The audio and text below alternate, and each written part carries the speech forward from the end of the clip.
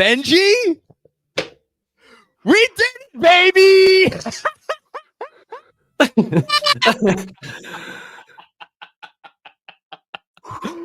Oh, I was thinking the other day about it's a speech I mentioned before, the Ben Affleck speech in Boiler Room, act as if. And I was like, you know what?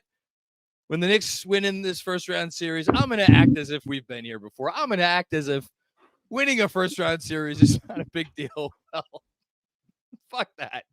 Because this absolute bloodbath, war of attrition, just war of war. Cheers.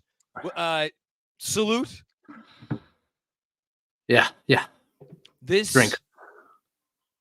This, but any way you cut it, is worthy of praise in so many ways and for so many reasons, and divided up amongst so many people for, I mean, putting aside the series, and we'll reflect on the series a little bit, that they won 4-2 and won 2 games in the opposing team's building.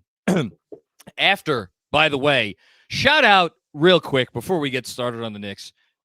What a shout out to the city of Philadelphia. Your derelict, defunct, absentee, poverty fan base couldn't be trusted to show up and root for your team. So you had to go and make sure Knicks fans didn't go out and do the thing that fans are supposed to do and root on their team. You had to intervene. Guess what, motherfuckers? It didn't work. Cheers. Get that out of the way. Apologies for the early profanity. I will try to clean it up. I'm not going to succeed. So, no, I can't act as if tonight. I can't do it because there's too much pride in this team. And if you don't have, there's no one watching. Does this qualify for? But if you don't feel pride in this Knicks team that espouses, what qualities in a sports team don't they bring to the forefront? And I think you could argue, Benji, and this is where I'll get you started off. We were sitting there. We watched this whole game together. We were sitting there in the third quarter, and they were down. Hold on. Make sure I get this right. Don't want to misstate it. They got it to it. That's right. They got it to within 62-61. And Philadelphia ran off a 9-0 run.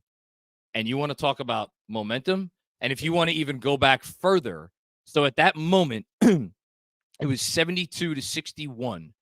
So there had been, over the course of about 2 quarters in the middle of this game, from the middle of the first quarter until the middle of the third quarter, a 32-point turnaround. Benji, show me the basketball team that on the road against the reigning MVP, who is doing anything he wanted to on the court, and another guy who, by the way, looked like he might win an MVP someday. The last game these two teams played, and oh, by the way, Buddy Hield just hitting every shot that he attempts, and a couple other Sixers chiming in too, face a 32-point turnaround, and they just take it on the chin, and they're like, all right, what else you got? Who does that other than this Knicks team? It felt like they were on the ropes from the when Embiid checked out. What was it, 4 minutes in the first quarter? He had to go to the locker room for some reason. You sensed it then. We sensed it almost immediately when they started doing stuff. Sorry. It felt like they were on the ropes through the third quarter. Like, it never felt like they were comfortable in the game. It felt frantic. It felt like Philadelphia was working 75% less hard than the Knicks were to get every bucket. And yet, at the end of the third quarter, it's a tie game. How? And how did they do that? I honestly don't know. It's just incredible fortitude courage, resilience. They're the kings of attrition. You just cannot defeat these guys. No matter what. I mean, forget about the response from the last game, which in and of itself, the fans felt it. Nobody wanted to watch this game because Game 5 was just hanging there. And for them to come out, they start the game great. They get punched, not just in the mouth, they got punched through the face. And yet, here they are. And the pride you feel, man. I was with you closeout game of the Cleveland series last year, and very different feeling. That was an emotional of like, we've been waiting for this. Yeah, for them to come and stomp on somebody. This is different. This is different. This is pride, but there's obviously like overwhelming relief in closing this one out. That is the primary emotion right now for me, certainly, is relief. Absolutely relief.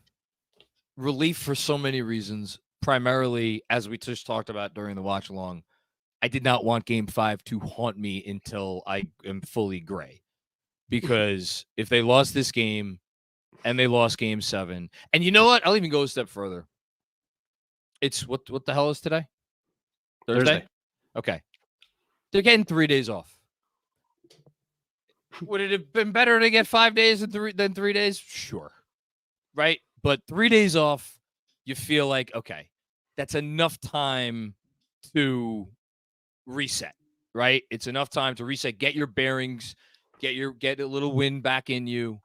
Like, like it didn't result in a Game 7 at the very least. Oh, Nick Nurse, thank you so much for coming to the party. This series probably could have gone the exact opposite way it did, but it didn't. No, it didn't. Funny enough, Nick, how that happens when you're not the tougher team. And you're not the tougher team physically, and you're not the tougher team mentally, and you're not the tougher team in the capital T team sense. Did you have, when healthy, the best player in the series? Again, yeah. Was he healthy? No. I don't know how I would rank the top 3 players in this series, Benji. Honestly, I think it's probably a good conversation topic. I don't know that we need to have it tonight, but like, you look at everything that Brunson did, who, by the way, we've been talking for almost 10 minutes. Haven't said the name of the guy who is now averaging 36 points in the playoffs and has gotten 40 in 3 straight games. Like, and this, I'm going to say the thing that you're not supposed to say. I'm going to say it anyway, and then you could yell at me. Because a lot of people will maybe get upset by this, but I'm just going to say it. Are we sure the Knicks were supposed to win this series? And I don't mean in the sense of basketball unfolding with the Game 2 and all of that nonsense. I'm talking about, I'm 40, 41 in a week, watching. I care about so little in life. Basketball is the one thing I've always cared about. I don't know why. And I study this sport, and I respect the history of this sport so much because it's not undefeated, but it's pretty rock solid, especially when you get into 7-game series. And when you get into 7-game series where teams come prepared to play, and listen, this Sixers team, I think, came prepared to play. Like, they gave a commensurate effort with what you would expect of a team coached by Nick Nurse. I know I just made fun of him, but like, good coach. Brilliant move, the Buddy Hield tonight. Great coach. He's a great coach. And some guys that look, we'll rag on Embiid as we should. Embiid came up with some moments in the series. Tyrese Maxey came up with some moments in the series. So I'm going on this little diatribe to say, in NBA history, when you get a team like that, and they got 2, and the team that they're playing has 1, and I love OG Anunoby and Dante DiVincenzo and Josh Hart. Oh my God, I want to have another son or a son so I could name him Josh Hart. Josh Hart Macri. That'll be his new name. It's a nice name. It has a nice ring to it. Josh Hart Macri. These guys are incredible. And you can't have the Brunson conversation without having the conversation about the team as a whole. That is who they are. They are a capital T team. But again, going back to the point I'm trying to make, NBA history does not favor the capital T team if they have only one guy and the other team has two, because of the pressure it puts on you to specifically Jalen Brunson, to come up with offense and everybody else to come up with offense. And we're sitting here and they won the damn series in 6 games. I don't know how to reconcile that myself, Benji. And I'm other than to say that this is just a special group. I don't know what else to say. That's not analysis. That's emotion. But no, it is. It is. It is analysis. It is analysis. It may be the most important analysis, because you could pick away at any subject matter, any key to the series you want to. Nick Nurse said it before the game. Yeah. No matter what happened in this series, the Sixers could win the rebounding battle, the Knicks could win the rebounding battle, Embiid could go off, Embiid could struggle, Brunson can go off, Brunson could struggle. There was no rhyme or reason to anything. At the end of the day, it was the last 5 minutes who can make the most plays. Every single one of these games. And it goes beyond X's and O's at some point. I mean, I'm sure I will talk about a lot of the X's and O's this series. It was a fascinating schematic series for a lot of reasons. This game was a fascinating schematic game for a lot of reasons. But this is and I love that you said this, that we just assume the Knicks should be favored in this series as if it was a given. Hello. This Sixers team is elite. And even Embiid at the level he was playing, which was still a pretty high level, if not full throttle Embiid. Tonight, he was pretty full throttle. First, I think he had 2 points in the fourth quarter. But yes, he was. That might be a different Joel Embiid issue other than his That's correct. Because that's been around for a while. But this team there is something to the group. There is something incredible. And I'm still not sure we appreciate enough the unlikelihood and the miracle that is having 3 guys together who I think combined sat 4 minutes in this game, by the way. Well, Dante DiVincenzo did not sit. Dante DiVincenzo played 48 minutes. Josh Hart played 46 minutes. Jalen Brunson played 44 minutes. OG Anunoby played 45 minutes. There you go. So they have this unique chemistry and belief in each other that I absolutely believe. And as you know, I am as X's and O's as they come. But you also play, and you've been part of locker rooms. This chemistry exceeds X's and O's. It is how many plays. I could point you to plays where Brunson and DiVincenzo, it's just a nod or a wink, or not even. It's just knowing each other. 2 backdoors, one on a baseline drive, DiVincenzo backdoors Maxey. One on an inbounds play where DiVincenzo's supposed to go weak side corner, and he just comes right around Maxey for a layup. And that's not Josh Hart and transit. These guys know where they're good. It exceeds X's and O's. There is just an understanding and a belief in each other that transcends normal basketball logic.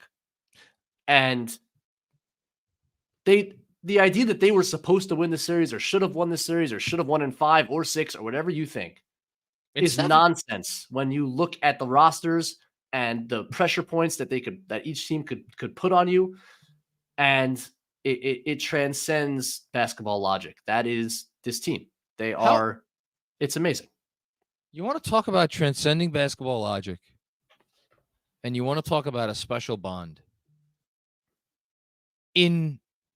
On how many other teams is a guy like Josh Hart taking that shot? Because he knows, look, these guys with their shared history, it goes beyond trust with them. It goes beyond the mind meld with them. Josh Hart is taking that shot. There's no part of him that's thinking what happens if I miss? It's not Brunson taking the shot. It's not DiVincenzo taking the shot. I'm going to take this shot. To say nothing about that, Josh Hart has the chutzpah to take the shot and make the shot, and then from the defying basketball logic, how often have we had the conversation about the impact that Josh Hart being on the court has on the Knicks spacing and Brunson's room to work? We've had this conversation. We've had this conversation up and down.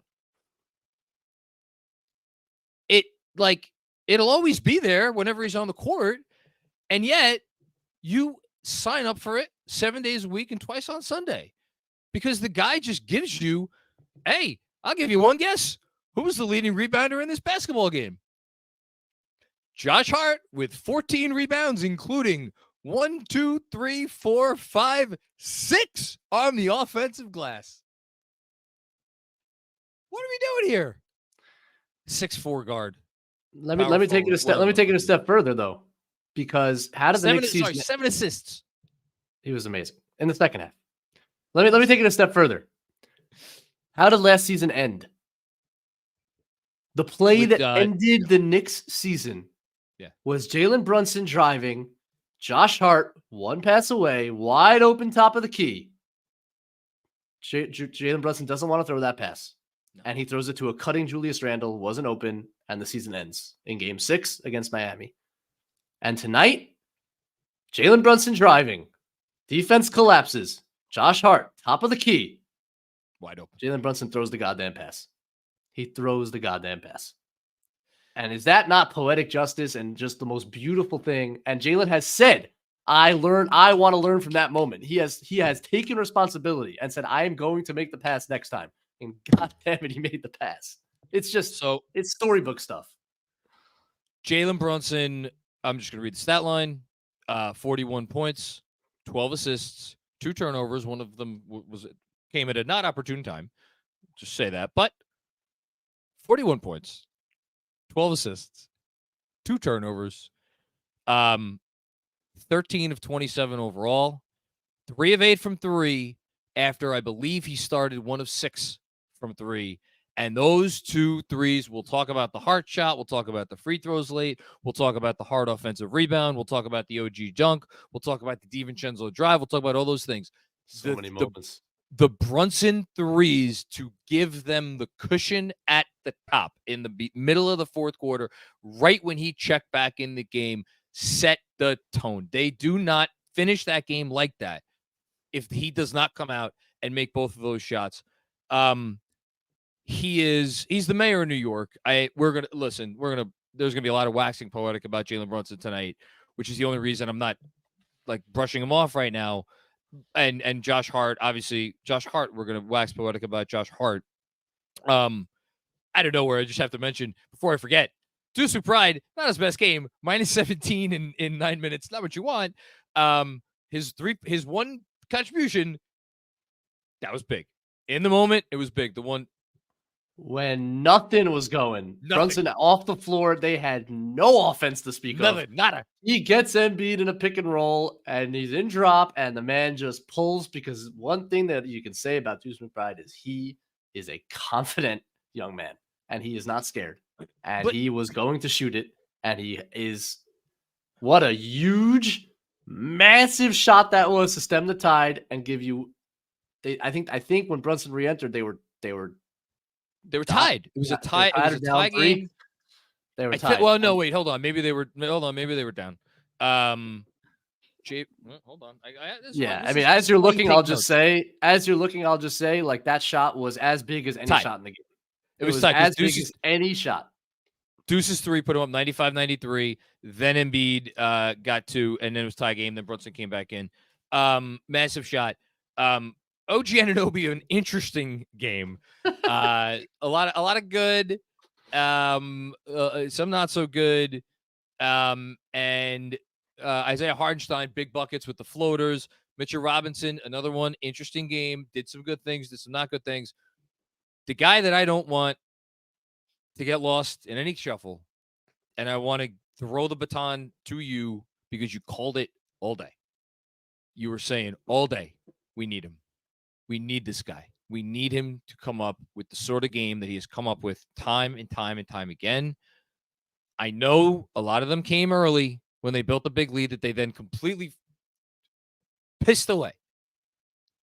DiVincenzo was massive the entire game. Man, And I thought I just thought he was going to have a game because he's too good and he's shown too much to hold down for this long. I think the Sixers have been super keyed in on him. They found a couple of gaps in transition, in switch pockets that they just haven't found him for, and he was able to make some threes. But and the drive on Embiid late, what a move that was. Backdoor cuts, 2 of them to get huge buckets in the second half. But I don't want to gloss over what he did on the defensive end. Because again, I thought he should have been guarding Maxey from the top of the series. This is the first they made the change second half in game 5. He started the game on Maxey in game 6. Maxey has by far his worst game of the series. There's a lot to that. It's not just DiVincenzo, but what DiVincenzo did to keep him off of his right hand, to force him into help, to not give him the easy step backs, to stay attached off of off-ball screens was absolutely massive in this game. And you held a guy who probably came in with all the confidence in the absolute world, and you held him down.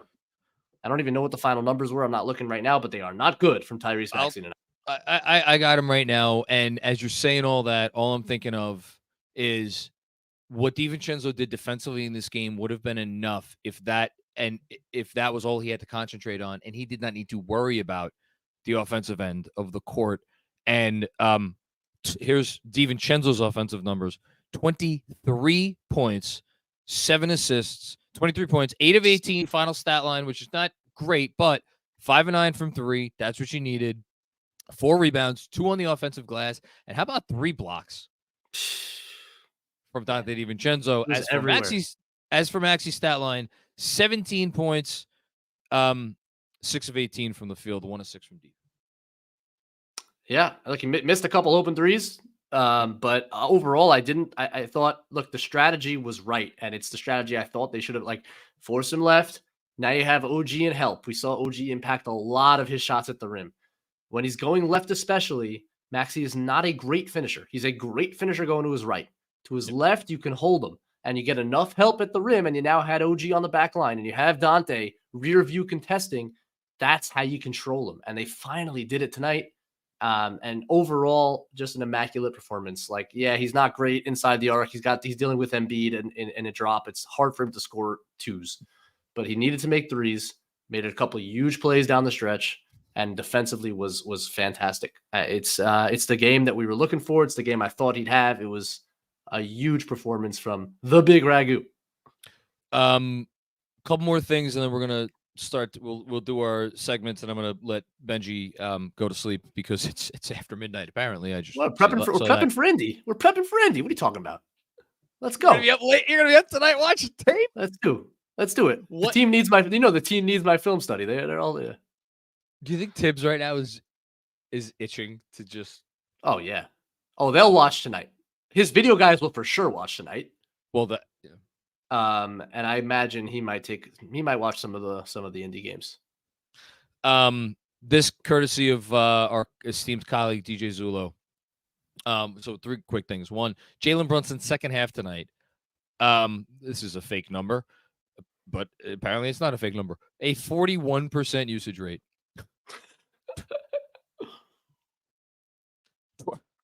25 points, 9 assists, which, by the way, assists are not counted in usage rate. So he was, which it's not always. Is that right?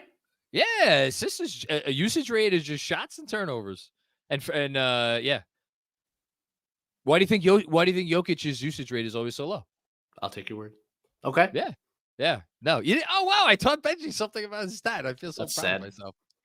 It is sad that you learn from for you to learn anything about basketball. No. It's sad that I didn't know that. It's not. No. It's sad that I had to teach you. 25 points, 9 assists, 3 of 4 from deep, 41% usage, plus 10. That's 1. 2. This is from Tommy Beer, who does a great job on Twitter. Total points scored in this series. Thanks, Kevin, who's on the 1s and 2s, for putting us in the chat.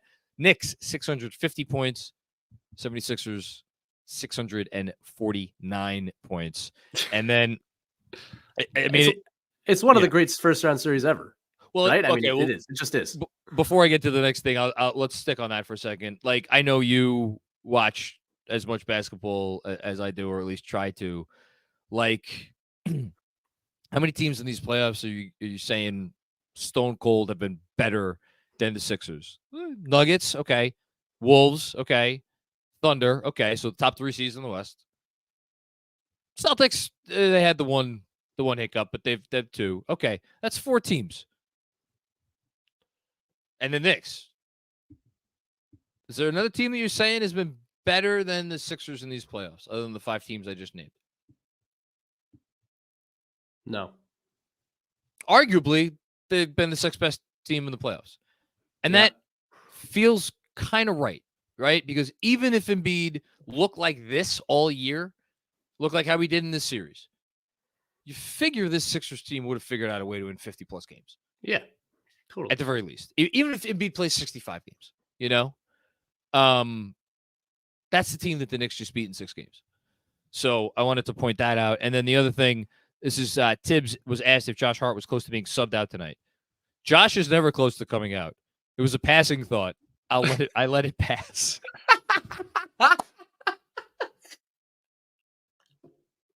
He's laughing. I'm not gonna play the clip, but he's laughing. Oh my God, Benji, I love this team. That's such an that is epic. That is epic. And a line I will use now when my wife says, like, "Hey man, like, do you remember to take out?" No, it was a passing thought. I let it pass.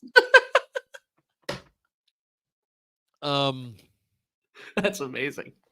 I have to retweet that. I had the thought earlier today. This is the last thing, and then we'll move on to the segments, because I know we're gonna have a lot of people excited and a lot of people in the super chat tonight. I had passing thought actually this evening, a couple hours before the game started, that shoot, if they lose tonight, there's a chance that we only might get one more Knick game this season. That's a chance. Again, I would have believed that they could win a game 7.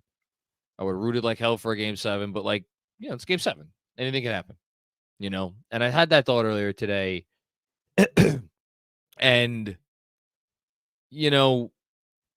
there is a part of me when it gets to this time of year, because we put in a lot of work here at Knicks Film School. We put in a lot of hours, where in the back of my mind, I'm like, all right, well, I'll just admit, and I think I said this as much last year. By the end of last season, I was so spent. And I was like, all right, you know what? Probably not winning the championship for this year anyway. It was great season. Made it to the second round, the whole thing. Take a bow. All right, I need a friggin' breather, to say nothing of how the team must have felt last year. I had the thought earlier today, and I'm like, I'm not ready to be done with this team yet. They've meant so much to so many of us. And they are, I think, for a lot of people, and I could say this for myself, I think this is the most special Knicks team I've ever rooted for. And it's because of what happened in the second half tonight. It's a special group of guys. I don't have anything else to say about them. It's just a special group of guys. Amen. I got nothing to add to that. Beautifully said. All right. On that note, you gonna stick around for the segments, or you want to get out of here now? It's up to you. Stick around for the freaking segments. Let's go. Stick around for the segments. Why not? All right. We are starting off, as we always do, or as we've done for like a week, the player of the game presented by Autograph. Don't forget, download the Autograph app, use code KFS, and get rewarded for your Knicks fandom. We've been talking about the Autograph app for a while. They gave away, I believe, like $24 tickets to the game tonight to some lucky fan who slid into our DMs earlier today. So that's awesome. Their Autograph is really cool, and everybody should go download the app. The Autograph player of the game, we could agree on one if you'd like. I mean, can we give it to the guy who just had his third straight 40-point game? Yes. Okay. I don't want to miss one thing, because there's one play that I really want to focus on that I didn't get a chance to. So excuse me, I'm going to butt into the segment with one last comment. Please. Things were not looking great in the third quarter. I said the Knicks felt like they were on the ropes the entire third quarter, and yet they somehow found a way. And I thought one of the plays that really might have swung the whole quarter game. Such a simple thing. But Embiid was so damn comfortable in that quarter. I think he had 16 in the third quarter, but a lot of early, he was just dominating the game. got Isaiah Hartenstein out with another foul. Mitch comes in, and Mitch spends an entire possession fronting him. I don't know if the call came from the bench, and I don't know if he decided to do it on his own. Fronts him the whole possession until Embiid hooks him with his arm and gets an offensive foul call. It was the first time Embiid looked uncomfortable since early first quarter, and I absolutely thought it totally changed the momentum of the game. And sometimes just a little effort play like that can swing everything. So I didn't want to go through this whole thing without shouting him out. I thought that was a massive basketball play, and it had nothing to do with the basketball. It just had to do with fighting a guy who was too comfortable and forcing him to commit a mistake. And they were able to tie this game up in part because of that moment by the end of the third quarter. And I thought there was some real important symbolism in them being able to tie it up going into the fourth. I thought that meant a lot. Listen, if you want, I mean, there's like 24 candidates for play of the game. Obviously, the Josh Hart 3 is a play that will get is a shot that will get replayed for decades. I mean, that is now. I mean, it's up there with the Houston. I mean, right? It's up there with the Houston shot. It's up there with the LJ 4-point play. It's up there with the Ewing putback to send him to the finals. I mean, and he's starting to develop a highlight reel of these, man. He's got the Cleveland one on tap already, so this is number 2. Pretty remarkable. Josh Hart's talk about a guy who was born to be a Knick. So player of the game, Jalen Brunson with a tip of the cap to Mitchell Robinson. Again, presented by Autograph. Go download the Autograph app and use code KFS. You'll be happy you did. Okay, next up, I forget what's next up.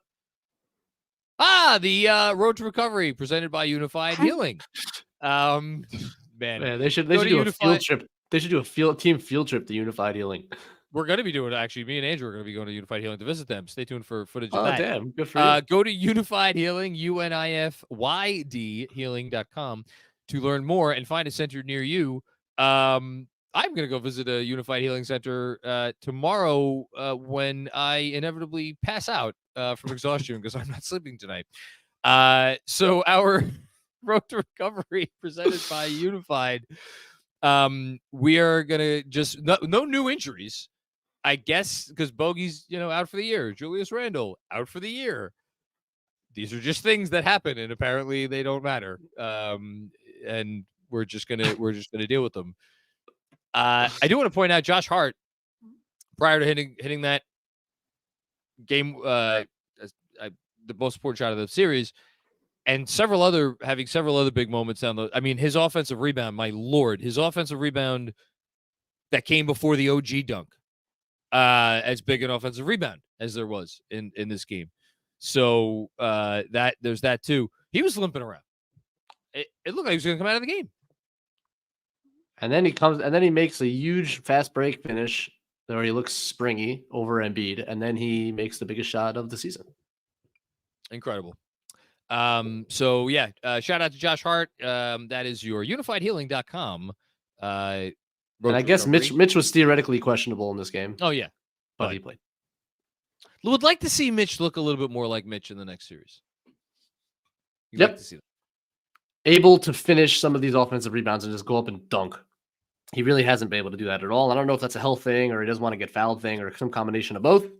But would like to see him just finish some of these offensive boards next series, especially against the Pacers, who don't necessarily have the bodies to deal with that. This is going to be a fascinating series. Peek. Yeah. Okay. And then last but not least, this will be a bit of an entree into the next series. Aren't we doing the I think we're doing the out of town scoreboard presented by T-Squared Social. There it is. By the way, shout out to everybody who was at the watch party tonight at T-Squared Social. I know Andrew was there. If you go to T-Squared Social, which is located, of course, on 42nd Street, just down the block from Grand Central Station, you will get a free draft beer when you tell them that Knicks Film School sent you. Visit T-Squared Social. That is T-Squared.social.com to learn more about club memberships, trivia nights, sports leagues, and much more. What are we doing here? The out-of-town scoreboard. So the Milwaukee Bucks had Dame tonight. They did not have Giannis. They kept it respectable for a little bit, maybe quarter and a half, and then Pacers kind of started to take over that game, and then off they went. And this was a blowout by the end. The Pacers should be incredibly proud of the season that they've had. Obviously, I hope their season is going to end in short order, but I don't know. I mean, we're not going to get into full X's and O's of the next series right now, but like, give me one thought that you have on the matchup or on the Pacers in general. And by the way, shout out to Obi Toppin, had the best game of his playoff career. Yeah, it was great. What did he finish with? 21? Yeah, 21 points. 8 of 15 overall, 3 of 10 from 3. One thought. I think the Knicks will be able to score in this series. I think it's going to be the first thought that comes to mind is, how do you deal with the Miles Turner situation? Is it kind of like a let him shoot thing? I think they got really good experience here with Embiid in terms of their coverages and pick and pops, and I think that's a really good thing because they've tried a bunch of different things. They have tools in the toolbox to go to. Can I had to ask a question. Yeah. It felt like Embiid that they were, in terms of Embiid's threes, they were trying to have their cake and eat it too, in terms of like not giving him open looks, but also you're not compromising everything else you do. Is that what you meant when you said good practice for the next series? Well, I think they did a few different things on Embiid. I mean, tonight it was mostly actually brought the third guy over at times from the weak side to cover the pop, and that exposed the weak side. The Sixers made some, missed some. With the Pacers, they're such a good shooting team. That's a dangerous game to play at the wing with Nesmith and Obi and whoever else is in there. But I think that the difference with Halliburton versus Maxey is you can feel more confident in switching on both sides of that, because Halliburton hasn't looked the same attacking switches second half of the year. I don't think he looked great even tonight. That's what the Pacers did all series, or excuse me, the Bucks did all series, right? So you can probably live with switches. You can live with, and then Turner's obviously not going to punish mismatches the same way that Joel Embiid is. So it's a little less dangerous in that sense, in that two-man game. Of course, Halliburton lords over the game in a lot of different ways, and it's the pick and roll attack, and it's how you guard it, and how aggressive are you in help, and how switchable are you, and all those are going to be questions. I think the Knicks will show him a lot of different coverages, but I really do believe that this series was a tremendous learning experience, covering a heavy pick and roll team that the Knicks can bring over to the Pacers series. So that should be interesting, and a 5-out team similarly, right? So I think it'll be. I like that for the Knicks. I like the element of having this series already under your belt heading into this one. So the only thing that's tough, they're just so short on bodies. And you wonder if against a team that I would imagine Rick Carlisle is going to be like, oh, you thought we ran all season? Get ready to really strap on the track shoes. They're gonna put pressure on the Knicks in that way. And they're shorthanded and the whole thing. And like, you want to talk, I mean, Tom Thibodeau, fight through the pain. Okay. Well, this is going to be something. And the Pacers they showed it tonight, man. Their bench won this game. They have real depth. They're one of the few McConnell and Obi and Nembhard and the whole squad there. They have real depth. So yes, it'll test the Knicks' resolve. It'll test their stamina. Now, again, I don't put it past the Knicks anymore. They're not going to run out of steam. They don't seem to run out of steam. They seem to refuse to run out of steam. That's because they're the Terminator. That's right. That's just like you could crash an oil tanker or whatever into them, and they're just going to emerge from the flames, ready to continue the battle. I just did the quick math. If my math is correct, which I think it is. Halliburton from 3 in this series, 16 of 54. So it's going to be a little bit less than making a third. So it's probably around 30, 31%. It's just not, that step back is not the same for whatever reason. Is it health? Is it loss of it's just not the same thread as it was. And that is a huge deal because, again, the risk of switching on Hallie was that step back more than anything else. Yeah. And when you overplay the step back, and now he gets into the paint. Yeah. Well, if you don't have to overplay the step back, and you're okay with just contesting it, that changes the calculus of your whole coverage. So he's going to have to prove it. Last question on this, and then I'm going to let you go. OG, How do you deploy him in the series? Simple as like straight up on Siakam, or? Great question. You could do a couple different things. You could put him on Halliburton, and I think he will get time on Halliburton in the series. Halliburton, okay. I do think he will get time on Halliburton in the series. Because, again, unlike Maxey, who I don't think he should have guarded in the series, and the Knicks pivoted off it after 2 games, not the quickest dude in the world. And he's not you can like OG will be able to stay on his hip, whereas Maxey was able to swallow kind of him up separate. at times. I think he can swallow him up. And if you're switchable anyway, like whatever. So I think, but because they've added Siakam now, that does seem like the most natural matchup, because I don't think you want Josh Hart on Siakam. So I think Anunoby kind of has to start there. Now, the only wrinkle I would say, and teams have done this, and I believe the Bucks started this way and then ended up off of it. But you can stick Hartenstein on Siakam, and then Hart on Turner. Hart on Turner, Anunoby on Turner. Because Turner's not really the type of guy that's going to necessarily punish you in the post or on the offensive glass. He could do it.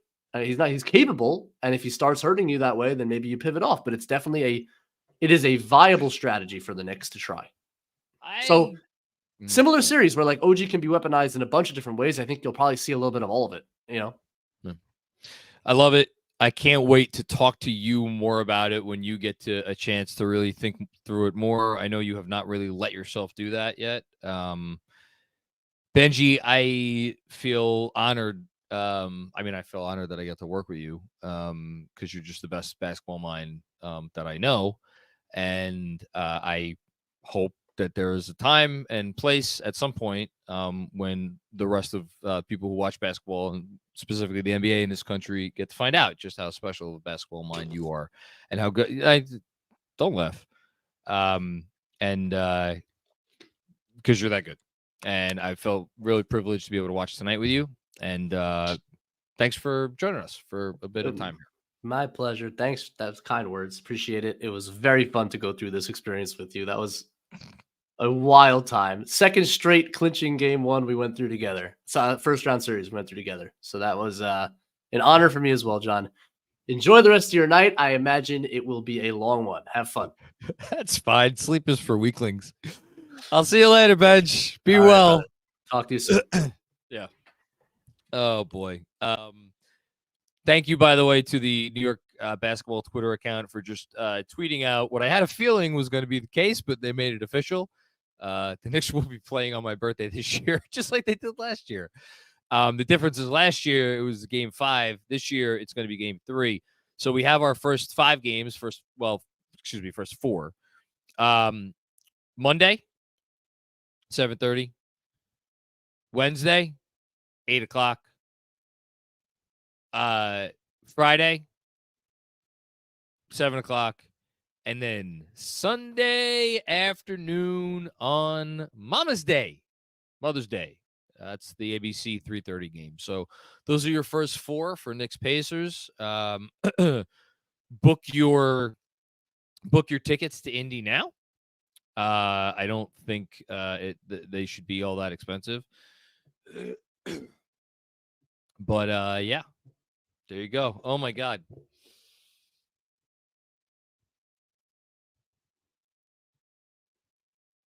Can't believe they did it. This team has no business doing what they're doing. They lost a freaking All-NBA player. And their big trade acquisition. Doesn't matter. It doesn't matter. They don't get it. They don't get it. They refuse to get it. They're so fucking stubborn. Last curse, I promise. They're so stubborn. And if that isn't the most New York thing about them, I don't know what is. All right. Let's take some super chats. Shall we? Starting us off. Jasso focused. And actually, before we start us off, shout out to Kev. He's on the 1s and 2s. I imagine Andrew will probably join later. Jasso focused. Am I first? You're first, buddy. That was fun for a quarter. Go up 5 in overtime and then give up 15 in 3 minutes. Go up 22 and then allow a 25-point swing by halftime. Hashtag, what team is this? Well, we found out what team they were. So there you go. Thanks, John. Thanks for starting us off. Keanu Ruiz, genuinely on my hands and knees. Go steal it, guys. There were a couple times where I thought about getting down on my hands and knees, but I was doing the watch along, so I couldn't fully do it. I kept looking at the ground, though, like, man, I just want to be down on the ground, either in a fetal position or I don't know. Oh, man, I said I wasn't gonna curse again, so I won't. But I will say, you know who can go get some? The freaking TNT crew. Shaquille O'Neal and Charles Barkley. Go get some. Sorry. Thank you, Keanu. Keanu Ruiz with another one. Let Mitch shoot our big free throws. We can't make him anyway. I don't know when that comment was made, but okay, sure. There you go. Thank you, Keanu. Brunson needed that minute. There's another one from Keanu. Brunson needed that minute, and I'll go close it. I completely and totally agree that the was it actually a minute? I'm gonna look up how much actual time of rest that Brunson got. But yeah, I thought because, and again, I think you saw it. There were a couple shots that he took before he exited the game where it looked like, it's something not right here. And getting him that time was just massive. Like I'm looking at, like, before he checked out, he missed a driving floater. Okay, here we go. He missed a driving floater with 10:36 to go. I remember the shot. It was a good look. And then a minute before that, he missed another driving floater. So he had missed 2 driving floaters in a row, both of which were kind of sort of makeable. And then Brunson did not take a shot from the 10:36 mark of the fourth quarter until, obviously, when he checked out, which was at the 8:54 mark. So didn't take a shot for 2 minutes after he missed those 2 driving floaters. Then he was out from 8:54 to 6:38. So Tibbs actually got him 1 minute and 16 seconds, or 2 minutes and 16 seconds worth of rest. Vital. Thank you, Keanu. Robert W. Cross, did he wait this time? I hope so. Jalen Brunson, superstar, a fourth quarter for the ages, and we've only just begun. My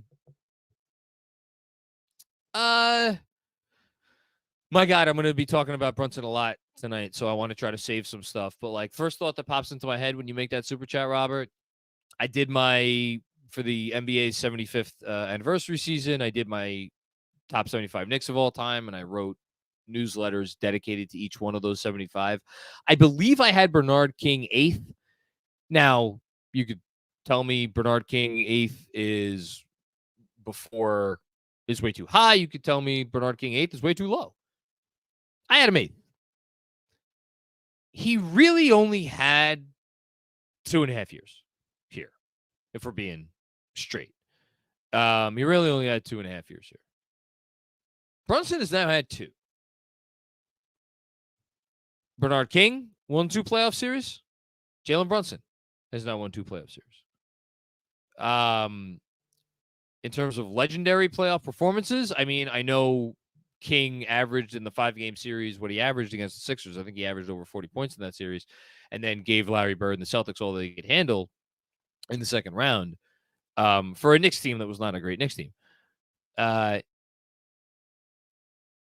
What Brunson's doing now and what he did this season, like, I don't know, we may kind of have to, like, it's been 2 years, right? It's been 2 years. Is Jalen Brunson one of the 10 greatest Knicks of all time? I don't know. Tell me 10 guys who were better for this team and meant more for this team. You know? Was like 4 years of Sprewell more important than the 2 years of Brunson? Like, that's where it gets into tough a tough conversation. Was however many years of Houston like better than these 2 years of Brunson? Was all those years of Starks? I think it was like 8 or 9 years of Starks. Were they more important or better or whatever? Everybody grades these things differently. I know he's in the top 15, and I think he's got a pretty good argument for top 10 because of the heights that he has reached. And most importantly, the success that he has had under the spotlight. So, super duper duper duper duper duper duper star. And by the way, Kev just told me you sent this in before the end of the fourth quarter. How dare you, Robert? Do you not learn your lesson? Next up, Robert W. Cross with another one. Say goodnight. Loser Embiid questionable. Trust the process. Kev, let me know when we get to a super chat from after the game ended, please. Loser Embiid questionable. I might get that put on a t-shirt. And I'll tell you what, I'll get one made for me, and I'll get one made for you. Would you like that, Robert? Thank you. Jesse M. I would have spontaneously combusted if they somehow lost in 7. Okay, I think we're back now. That was my prevailing thought when they had gotten up 8. That was my prevailing thought when they got up 8. Is like, I don't have it in me to do this again. I just don't have it in me to do it again. Didn't have it in me. I don't know. I don't know what I would have done if we got to a game 7. Thank you, Jesse. Keanu Reeves with another one. The Josh Hart series. With all due respect to Josh Hart, it's the Knicks series. This is the Knicksiest, and we used to use that as a derogatory term. This is the Knicksiest series that any series could be, because they won this in Knicks fashion. That is what this team stands for now. Because I can't even call it like Jalen Brunson just averaged. Again, I'll look up the numbers right now. Jalen Brunson just averaged. I'm pretty sure he's going to finish averaging 36 points for a series. I don't know how many guys in the history of the league have averaged 36 points for a 6-game series.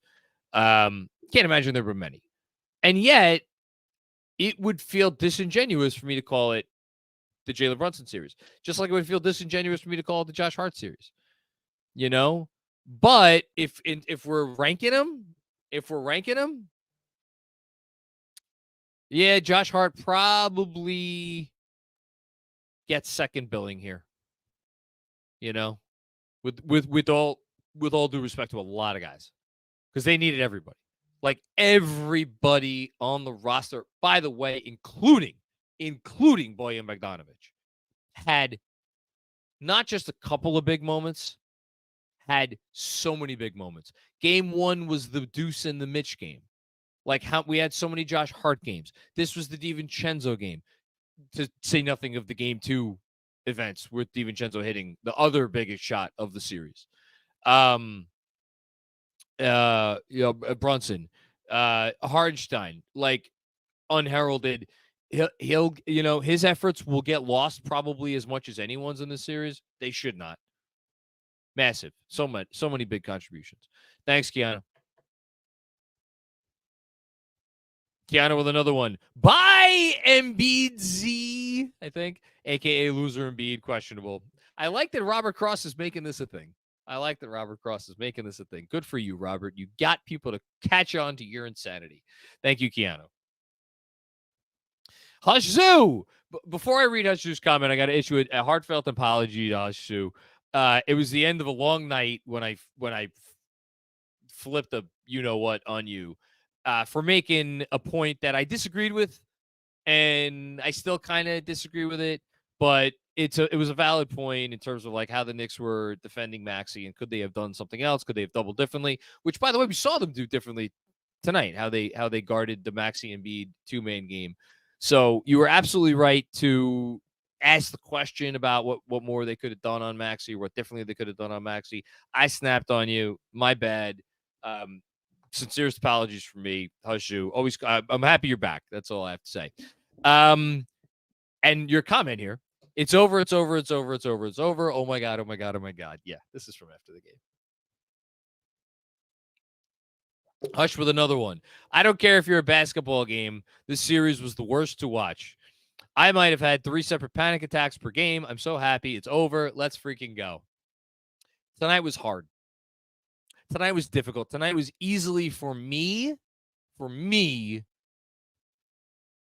I think tonight was the most difficult game of the series to watch all the way through, because I was happy when they were up 22.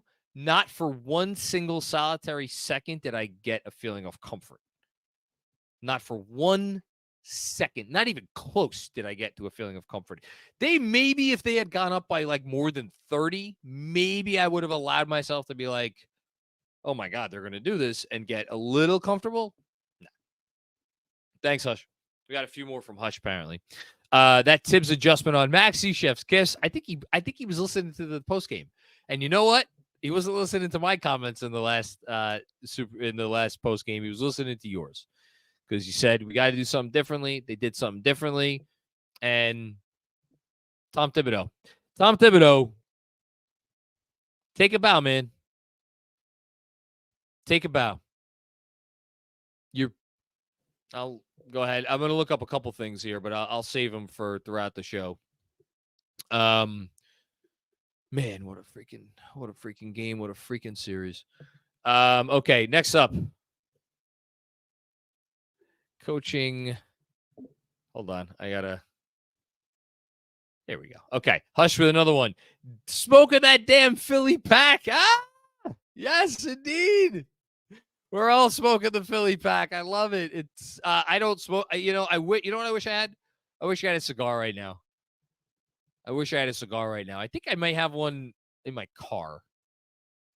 That would be, talk about a responsible decision. That would be a responsible decision. It's going to be 4 a.m. by the time I get off here. But instead of writing my newsletter, I'm going to go out and smoke a cigar. We'll see. Hush with another one. Ha ha ha. Dirty Embiid. Enjoy Cancun. Ha ha ha.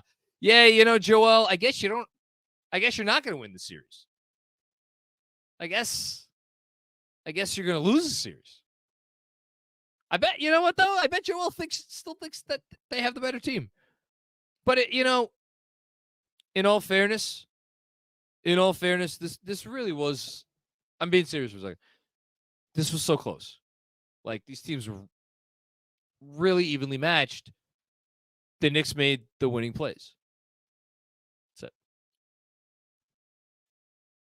it. Ryan Huang, what's going on? Ryan, wasn't scared after game 5. Good for you, because I was pissing myself.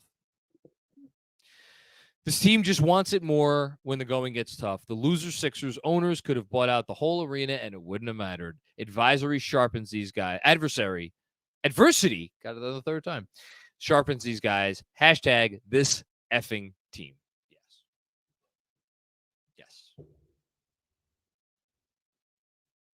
As tough a basketball team, as resilient I'm so happy Benji said it, because I was so focused on the night tonight, what they did tonight, the overcoming of adversity tonight to be up 22 and then go down by 10. I was so focused on that. He nailed it. It was to do that after you had been hit. Tonight, they got punched through the face, as Benji said. Tuesday night, they had gotten punched through the gut. The giant gaping wound in their stomach after what happened on. But they don't, that's not how they think. It's not how they operate. Thanks, Ryan. Adam Rhea. I hope I pronounced that correctly. If I didn't, I apologize. In a Chris Ryan doing Wayne Jenkins voice. Do you want me to try to do it? I'll try to do it. Okay. It's going to be bad. I apologize. God damn, Embiid! Just because you're an MVP, you thought you could push our boys around? Ain't gonna happen, big boy. You're going on vacation for a long fucking time.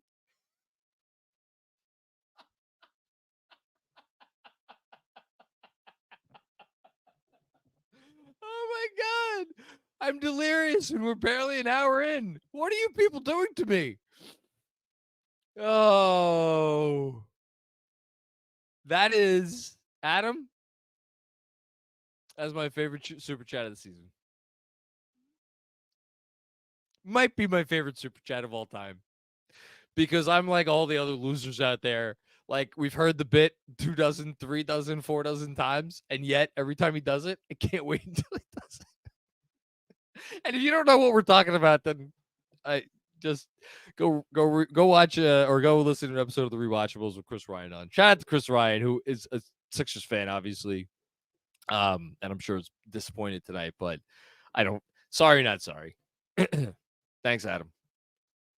That was fantastic. I hope I did it justice. Robert W. Cross, legend of GMAC, one step closer to the Eastern Conference Finals and the KFS party bus. Let's freaking go, Knicks.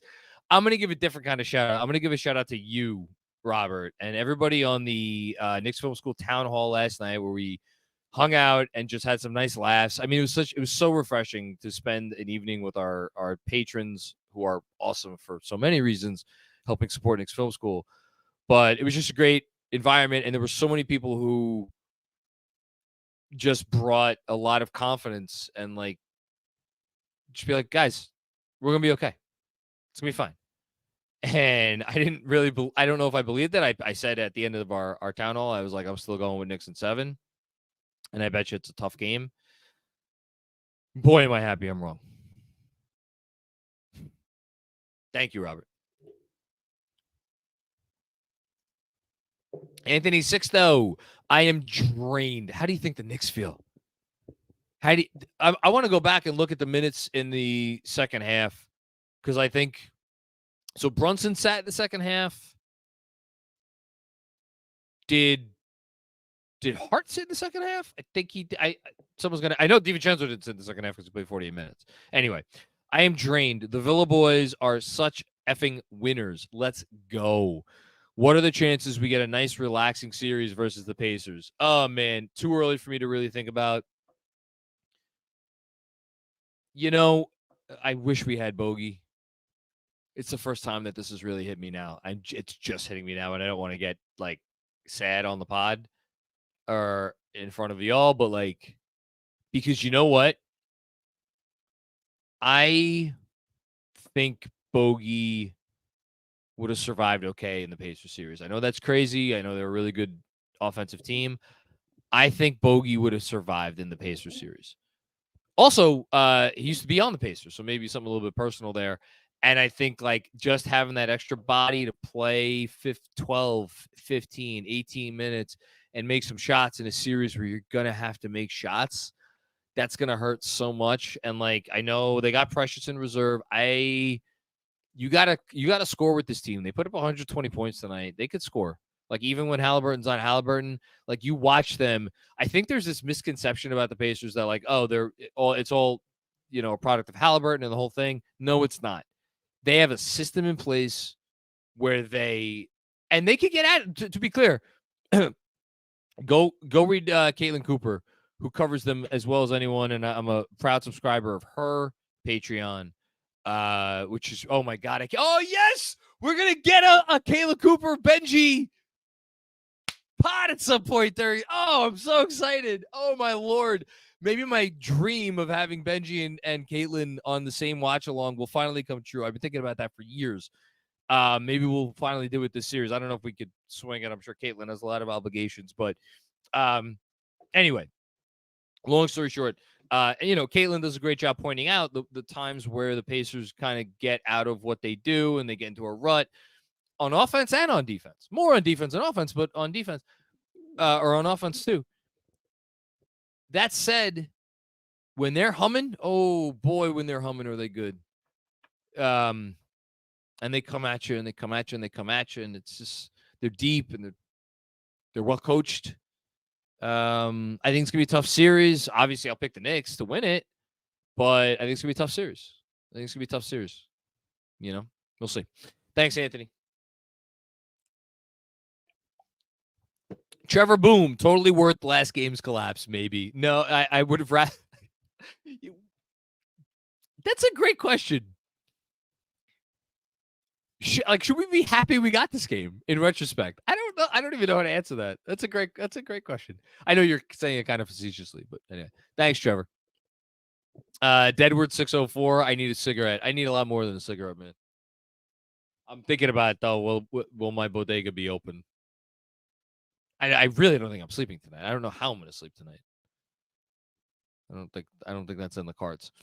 Good luck to all my students that I'm teaching tomorrow. Thanks, Edwards. Ja so focused, super sticker. I don't know what that means. But thank you, Ja. Luyen, what's going on, Luyen? Well, that was easy. J-Mac absolutely losing it on the watch along made all the money I spent on Alka-Seltzer worth it. How are we fans going to survive another series? I don't know, man. I think it's going to be a different kind of series. I think it's going to be a different kind of series because it's like Embiid puts such a unique kind of pressure on you, and Maxey does too. Maxey puts such a unique kind of pressure on you too. So this team's different. Like it's good. It's man, I can't wait to talk to Benji more about it. It's gonna be fascinating. I do think the matchups will matter a lot. The Knicks are gonna have to be on their toes, and like,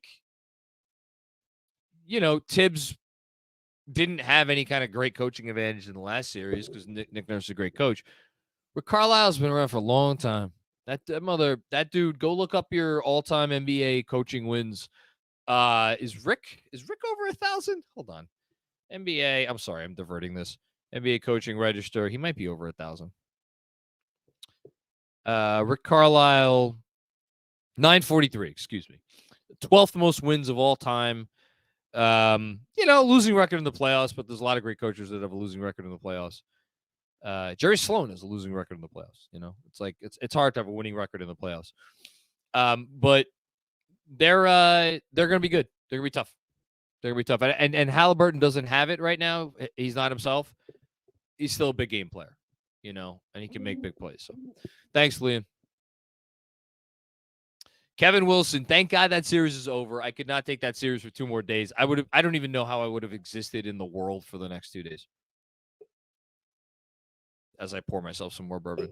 I really don't know. I'm just happy nobody has to find out. I'm more happy for the people that would have had to interact with me over the next 2 days, to say nothing of if they lost Game 7, the time after that. Oh my God. Kev tells me we have like 4,400 people watching. That's fun. Thanks everybody for watching. Hey, here's a quick thing.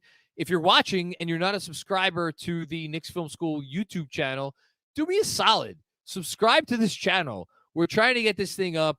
We do a lot of different stuff on here. We do like, film breakdowns, and like Benji and DJ get on here, and you want a real treat, listen for Jeremy doing his cap stuff in the summer. Subscribe to the channel, and at the very least, hit a like for the video. Whether you hate me or like what I'm saying, we could use all the help. We're a small little organization here. We need the assistance. So yes, thank you everybody, and thanks Kevin. Michael Aaron, what's going on, Michael? One day I will die. I love this comment already. And the autopsy will show I had heart failure. What the coroner won't know is that my heart failure started because of this series. It's a great comment. It's a great comment. Goodbye, Joel. Kiss my ass, Philly. Yeah. Oh, I'm so happy to be done with this series. And Joel Embiid, it's funny. I thought I would feel a certain type of way about him right now. I'm happy to be done with him. I'm happy he didn't come through in a lot of big moments in this series. I don't know. My hatred for him in the midst of the series reached levels that I don't know that they've ever reached before. And now I'm just kind of like, you know what? Get lost. I don't even care about him anymore. That's, okay. So here's what I'll give Joel. Oh my God. What was I forget the first part of the quote.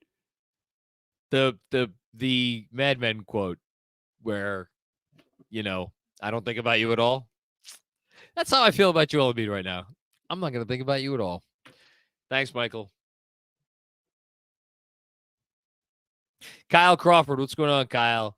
Thank effing God we won that. I couldn't handle a game 7 after how the series had gone. A lot of I'm happy I'm not the only one with these kind of thoughts. Just it was such a bloodbath. It was a 1-point series. Again, shout out to Tommy Beer for pointing that out. It was a 1-point series. Knicks had been outscored by 2 points coming into tonight. Now they finished up 1. You won't find a closer 6-game series. We'll say that. You won't find a closer 6-game series. Thanks, Kyle. Dan Hidalgo, what's going on, Dan? How am I supposed to sleep? You're not. If I'm not sleeping, nobody's sleeping.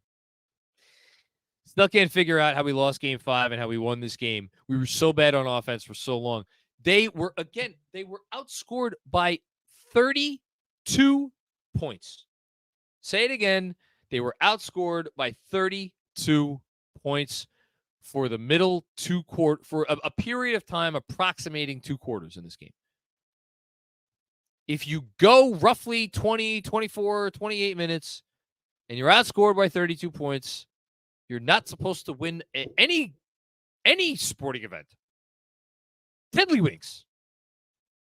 I have no idea how tiddlywinks are scored, but I'll just put it out there. Thank you, Dan. You know, they won it because they're the tougher, because they're mentally tougher than any team any of us have ever watched. That's how they won it. That's how they won it. They're mentally tougher than anybody in the league. They're not the most talented team in the league. I don't think they're going to win the championship this year. They're the most mentally tough team in the league. And I got to tell you, I don't even think there's a question about that. Truly, don't think there's a question about that. Thank you, Dan. Frank Miranda! Got to take a sip for Frank. What's up, Mac? It's your boy Frank from Patreon. Damn right it is. As you always say, this effing team. Let's go. What adjustments by Tibbs? My God, is he coaching? He is coaching like a top 3 coach in the league. Let's go. All right. Listen. Roy Schneider. Throwing the chum in the water. Throwing the chum in the water. Throwing the chum in the water. Whoop. Gonna need a bigger boat. Throw enough chum, you'll get me to buy it. So now, in Knicks history, this is Tom Thibodeau's 11th playoff win. So he was already 5th. He was already 5th all time behind, as will surprise no one, Red Holzman, Jeff Van Gundy, Pat Riley, and Joe Lapchick, who was the first coach ever of the team. Now he has a 500 playoff record. 11 wins, 11 losses in the playoffs. Make sure that's updated. So 2, 4, 6, 7, 8, 9, 10, 11. Yeah. So he's 11-11 in the playoffs. So the only other coaches in Knicks playoff history who have a 500 record or better in the playoffs are the 4 that I mentioned: Lapchick, Riley, Van Gundy, and Holzman.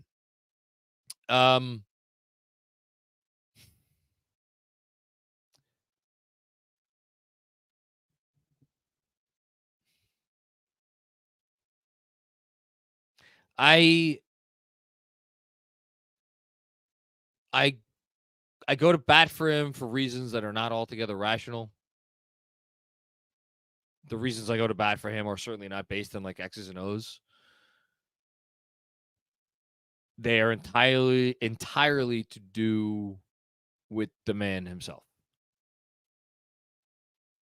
and how he just has this way about him and this belief that if he outworks everybody and if his team outworks everybody, and part of outworking everybody does include the preparation and being mentally strong and conditioning that develops over the course of a season that allows you to play, essentially your entire starting perimeter rotation, like an entire second half of a closeout game. It all, he just has this belief that if you do all of that, it will pay off. And I've been pretty open about the fact, as I've done this for years and years, like, it took me a long freaking time to figure out what it was that I was supposed to be doing with my life. And I always worked hard. And I just, anyone who's like, I'm going to outwork you, it doesn't matter what faults that person may have. And God knows Tibbs has faults. You will just have my undying respect and love. He does it his way. Never going to do it anybody else's way. Don't matter who you are. Don't matter how nice you ask. He's a dinosaur, but he's also smart. And the Knicks aren't where the Knicks are without Tom Thibodeau. And this is now 2 years in a row. Won a playoff series under the man's guidance. 3 playoff appearances in 4 years. And if you're someone who's watching this and you're not a big fan of Tibbs, and I'm sure there's people watching this that aren't big fans of Tibbs, all you got to do, go read Fred Katz's piece from towards the end of the season. Shout out to Fred from The Athletic, who wrote a nice long piece about Tibbs. And in it, he snuck in a line, and I will just say that in my personal opinion, Fred has not told me anything. In my personal opinion, I think Fred undersold it when he wrote that one of the big reasons, if not the biggest reason, that Jalen Brunson decided to sign with the New York Knicks is that Tom Thibodeau was the head coach, and he wanted to play for Tibbs. Well, he got his wish. And those two guys together, that's the bedrock of your culture. That's what we were trying to get for 20 years. And we couldn't we couldn't grab culture if you put it right in front of us and gave us a freaking fishing net. They tried coach after coach after coach. All right, that's enough. I don't want to lose all 4,400 viewers who are watching this. I'm done with the Tibbs waxing poetic, but forgive me for that. Thanks, Frank. Dom Cappuccini, here's my man. I only got one for you because I promised my supervisor I won't call out tomorrow. Godspeed to you, man. So I'll just say, don't ever count out my Knicks. Now we get to face Indiana and show them how we look with OG. Let's go Knicks. One thing I'll say for anybody who maybe, I don't know if it's been tweeted out or anybody like, oh, Pacers were 3-1 against the Knicks this year. Throw those games out the window. The one was the day of the OG trade where they didn't have any players. Another one was a game where I believe Brunson missed. And then there was the third game when I feel like they were also undermanned in the third game. I'm going off the top of my head here, so I might be wrong about that. And then there was my favorite game of the regular season. Dom has one more. Oh, and they got the dub in front of Julius. How awesome is that? Gotta love it. Come get some. Good night, all. Good night to you, Dom. Dom, you're the best Knicks fan I know, man. Best Knicks fan I know. You bleed this stuff. It's orange and blue running through your veins. So, cheers to you. Alex, what's going on, Alex? Never a doubt, right, John? Yeah, right. Those last 2 games took years off my life, but we won, so F yes. Josh freaking Hart, Jalen freaking Brunson. Absolute dogs. It was a team win. Yes, Brunson scored 40 because that's apparently just what Jalen Brunson does. Yes, Josh Hart hit the biggest shot of the season. DiVincenzo, OG's defense. Mitch getting a bunch of offensive rebounds, fronting Embiid on that key play. Deuce McBride hitting a big 3-pointer. Isaiah Hartenstein making some key floaters, playing really nice defense on Embiid with one exception that got him his 4th foul. Everybody. That's how you win a game like this. That's how you win games that take years off your lives. Thanks, Alex. Kento Cato. What's going on, Kento? Wasn't pretty, but we got it done. JB was JB. OJ was huge. Hart made big plays. I Hart battled, and Dante finally came alive. I should have saved my little diatribe for the super chat. Sorry. I love this team. Let's freaking go. Can't wait to see all the Sixers fans crying the next few days. The Sixers fans can, all right, I got to curse one more time. The Sixers fans can go get fucked. Because you know what? You have a star player in Joel Embiid, and he is a capital S superstar. He is as talented as any player in the league. He is as difficult as of a one-on-one matchup as any player in the league.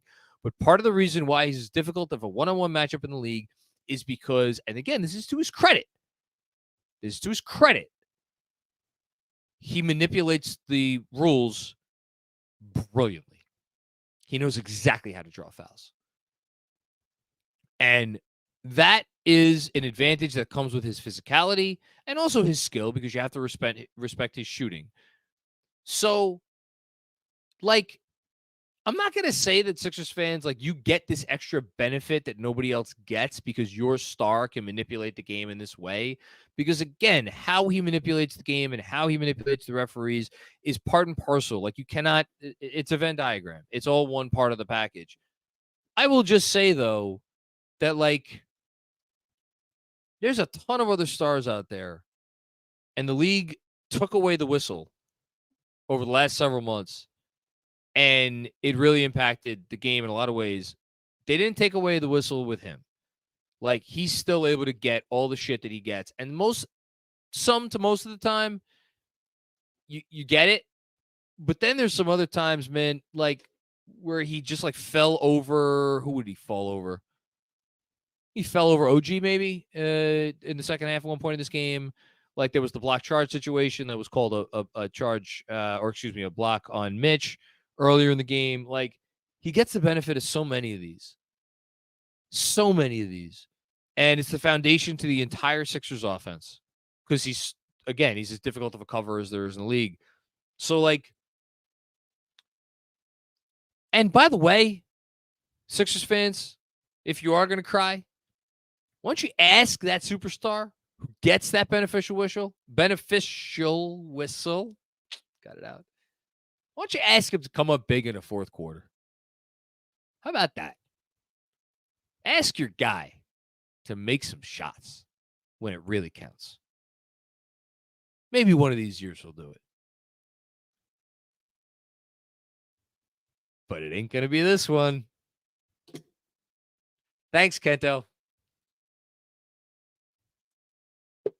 Let's do with another one. Supermax, everyone. Josh Hart, you are a god. Yeah, I mean, listen, Brunson. They'll serve him up that extension on a silver. It's not a Supermax, but like the max extension they could give him, they'll serve it to him on a silver platter this summer. We've gotten inklings from all of the New York beat reporters that he will seriously contemplate signing that. It would be positively wild if one of the 10 best players in the NBA, one of the 5 best offensive players in the NBA, signs a deal that is like, quote unquote, so far below what he could get. And I say quote unquote because it's easy for us to say, to leave it on the table for another year and risk injury, risk whatever else. We'll see. Thanks, Hush. Zip Davis. Let's go, Knicks. I was so tired of seeing Embiid's hot dog eating free throw ritual. On to round 2. Thank you, everyone at KFS. Hashtag, at least we have our picks. That was the comment of the year.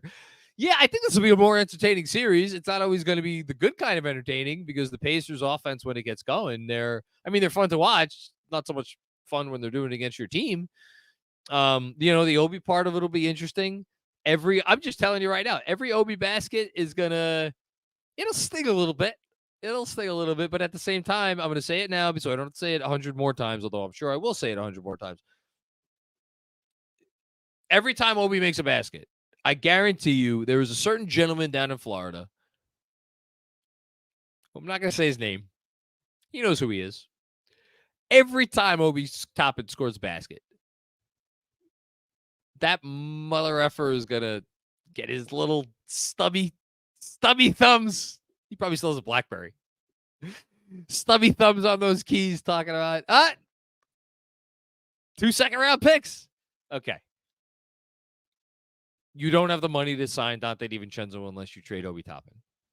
And you took the best deal possible for Obi Toppin. Because you know what? No one else wanted to give you anything better for Obi Toppin. Otherwise, guess what? You would have gotten something better. Nobody else wanted to give you anything better. He was he's a nice role player. He had a game of his life tonight. Congratulations to him. I'm sure he's going to have some big games in this series. Knicks need to account for him and figure out where he is at all times. And, that's going to be part of it. But yeah, it's going to be a fun series. Robert W. Cross with another one. Cerebral Big Thread Benjamin, a.k.a. Tibbs Jr. or Alec Burke's biggest fan. Change all the grades to A's. Celebrate. Thanks. I love Benji's grades tonight because there was no C's there. There was no C's, nor should there be any C's. This is a couple tweets from Fred real quick. Keeping you updated this is from Fred Katz. As soon as I took a step into the locker room after the game, Mitchell Robinson yelled to me, "Matthew, I played tonight." Yes, he did. And this courtesy of Tim McMahon. Jalen Brunson played 10 minutes in a Game 7 loss only 3 years ago. That was Rick Carlisle's final game as the Mavs head coach. Oh, my God, I forgot that. They'll meet again next round. Ooh. Not that Jalen Brunson needs any more motivation, but dang. Because you know what else, by the way? And hey, everybody. You want to thank someone for the reason why Jalen Brunson's a Knick? If Rick Carlisle doesn't bury Jalen Brunson in that series loss to the Clippers, where he played, again, as Tim McMahon just pointed out, 10 minutes in Game 7, if he doesn't bury him to that degree, I wonder if they're not giving Jalen Brunson the extension that summer, the 4 for 55 that they could have given him. And we know, because he's admitted it on the record, if they offer Jalen Brunson the 4 for 55, Jalen Brunson is taking the 4 for 55. And thanks to Rick Carlisle, Jalen Brunson did not get offered that extension because the Mavs were like, well, wait a minute. Why are we offering this extension to a guy that we're not even, like, our coach didn't think he was good enough to be a major part of the rotation in this series. Now, I will say, in Rick Carlisle's defense, the Jalen Brunson that he parked on the bench for all but 10 minutes in Game 7 3 years ago is not the same Brunson that got to New York, let alone the Brunson we're seeing now. He has steadily improved his game, and this is where the Mavs deserve all the fault because they should have known that this was a player who's only going to keep improving his game. So it all factors in. Carlisle's going to have all the respect in the world for Brunson. We know that. He's praised him a lot over the last couple of years. But that is an interesting little subplot. Thank you, Robert. Jason M. The sun might be up by the time you finish this postgame. Might be. This team is so easy to love, but man, it's so damn stressful. Let's go Knicks. So, yeah, but the stress that they induce is that's a compliment. And it's a compliment because the reason they're in so many close games is because, yeah, they blew out some teams this year. Of course, they're capable of blowing out teams. You know, if you give them a crappy team, this version of the team is capable of blowing them out. Obviously, when they had Julius, they blew out some big-time teams, that were really good. It's tough for them to blow out teams now because, like, it's, again, you only have one offensive creator.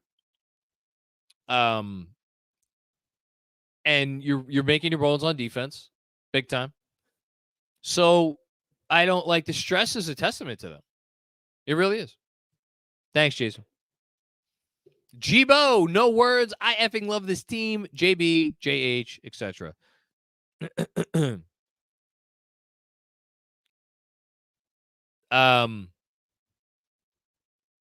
a great call from Tommy. I'm just looking at DJ responded to Tommy Beer. Sixers had the ball up 10, and Maxey missed in a three-pointer that would have put them up 13. Yeah, truth be told, series is done, 106 games, the whole thing. There were 24 plays in this game that if they had gone the other way, we're sitting here wondering. Now, you could do the same thing for the Sixers, right? Like, if some of the heel shots miss, if, like, Payne doesn't hit his three, if, like, they hit some talk about big threes. Sixers hit some big threes in the fourth quarter there. Big threes in the fourth quarter.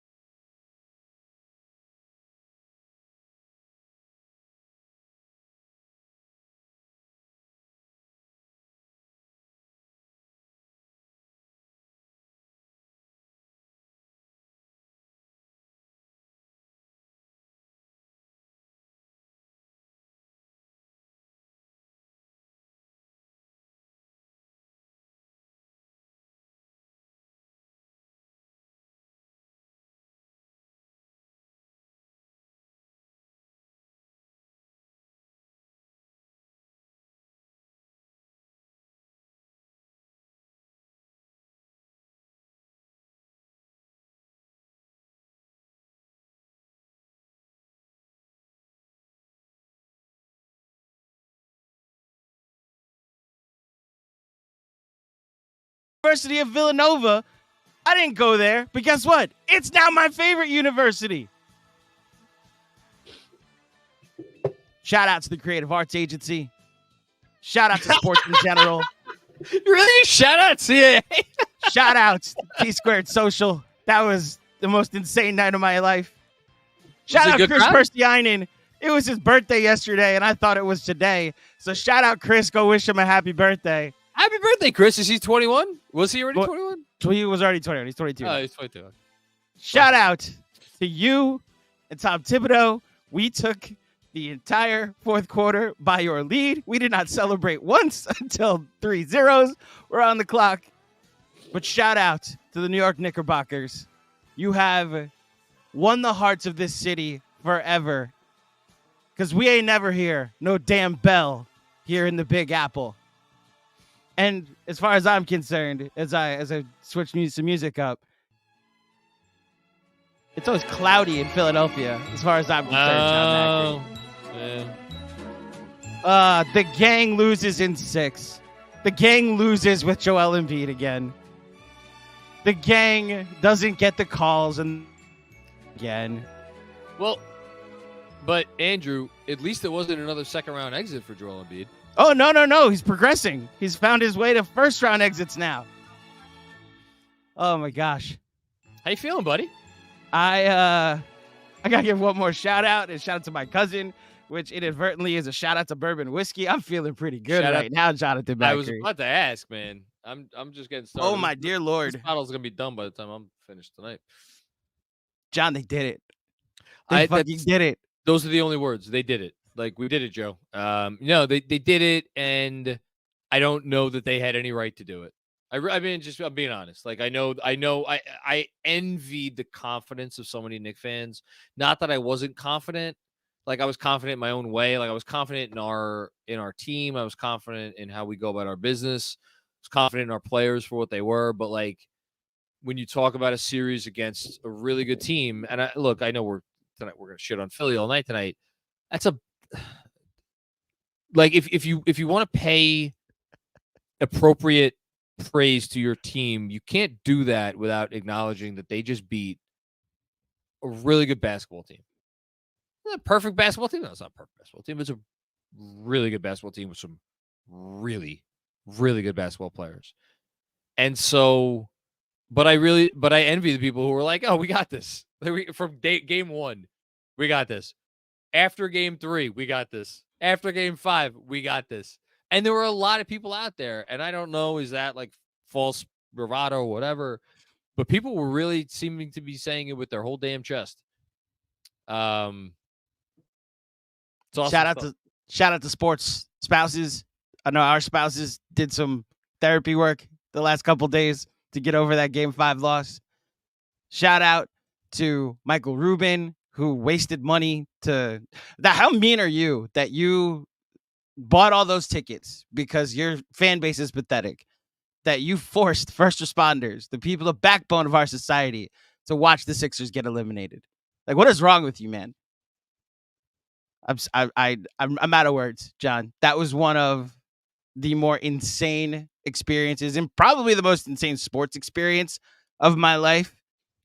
And shout out to the New York Knicks. It was fitting. The only analysis I have, and I'll turn it back over to you. Very fitting that the Villanova 3 sealed the deal. The Josh Hart 3, the 2 free throws from DiVincenzo, the 2 free throws from Jalen Brunson. In Philadelphia, in a building that has banners hung by the 3 of them. Which, by the way, none of which are by Joel Embiid. I'll just say, in terms of the series, I mean, if I was to rank, like, so there was no series that can hold a candle to this since the year 2000, which is not saying much. All due respect to the Indiana series in 2013, this had more stuff to it. All due respect to the Miami series last year, this had more stuff to it. Like the Cleveland series was like special because it was like you felt like they had the team to win around. They hadn't won around so long, the whole thing. This had more to it. You have to go back to 2000, and like between, from the 90s and 2000, there were probably 6 or 7 or 8 series that you could point to and be like, that's an all-timer. And when you're a perennial playoff team, you're going to get those series, right? Usually, here's the difference, though. And I could say this, well, with the exception of a couple of Heat series, right? Yeah, with the exception of a couple of Heat series, they don't usually come in the first round. We got the LJ or Jeff Van Gundy hanging on the leg. That was a first-round series. The Houston shot, obviously, was a first-round series. Those were 5-game series. That's the only other thing I want to say. Those were 5-game series. This was a 7-game series. This or 6, but like, and it just to topple the Sixers, man. God. Man. What I say to you the day of your daughter's communion, where we did that pod, we have not experienced this since said decade, the 90s. That the last 3 years of playoffs have been, by game 3, we knew the direction the series was going. I was sitting there with Buddy Hield about to take a 3-pointer. Maybe you might have been hiring someone new, finding a new business partner, because I would have left my body even more so. Kevin, I hope you're looking for full-time work after that. My goodness, if that had gone in. But it didn't go in. They did just enough to win, literally 1 point enough to win the series. And on to Indiana we go. Mark Berman, cannot wait for those receipts, my friend. I know John has been subtle about it. I have lost respect for Florida, man. So as far as I'm concerned, no, I can't wait to have him on the pod. He can talk all about Obi Toppin. Cannot wait, Marky Mark. Anyway, one final thing. Well, 2 final things. First of all, in order of business. Come on. I know. But first off, in order of business. Oh, there's a new version of the dance video. There's 2, actually. One, Jessica made me a version that will not get claimed in the future. And then if you go to the Knicks Film School social network, Twitter account, you will see that Jeremy and his girlfriend, after the game, did a little dance on camera, like a new one, an impromptu one. Sweet. That's very so we got that. And I just have one final thing to say. 3 words. It's one question, and it's above my left shoulder. Why not now, ladies and gentlemen? Why not? It's good a time as any to win a playoff series. I know that. That was fun, Andrew. Thank you. Fuck Philly. Okay. Chris Carter. Wait, where was it? Now you're back. Hold on. Did you just drink something? I will. I'll toast you. Let's cheer. Toast to the New York Knicks. Toast to Villanova. And toast to the L in Philadelphia being the letter of the day. Woo! Why didn't you guys tell me about bourbon until this series? I've told you a lot about bourbon. Subscribe, by the way, to Ray Marcano's The Bourbon Resource on Substack. If you want to learn more about bourbon, it's a free newsletter. Tells you all you need to know about bourbon. How you doing, Ray? Chris Carter, I need medical help. You and me both. Unified Healing. There you go. Thanks, Chris. Sam McFadden, JB will be remembered forever, but so will Mr. Hart. Yes. No, I mean, Josh Hart at this point is he's gonna be, he's gonna be an Oakley. He's gonna be he's gonna be a Mason. He's gonna be trying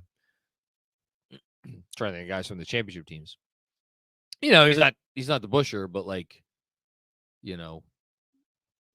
Tricky Dick, Dick Barnett, obviously different types of players, but in terms of that living on is one of those sorts of role players. Yeah, it's Josh Hart. Thanks, Sam. Ryan Wong. This one goes out to Joel and bitch Nick Hearse, Smelly Oubre, Kyle Lowry, and the rest of the loser Sixers organization. Poverty franchise. Ha ha ha. I got my laughs out about the Sixers organization already. Thanks, Ryan. Hush Zoo, Wells Fargo, the dumps renovated by the True Blues. I cannot get over that they bought all those tickets and they still lost the game. What did it matter? What did it matter? You bought all those tickets and yet your team was down 33-11. Come on. Thanks, Hush. CC Kirby, I've got nothing to say besides I love this team with all of my heart, H-A-R-T, but also hope Paul Reed has a nice night. Oh, yes! Yes, Paul Reed. Go get yourself some, buddy. I'm so happy that you got the matchup that you wanted. That's really just an absolute shame. Oh, yeah. Sorry, Paul. Better luck next time. Thank you, CC Kirby. Paul Reed can Get some. That's right. By the way, Paul Reed's contract is non-guaranteed now because of that quirky contract when he was a restricted free agent. Anyway, OG team, OMFGGG. The series was exhausting as F. Holy SHITT. I'm really trying not to curse. I feel so bad for my cab driver guy. Thanks, OG team. I appreciate it. Yeah, the series was exhausting. That is the theme of the series. We're all exhausted. Imagine how the Knicks feel. TJ2K, what's going on, TJ2K? I always enjoyed rooting for the Knicks. KFS is where my enjoyment turned into passion. Oh, goodness gracious. I love this team and this community. Hashtag another one. Hashtag metal bats. To anyone watching who we have enhanced your experience as a fan, even 1/10 of 1%. Thank you for allowing us the opportunity to do that. And, if there's anybody who, like, mostly I, piss off occasionally, apologies, but it's, again, I've never purported myself to be anything other than a fan who tries as best as I can to analyze this team.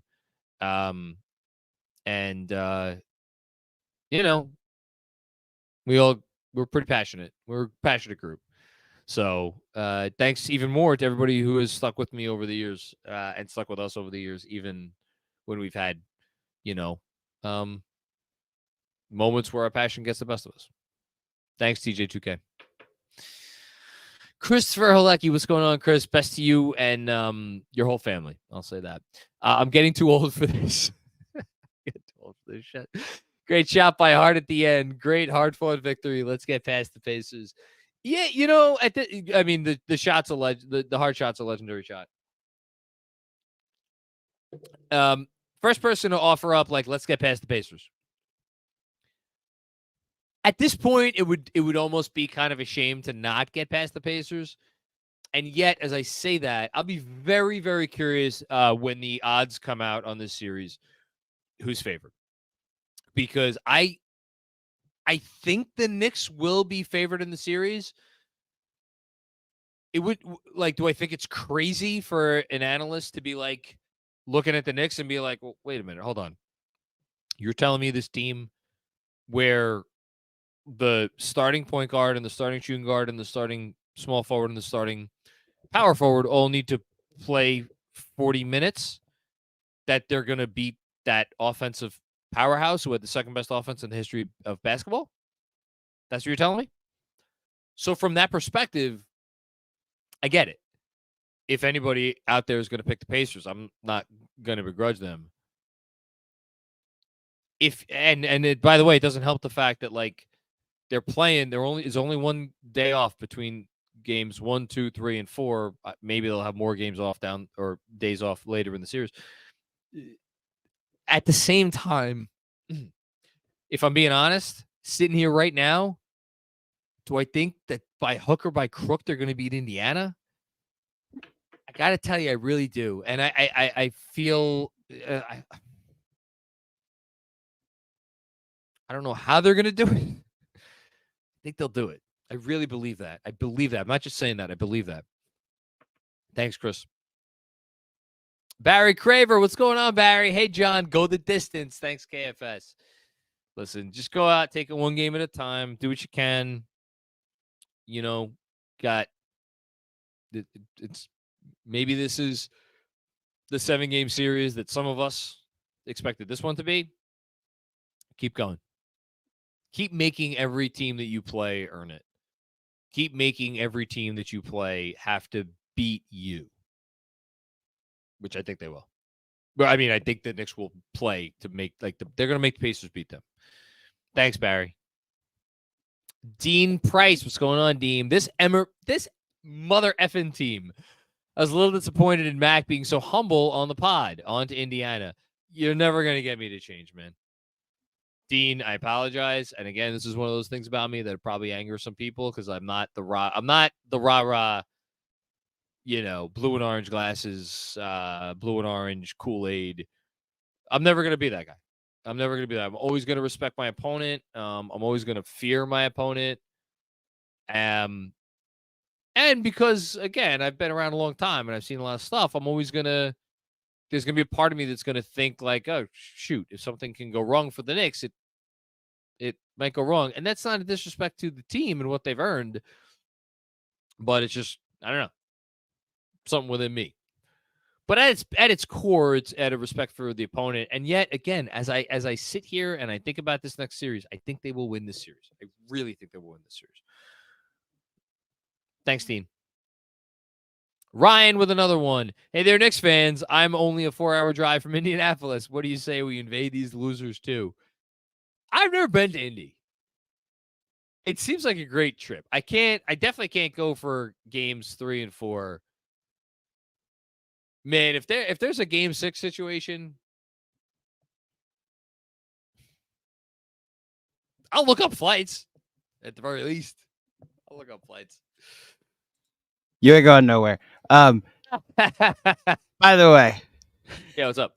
Because I was obviously at T Squared. I didn't touch my phone the entire game. I made sure I didn't tweet nothing. Right? I respected. Good for you. Your process. Right? Good for you. I just started to cut out the watch along footage. May I please share with everybody how the game ended? What you did to Crowan. Oh my god. He's on the floor right here. Hold on, I got him. Oh, I only saw the post game on the train, so I missed how you started, or at least how it ended. I don't care. If you want to show people, show people. Okay. Oh my gosh. Hold on. Let me get this on the screen. First of all, we're just gonna start with the. This is you when the game ended. I love Benji. Benji right there. That's classic.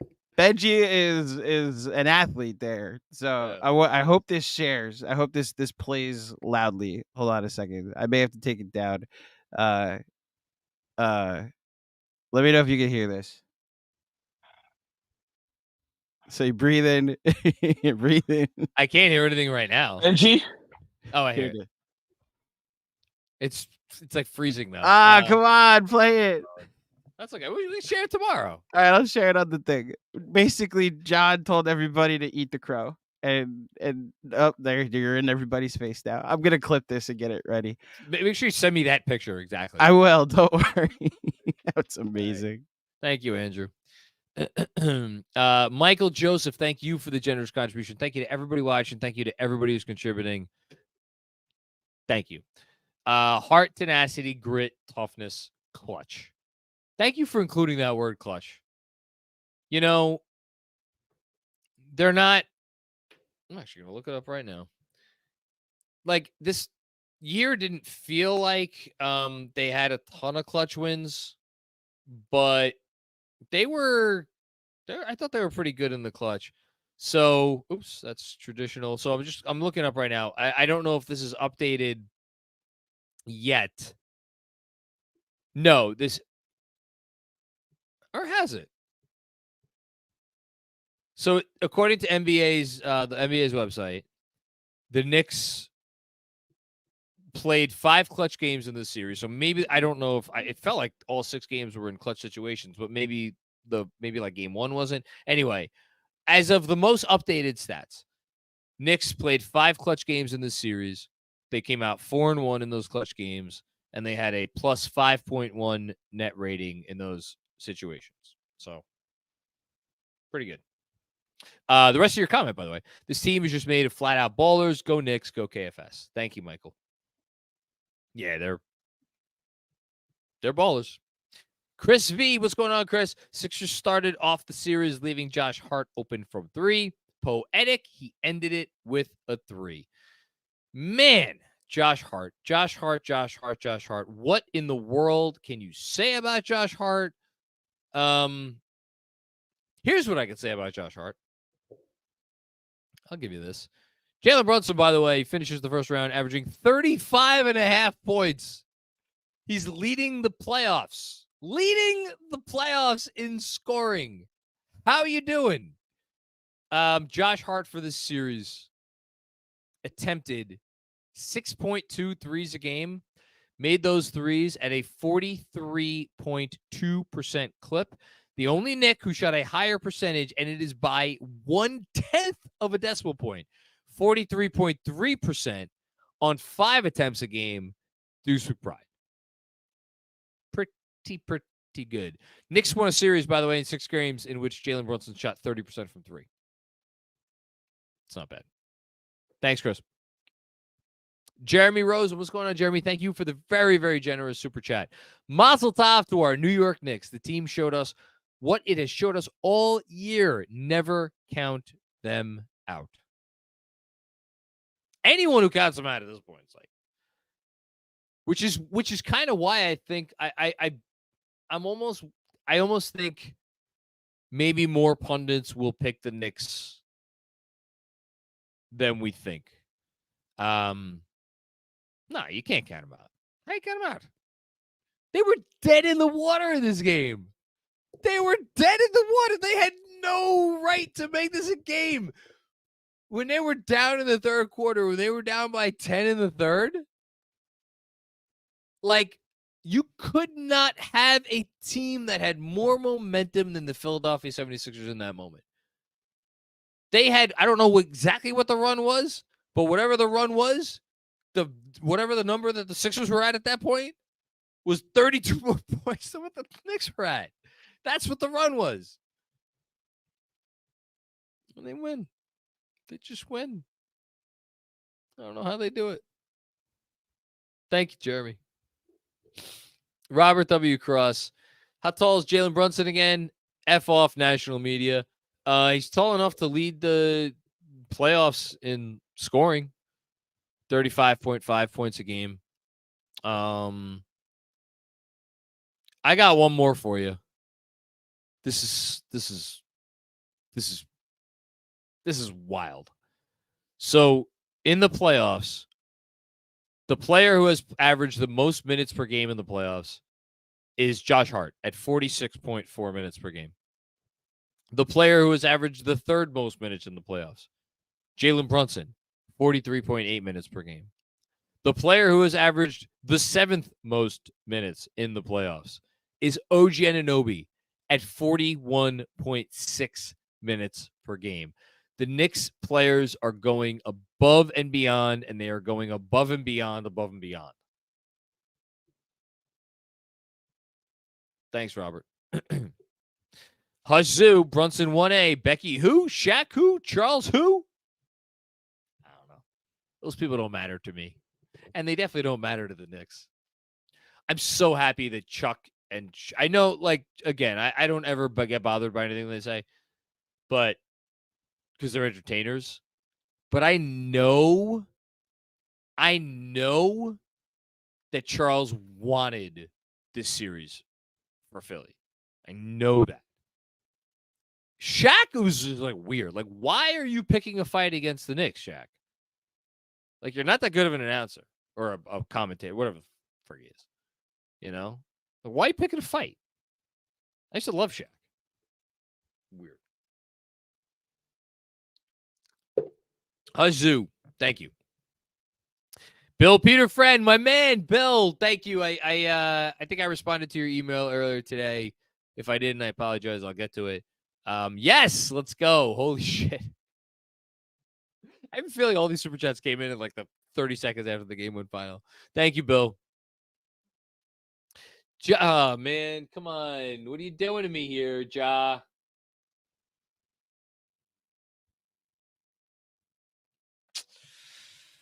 We're really lucky here at KFS. Ja, so focused. Thank you. Thank you. First of all, splendiferous performance by JB. Thanks, Dante DiVincenzo, for finally showing up. Hey, listen, Ja, he showed up in a big moment earlier in the series, okay? OG, you a little clumsy, but I still love you. Mitch, Hart. What a team. What a win. My Knicks in 5 bet didn't go, but my game 1 series parlay did. No doubt. Love the Knicks. Implied in your praise where you're like, DiVincenzo, thanks for finally showing up. OG, a little clumsy. This is so far from a perfect basketball team. Like, think about it.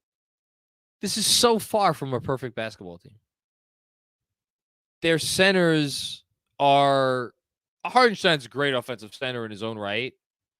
And Mitch obviously brings the offensive rebounding. But, like, if you're looking at the league and the centers today and, like, the centers who could shoot and the centers who could, like, really put the ball on the floor and make, like, real plays, like, the Knicks don't have those centers. They don't have a true secondary creator. They're starting their superstar, their 1A guy, their capital S superstar. He's really short. You know, you could put size on him. You could bother him with size. They have a starting small forward who quote unquote can't shoot. You know, their big acquisition. They're like probably if you're drafting Knicks in a league wide draft, the guy who's going to get picked second, OG Anunoby, is not a guy who's a shot creator. You know, Deuce McBride. He's a point guard, but he's not really a point guard, right? He's like, he's a wing and a point guard's body.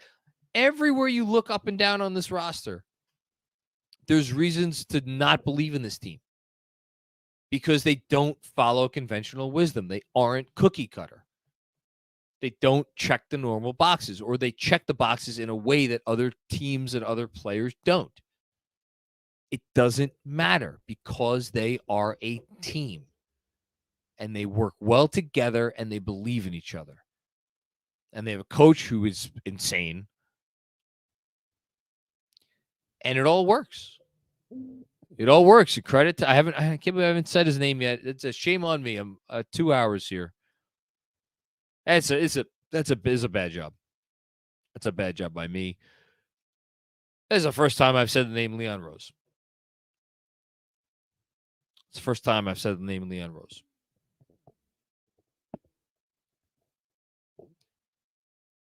What Leon Rose came in this organization and did just by being... Here's what Leon Rose did. He does what Jalen Brunson does when a game gets tight, or what Tibbs does when the game gets tight. It's just like, let's calm down. All right? Let's ease up. Let's put one foot in front of another, in front of another, in front of another. We're not going to rush into anything. We're going to have meetings about everything. Are there a lot of voices? Yeah, there's a lot of voices.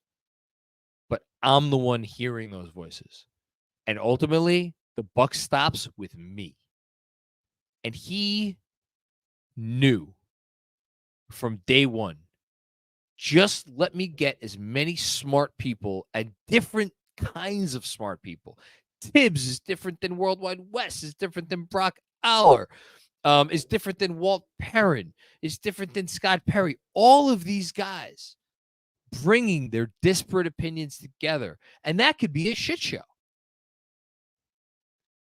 if you don't have the right guy running the whole operation. But Leon Rose was able to take all those opinions and all those thoughts and all that research and all that analysis. Speaking of analysis, the Knicks have beefed up their all of their departments, but like the analytics department especially. He took all of it and he's like, all right, every time a big decision came up, let me hear everybody. I'm going to weigh what everybody says. Did it always work out in their favor? Maybe not. You know, there were maybe a thing or two maybe they would have thought to do differently in retrospect with the Donovan Mitchell trade situation, but hey, worked out pretty well because Jalen Brunson became Jalen Brunson. So tonight, where we're celebrating all these players and the coach and making fun of the Sixers and City of Philadelphia, the whole thing, if you're out there and you're still listening, which I hope everybody is, Give a little thanks to Leon Rose tonight, because that dude came in and did exactly what nobody else could, and that's turn this organization into sounds insane to say. He's turned it into a model franchise. Who thought June 30th, 2019, that we'd be sitting here less than 5 years later after that date and saying the Knicks are a model franchise? Come on. You want to talk about fairy tale stuff? That's fairy tale stuff. More than anything Jalen Brunson has done. Thanks, Joe. Appreciate you. Jessica Elzer, what's going on, Jessica? I said Knicks in 6. You were right. I was wrong. I said Knicks in 7. Josh Hart was amazing. Jalen Brunson was unstoppable as a team. So tough. They didn't duck this team, meaning the Sixers, and won as a team. Hashtag get some. Hashtag F Embiid. Hashtag fear and loathing in Philadelphia. You got that right. There's some fear and there's some loathing in Philadelphia. I wonder actually how the Sixers feel. Sixers fans feel. I don't know. They'd probably be like, I don't know how they feel. I don't really care how they feel. Thank you, Jessica. What's going on? Hold on. Muted. Now we're watching it.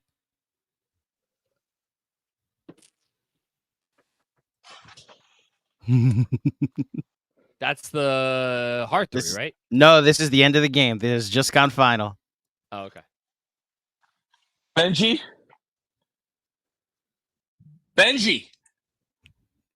Jonathan! They fucking did! Wait for Go it. home, Joel! Fuck all you fucking losers! Most of all, fuck you, Embiid! Kiss Right. my ass, motherfucker! Yes. Have some crow! Here it is! Fucking eat it! That's where I threw the crow. So you threw the crow across the wall. That's my fucking basketball team!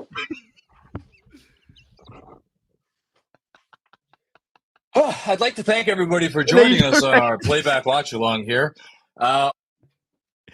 You are a one of one, sir, and you emoted like all of us in an exhale. That was amazing. Listen, man, I don't say a lot of things about me, and it's all earned and deserved. You're never going to catch me for being someone that I'm not or trying to. That was amazing. That was amazing. I'm so glad that the crow has been repurposed. Yes, Oh it my has. gosh. Thank you, Yash. There you go.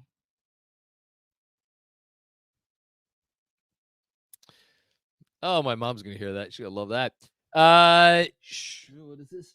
Shistu Haas? I hope I got that right. What a time to be a Knicks fan. We deserve this. Dante finally, yes. Since game 2, but yes, Dante finally. He did it. Dante finished the series, by the way.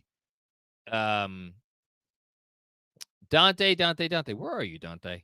Man, it's wild. I'm looking at 3-point attempts per game. Dante, 20th in the playoffs.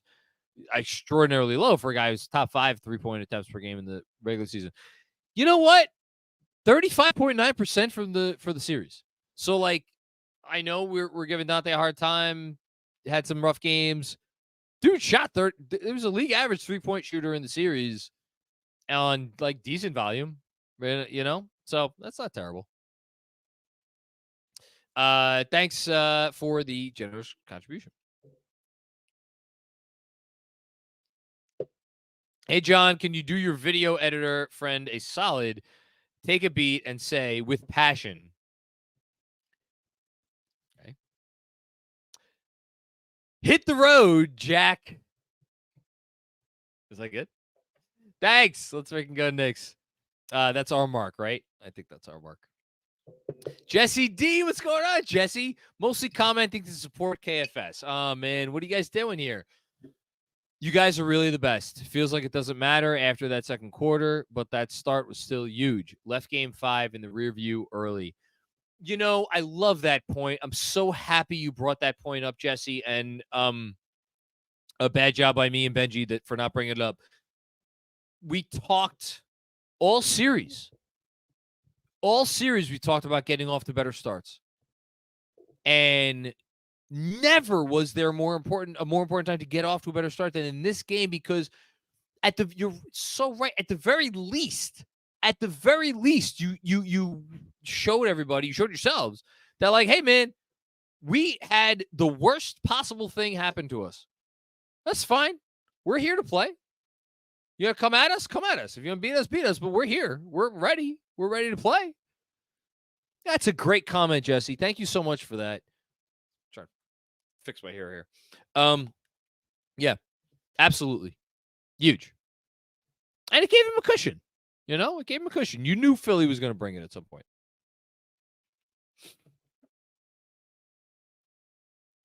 Alex! Alex, it's great to hear from you, man. You've been here for a long time.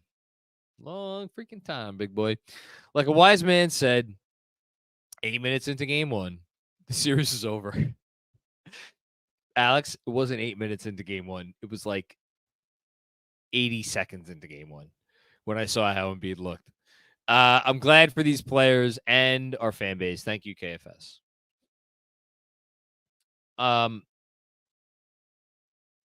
Yeah, I'm really happy for the players.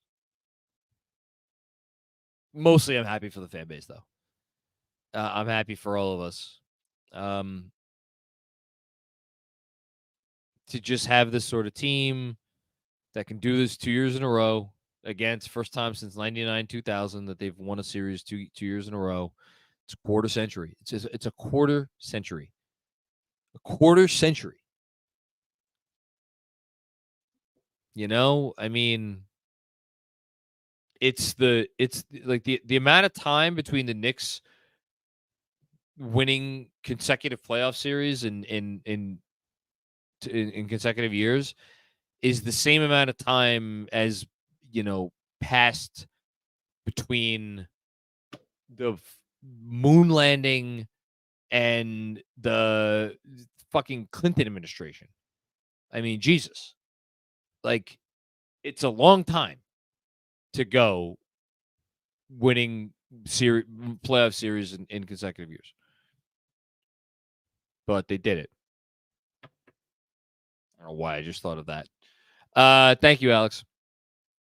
Juanan, what's going on, Juanan? Brooklyn is the younger brother that went to theater camp and knits with Granny, when Philly is the trash younger brother who started smoking at 12. That's such a visual. That's so good. Thank you, Juanan. Them, F Embiid, F Scott Foster, hashtag fire tips. Yeah, Philly's a bunch of degenerates. They really are.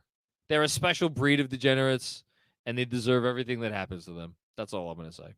Thanks, Juanan. Bill Lehecka. This was the greatest series that didn't go 7 that I've ever seen. What a heavyweight fight. Onward. Bring on the Pacers. Hold on. You're going to give me a great comment, deserves a great, or at least a you know, the research. So Knicks, great 6-game series. So 99-2000 against the Heat was a 7-gamer. So this is your competition. Your competition is the Eastern Finals against the Pacers in 99. I'm trying to see if there's another series that would give another 6-game series that would give that a run for its money. I mean, 92-93 against the Bulls, obviously it's not a great series for us, but that was pretty memorable. But in terms of like the games being great games and like the chess match and the back and forth, like that was such a unique series with the 2-0 and then the 4 straight losses. So Rockets went 7. I'm looking. Hold on. Going back to the 70s. Yeah, so let's say this. I wasn't around for the 70s, so I can't speak to the 70s. So since the championship years, so the last 50 years, it's either this or the 6-game series in 99 Eastern Conference Finals. That is the greatest series that, and I don't know how old you are, Bill, but in terms of my time watching this team, it's those two. Those are the only two series that did not go 7 games that are there. It's this versus that. I think that probably gets the edge because there's some classic moments in that series. It was a series that was in doubt. That series was 2-2. Don't forget, they lost the game after the LJ 4-point play game. It was Eastern Conference Finals, too. So, let's say second best 6-game series of the last 50 years for the Knicks. That's pretty good, though. Thanks, Bill. Kevin Wilson, the Knicks should have tanked that last regular season game. Man, if they had tanked it, I guess they would have played the Pacers in the first round. Here's a fascinating what if. It's interesting. Bucks, Philly. Philly wins that. So you figured, you know what? Here's what you get. You would get Knicks Sixers now if they had tanked it. Assuming they would have beat the Pacers. That's something. Thanks, Kev. Brian Less, what's going on, Brian? By the way, Brian, I saw you had a DM to me and Jeremy. I did not get a chance to look at it yet. I apologize. I just frankly didn't have it in me to engage with a lot of basketball stuff over the last 2 days. My favorite Tibbs move tonight, giving JB a breather in the fourth. Yep, that was already shouted out. Excellent move. Sandwiched by 2 timeouts because it got him the extra rest. Great job by you pointing that it was sandwiched by the 2 timeouts. Fantastic job by you pointing that out. Terrifying with Embiid and Maxey out there, but exactly what he needed. I have to just, again, we're pointing stuff out here, and I'm trying to, I don't want to get sidetracked by stats or whatever, but like, so this series, Tyrese Maxey, and I don't know how anybody else feels. This is how I feel. This is just me. Whenever Tyrese Maxey and Joel Embiid were on the court together, I was like, oh my God, that's terrifying.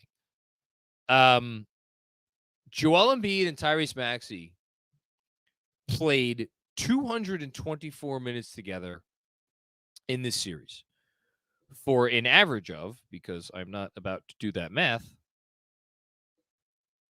This can't be right. No, that can't be right, can it?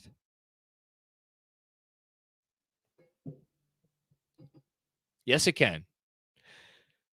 Joel Embiid and Tyrese Maxey were on the court together for 37.3 minutes per game in this series. They essentially were on the court together for all but 10 minutes per game in every game of this series.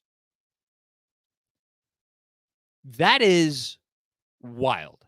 And the only 3 duos in the playoffs to play more minutes per game together in the series, again, per game, were 3 Knicks duos. OG and Brunson, OG and Hart, and then Hart and Brunson. By the way, all the credit in the world to the Knicks bench, because those 3 Knicks duos, Brunson and Hart together in the playoffs, minus 4.1 per 100 possessions. OG and Hart together in the playoffs, minus 6.6 per 100 possessions. OG and Brunson, which was a duo that would have run roughshod over the league if they had played together for the entire season in terms of outscoring opponents, minus 3.2 per 100 possessions in this series. Joel Embiid and Tyrese Maxey during those 37.3 minutes per game in this series, plus 7.8. And yet, the Knicks stared them down and came out on top. Did it take taking advantage of all the non-Embiid minutes? Absolutely. Did it take taking advantage of the non-Maxey minutes? Absolutely.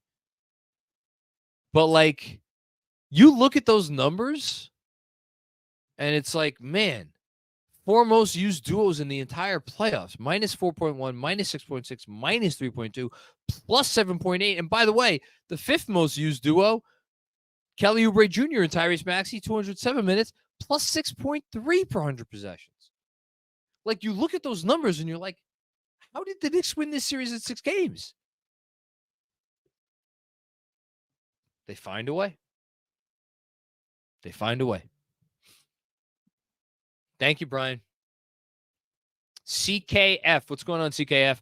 Josh Hart, the man who missed the game-winning free throw in Game 5, ended up being the one to hit the game-winning 3. Truly poetic. Let's go, Knicks. Yeah, it is a little bit poetic. It's funny because, like, yeah, Hart hits the free throw, like, the game's over. I think that Game 5, to the extent that it will be remembered, and I don't think it will be remembered much now, will always be remembered more for the Mitch foul, oddly enough, even though the Hart free throw is like, should be remembered more than that. It's weird how things work out. And then Deuce obviously not fouling either, which, boy, they learned their lesson tonight. Yeah, but very poetic. Thank you, CKF. Barbara, thank you for the contribution. I don't know if you have a comment, but thank you for the contribution. Thanks, everybody still watching. It's 2 a.m. Mark Ham, what's going on, Mark? Thanks, John and Benji, for letting out the noises at the end. I couldn't since my family's still asleep at 5:40 a.m. I don't know where you are, but shout out for watching. Apparently, we have almost 5,000 people watching live. It's 2 a.m. The Knicks fan base, by the way, Knicks fan base, best fan base in all sports. I closed my office door and I didn't give a shit. I don't know if I woke up my wife. She hasn't texted me. Didn't text me. So we'll see. Here we go. Oh, we got a super chat coming up from the brother of our producer, Kevin.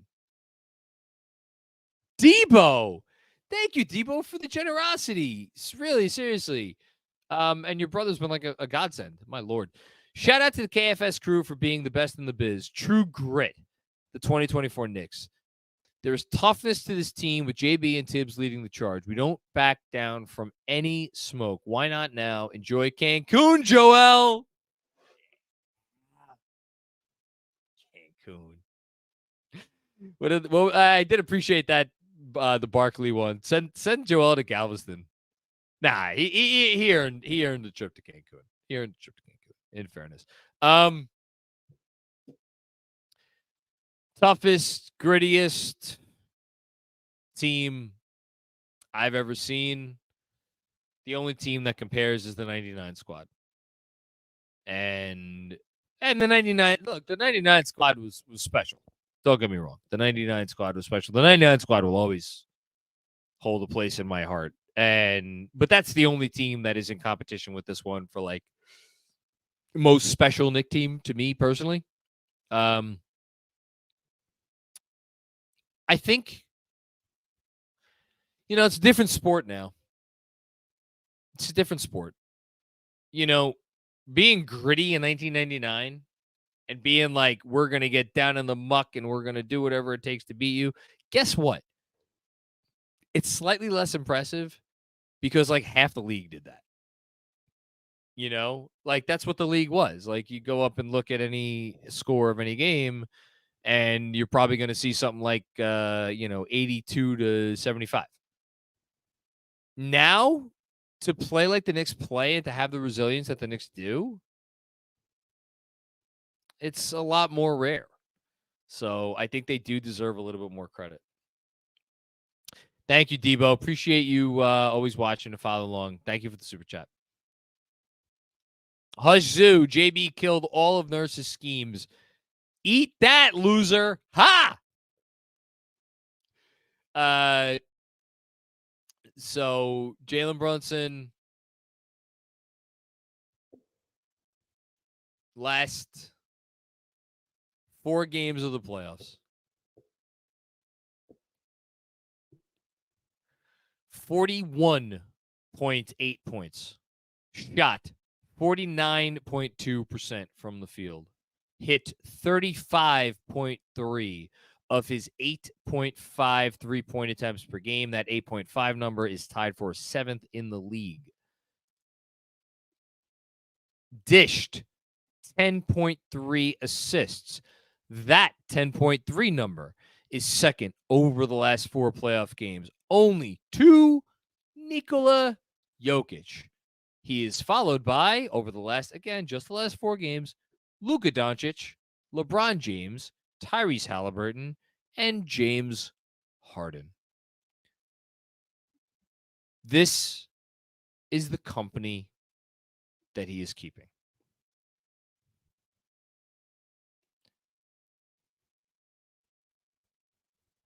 I've run out of words for Jalen Brunson. Most important thing to happen to the franchise since Patrick Ewing. That's all there is. Thank you, Hush. Alfie Greco. What's going on, Alfie? If you're heading to Cancun this time of year, watch out for flopping, cheap shots, and a whole lot of crying. Let's go, Knicks. Amen to that. Woo! Thank you, Alfie. Jacob Slavitt. What's going on, Jacob? I want everyone who said JB isn't a 1A. I want their head on a pike. That's a little harsh, but probably deserved. Hats off to Maxey and no one else. This team is the stuff of legends. Welcome to the Jalen Brunson era. Yeah. Hats off to Maxey. Guy had a great series. I just said Jalen Brunson over the last 4 playoff games. First in scoring, Maxey 7th. Joel Embiid 2nd, by the way. Again, only over the last 4 games. If we take out the last 4 games thing, Joel Embiid 2nd, Maxey 6th. Those guys were such a bear. And Maxey, by the way, for the series, averaged 30 points, shot 48% from the field, 40% from 3, 89% from the line. Damn near had 30 points a game on 50, 40, 90 for the series. I mean, the guy was incredible. Incredible. Thank you, Jacob. Brando, what's going on, Brando? I love this team in all caps, as it should be. Everyone had their moments, and that's what makes it special. Bring on Indy. GMAC, I need to see a shot of Maker's Mark, please. I don't know if you're getting one right now, but he may have to do a shot soon, or at least get up here, because I need a pee break 2.5 hours in. Not yet. I'm good for a bit. Thank you, Brando. Robert W. Cross. Robert W. Cross is probably pretty happy tonight, if I had to guess. Happy belated 51st birthday again. They will not end the season with 53 wins. How you doing? It's your boy John. I am certain the Knicks were supposed to win this series. We will be proven this year. Are you talking about the series they just won? Because I think they just proved that. We'll see how many more series they win. I think they have a great chance to win this series. Be tough, though. Be tough. Thanks, Robert. Brad Schenker, what's going on, Brad? What a series. You either win or you learn. Brunson trusted Hart, learned from last year in Miami. This fucking team. Yes, he did trust. And I think we just... Hold on. I know, I'm bouncing around. My default is always to go to the stats because I feel like sometimes stats tell you a lot. And I'm going to say, so last year in the playoffs, Jalen Brunson averaged 5.6 assists per game in the playoffs, 2.1 turnovers.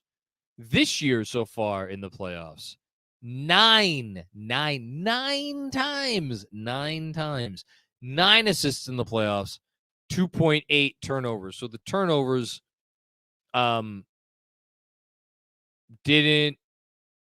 turnovers went up a little bit, 2.1 to 2.8.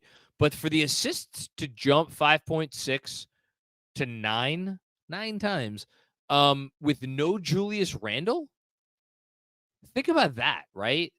Like, how many more assists would Jalen Brunson have had if he had Julius Randle to dish to in this series?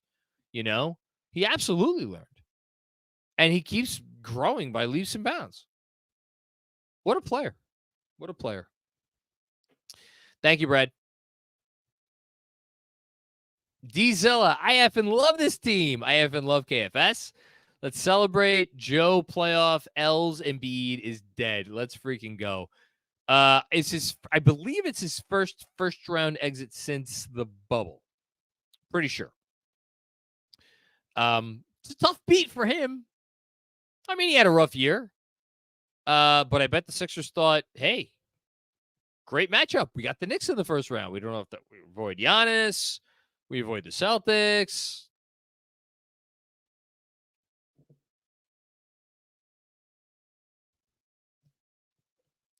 Thank you, Dizilla. Oh my goodness gracious, what is happening? What are people doing?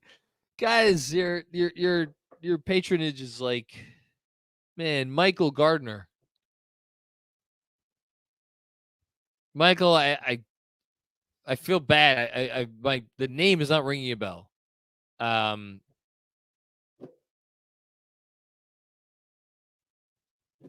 Thank you. Thank you.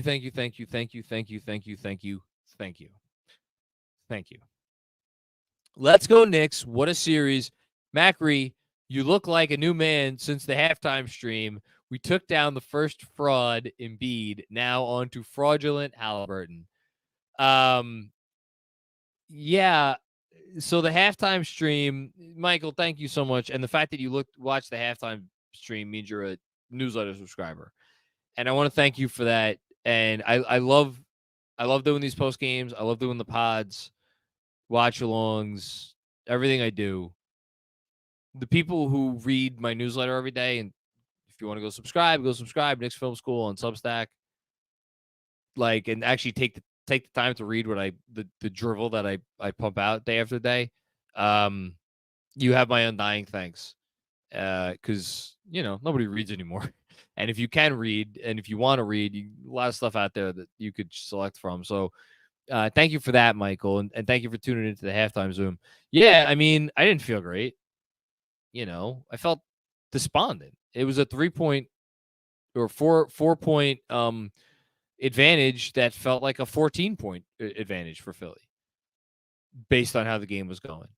And like, it wasn't totally off base because like Philly came out, like the Knicks came out. Here's like, let's say this. We haven't talked a lot about the beginning of the third quarter.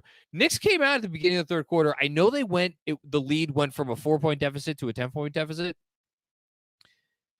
They came out and made some plays in that third quarter at the beginning of the third quarter. And they made some shots. Like, so Embiid made 2 threes at the start of the third quarter. But there was an OG steal on a Hart finish. There was a Brunson 3 on a maybe his filthiest move of the night to get open for that 3. And then the Hart and one made it 62-61. Yes, then Philly went on their run, but like the Knicks, and there was a JB and one, or it should have been and one, but he missed the free throw. Clean up the free throw shooting, guys. I know they made him win to count it tonight, but clean up the free throw shooting, guys. They needed to come out with that effort at the top of the third quarter, and that. But even then, I'm not gonna lie. Like I can't lie because I was live. Y'all saw how, or if anybody was watching, saw how I was reacting to the third quarter. I had no faith that it was going to be enough. When they went down by 10, I was like, all right, here it comes. And then they chipped away. And then I think late in the third, when they tied it up late in the third, maybe it was actually that tying bucket, which was OG, I believe. Yeah, OG. After the Hart offensive rebound, by the way. Josh Hart. When they tied it going into the fourth, I'm like, man, there's a part of me that thinks they're just setting us up for another heartbreak. But there's a part of me that thinks, come on, guys, 12 minutes. Do you have 12 minutes in you? And they did. They freaking did. I don't know how. I don't know where they got it from. They had 12 minutes in. Michael, thank you so much for the generosity. Truly. I'm always blown away by this stuff, but thank you.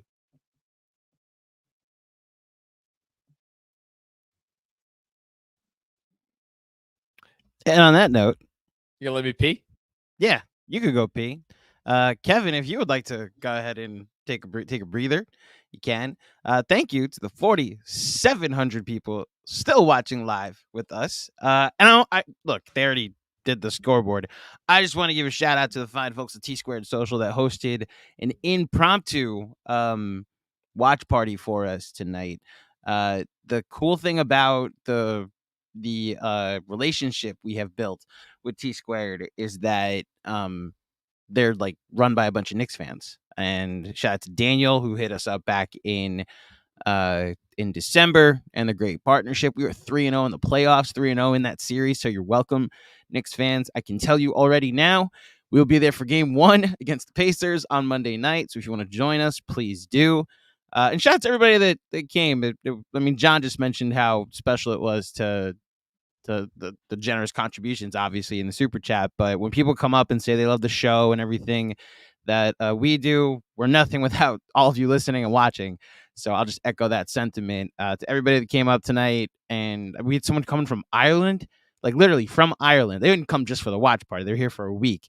But it was he went to game 5 and like obviously saw a loss, but it was his first time at MSG. And I was just like, I really hope they get this win for you tonight, so you leave here with a Knicks W at your first KFS watch party. So shout out to him and to everybody else that stopped by the watch party tonight. And if you're in the New York City area and you want to join us at T Squared on Sunday, please do. Or excuse me, on Monday for game 1 between the Knicks and the Pacers.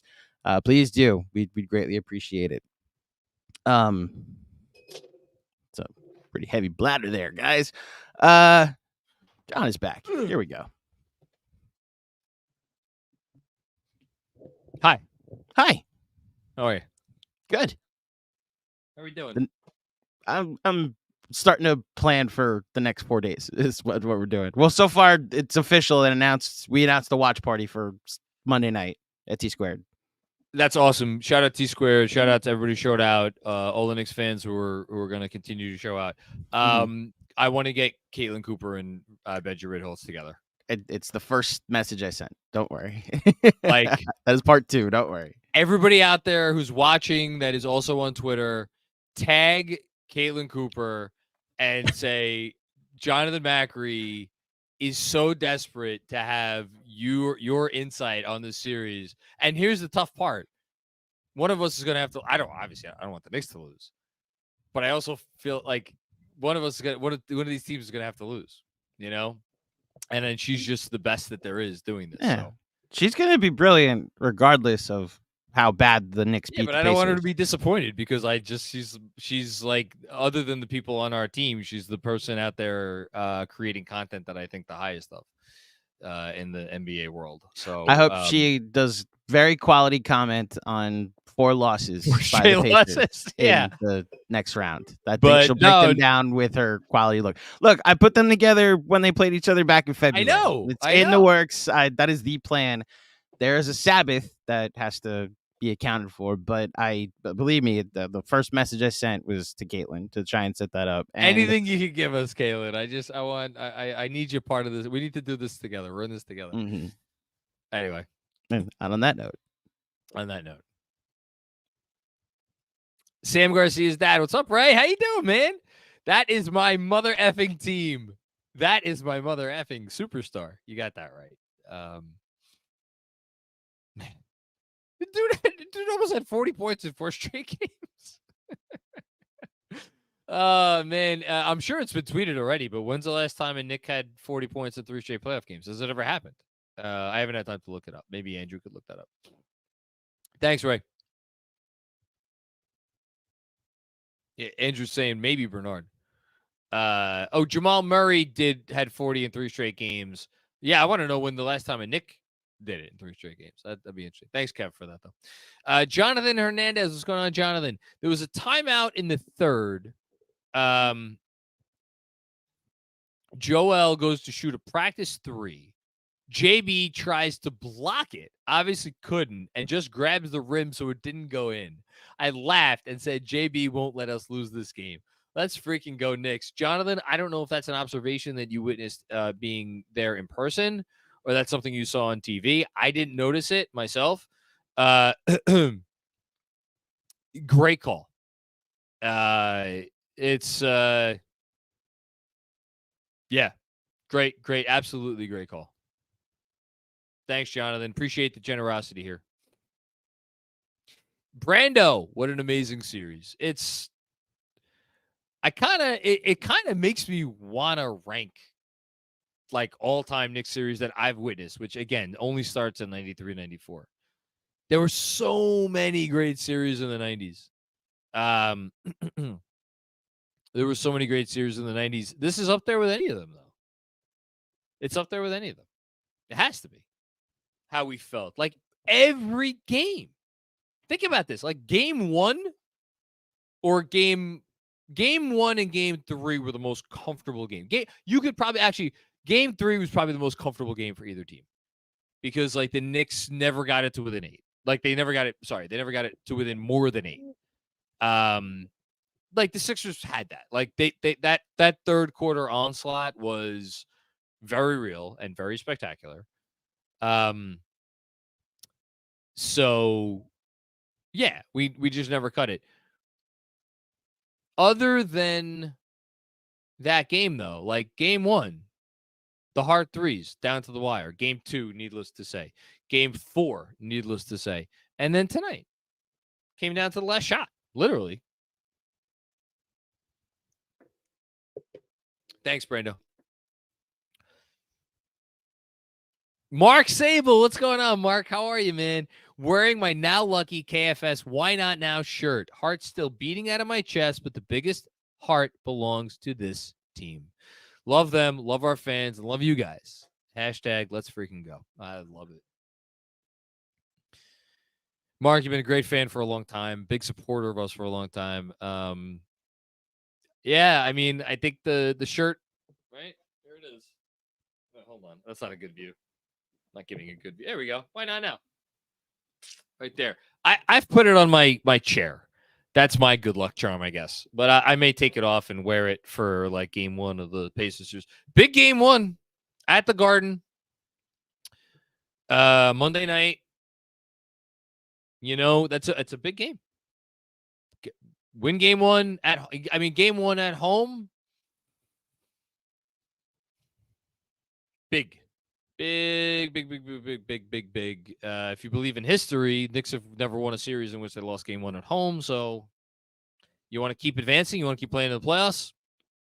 Be a good idea to win that game. Thank you, Mark.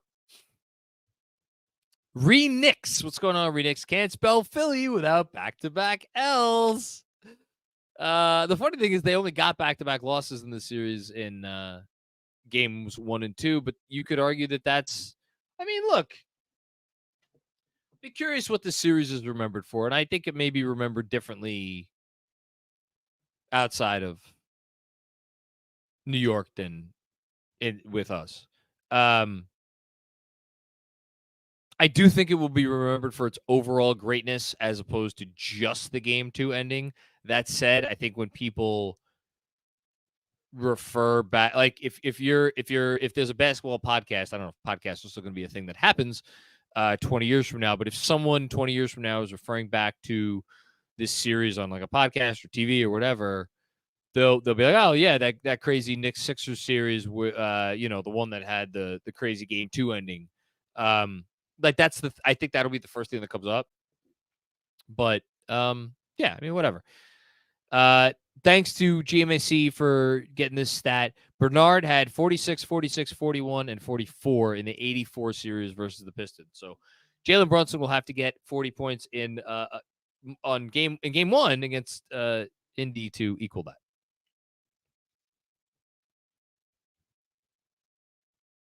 And speaking of stats, we can go to the next super chat. Jay Berg, that Mitch physical fronting in the post with Embiid changed the game. You're on the same page with Benji there. So great minds think alike. Huge momentum swing that got Embiid off his game. This effing team gets some. On that note, I'll save it. I'll save it for when someone says something about Jalen Brunson. Thank you, Jay Berg. Appreciate that. Sam Garcia, Brunson Hart 2024. I'd vote for him. All right, now I'll read the stat because there's a Brunson comment. Jalen Brunson's the third player in NBA history with 4 consecutive playoff games of 35-plus points and 5-plus assists in a single postseason.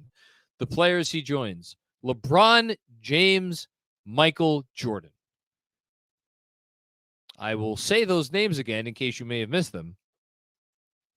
Michael Jordan, LeBron James.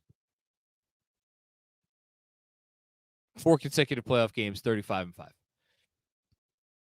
you doing? That's where we are. That's what's going on here. Claudio Santos, what's going on, Claudio? There's not one single player in this rotation that I do not love. Why not now? Thank you for that. Even Bogey, I was really coming around on Bogey. No, who would you not love? Who would you not love? Like, every one of these guys has so thoroughly endeared themselves to Knicks fans. Like, I wouldn't even know how to rank them. Like, yeah, Brunson's one. Okay, great. Brunson's one. After that, what's your order after that between Hartenstein, Mitch, Deuce, Devo, Hart, and OG? You know what? I bet you OG's probably would come on the bottom half of those 6 guys. Oh, Precious too. I should throw Precious in there too. For most people, because he's like a robot, sent from the future to destroy your offense. And yet, after Brunson, OG is maybe the second most important player on the team. But he hasn't, these other guys have had so many moments where they've given us moments where we fall in love with them, assertively. Like Hart, obviously, but then Deuce has been here. Mitch is the longest tenured Knick, and Hartenstein has been through it, and DiVincenzo in just 1 year has given us so much.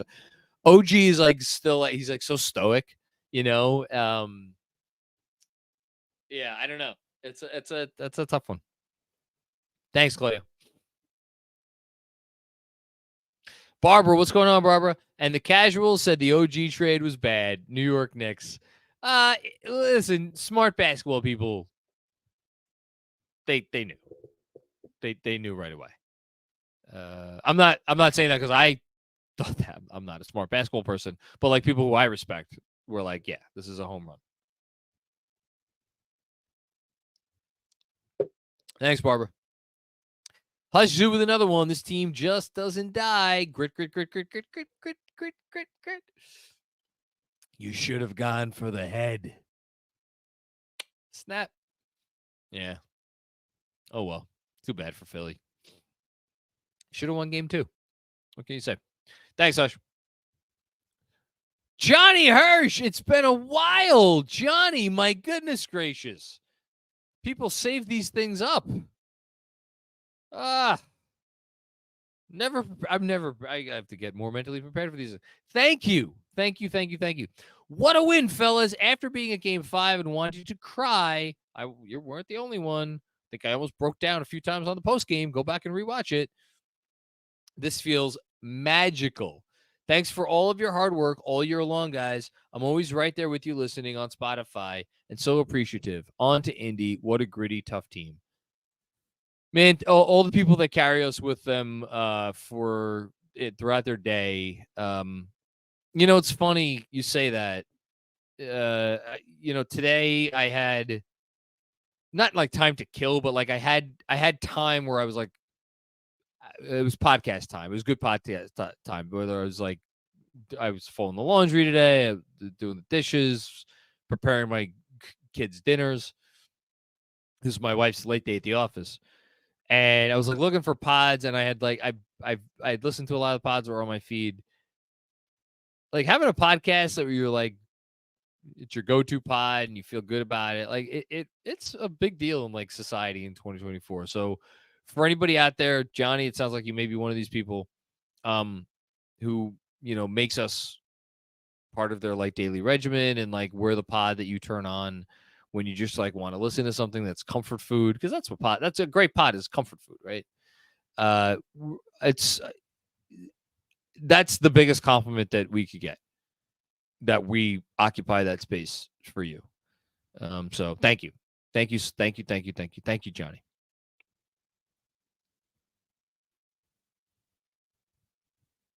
And thank you, everybody watching. Rob DeLusma, JM Ben, and our man Andrew. Who gives a shit how they did it? The Knicks will beat your ass. Much love, you beautiful people. Yeah, no, they well, because they don't only do it in one way. They could beat you by scoring early, beat you by scoring late, beat you on the offensive glass, beat you by the three. One thing I do want to note, I had a magic number before the series in which it was 16 threes, that when the Knicks made 16 threes, more or less they didn't lose. Now tonight they fell a little bit short of that. They had 14, but they had a lot of them late, and they ended up shooting 45.2% from three for the game. And actually, if I know I'm going off the rails here. So it was one of two numbers.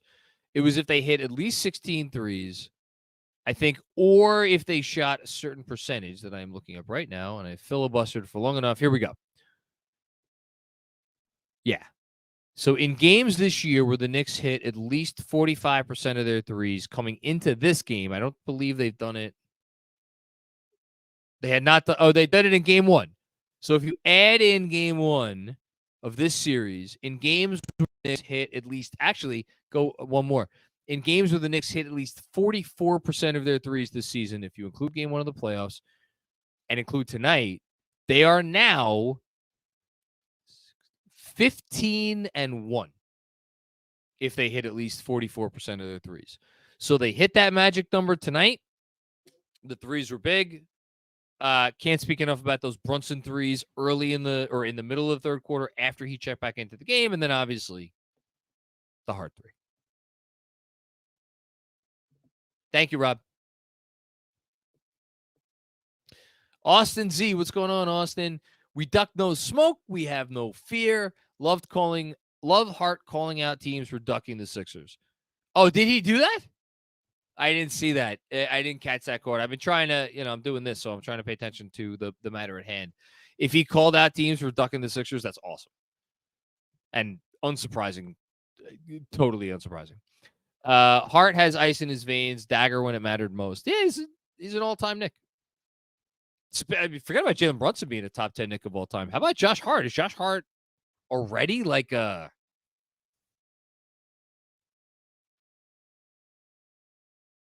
top 40 Knick? Yes. I think probably top 40. Feels 40, maybe 50, because he hasn't been here that long. It feels like he's going to wind up, like, by the time Josh Hart is, because he's going to be here for as long as Brunson is here, because they have the podcast. It feels like by the time Josh Hart is done in New York, I would be actually fairly surprised if he's not like a top 25 all-time Knick. Let's say that. Incredible, incredible guy. We'd love to get him on the podcast. Thanks, Austin. Alfie Greco should have played B-Ball Paul more. Hashtag easy matchup. Man, poor B-Ball Paul. What are we gonna do with B-Ball Paul? That's a tough look for our guy, B-Ball Paul. B-Ball Paul, by the way, over the course of this series. Here we go. Hold on. I'm pulling it up right now. We wanted the Knicks. We wanted the Knicks, B-Ball Paul. Did you? Did you want the Knicks? Are you sure you wanted the Knicks? Well, in this series, you were a minus 44. The next worst Sixer, minus 18. And that was Batum. The next worst Sixer after that, minus 9. So B-Ball Paul, I think, should have to wear a -44 on a as a medallion on his necklace for the rest of his life. I think that would be the appropriate punishment for B-Ball Paul for invoking the basketball gods in a very negative way. Have a great summer, B-Ball Paul. Thanks, Alfie. What do we got now? What are we doing? I don't see super chat. Oh, there it is. Keith. Hey, Keith. My good buddy, Keith. There's a million things I want to say, but I'm just so effing proud of this team to be mentally tough enough to bounce back from the last game, then the 22-point lead, then down from 8 to the tie game. Resilient. I love that you got all that in there. There was the game. So I'm writing this down because I'm going to steal this from you when I eventually write a newsletter. So you had game 5.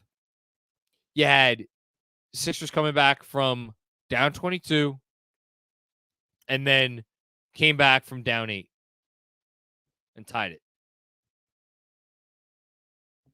Like, you know, how many times can you get hit in the nuts and pop back up? A few, apparently. Because the Knicks that's all they do. That's all they do. Get hit in the old cojones and they're like, yeah, that's fine. We good. We're fine. Thanks, Keith. Alex, 54 wins. I don't have to kill Robert. I think he was rooting for you to put him out of his misery. But no, we're happy we have Robert for another playoff series at the very least. Thanks, Alex. Flasta, what's going on, Flasta? It's 6 p.m. in Paris. I wish I was. It must be fun to be in Paris. Love a good croissant right now. That OG poster is going to the Louvre today. You know what I hate? And I don't know. It is off topic. I don't know if anybody else feels this way. Not that there's many instances of this. If a guy has a massive dunk or a great finish or whatever, but a dunk, right? In a big moment, late in a close game, and they get fouled, and they miss the free throw. Does it hinder the long-term enjoyment or long-term memory of the dunk because they missed the free throw in a game where, even though they won the game, the missed free throw loomed large, and that missed free throw loomed large, as did, by the way, Jalen Brunson's missed free throw late. So it's not like OG was the only one, but it mattered. I don't know. It was still a cool dunk. It was still over Embiid. It was a great dunk. Great dunk. I'll say that. Great dunk. Thanks, Foster. Hush Zoo. Big Ragu, shut me up. Nova 3 will always own Philly. Where's the guy that said, what else? What does DiVincenzo even do other than shoot threes? I want to hear from that guy. I forget who that was. That was awesome. Dude defended Tyrese Maxey like his job depended on it tonight. Thanks, Hush. Hannibal Miles, where would you rank the Sixers now on the list of all-time rivals? Ooh. I mean, this is really Andrew Claudio's department because he does the Mount Rushmore with everybody. They're not on the Mount Rushmore. Mount Rushmore is, actually, so Celtics, Heat, Pacers. Celtics, Heat, Pacers, Nets in some order. After that, I mean, the Bulls, the Bulls are there. Lakers are there. Bulls are there. Are they 7th? I mean, it's a divisional rival. Yeah, maybe top 10, definitely. Maybe 7th, 8th, like that. Thanks, Hannibal. Oh, my goodness gracious. What are you doing, John? John Schmeelk. First of all, before I even read John Schmeelk's comment, the NBA draft or the NBA draft, Jesus Christ, the NFL draft just happened. And if you're a Giant fan or you're just a football fan, I hope you were following John Schmeelk's coverage of it, because there was nobody out there who covers a team in the NFL that covers that team more succinctly and with more verve and spirit and flavor and flair than John Schmeelk covers the Giants. Obviously does, pregame, postgame for the Giants. I got to shout out your Twitter account. Sorry. Go follow him if you if you want, just go follow him. If you like the Giants, if you like the Knicks, because he tweets about the Knicks too, at SCHMEELK on Twitter. John's awesome, and I am very proud and happy to call him a friend. John, you're being ridiculous here, but I'm going to read your comment because you're being so ridiculous. Jalen Brunson is a superstar that carries the team with his immense skill, but so much of the team's character comes from the guys around him. They make some big plays, but they make all the little ones. Special group. Every one of the 7 guys had a moment in this series. Could we extend it to 8, right? Let's extend it to 8 because Precious. They don't win game 4 without Precious Chua. So we could extend it to 8. It was 8 guys. And I'm including Bogey too, right? Actually, hold on. So it's 9 guys. It's actually 9. It was the 7 that played tonight, plus Precious, plus Bogey. I don't think they win the series without the contributions that every one of those guys gave. I think what was bothering me about tonight, I know this was not the spirit of your comment, but it is what your comment made me think of. What was bothering me, and was really bothering Benji, even more than me, is throughout the game, the offensive rebounds they were giving up to Sixers not named Embiid was a killer, because those are the little things that you're talking about, where they always get the little things, right? The Knicks, I'm fairly certain they finished as the best defensive rebounding team in the NBA. I'll just confirm that right now. Defensive rebound percentage. Actually, no, sorry, they were 6th. I mean, so whatever. They were very good, right? They were the best overall rebounding team in the league, and they were the 6th best defensive rebounding team in the league. But the point is, you'll go a long time before you see a Knicks team give up 16 offensive rebounds. And in fact, because I didn't close out the page, good job by me, they've only given up 16 offensive rebounds or more 8 times this entire season. And not at all in the playoffs. The most they had given up was 12 in the last game. So this is a literally once in a 10 to 12 game thing where they will give up this many offensive rebounds. And I was so worried that would be the thing that would be their undoing, especially when you had in the fourth quarter. I think that the Sixers had at least 1 putback in the fourth quarter, maybe 2. And at the very least, they had some baskets that were generated after offensive rebounds. So, but, other than that, they did all the little things they had to do, which was really particularly meaningful coming off of the end of game 5, when they, and really in the overtime, right? Because Mitch did the thing and Deuce didn't do the thing.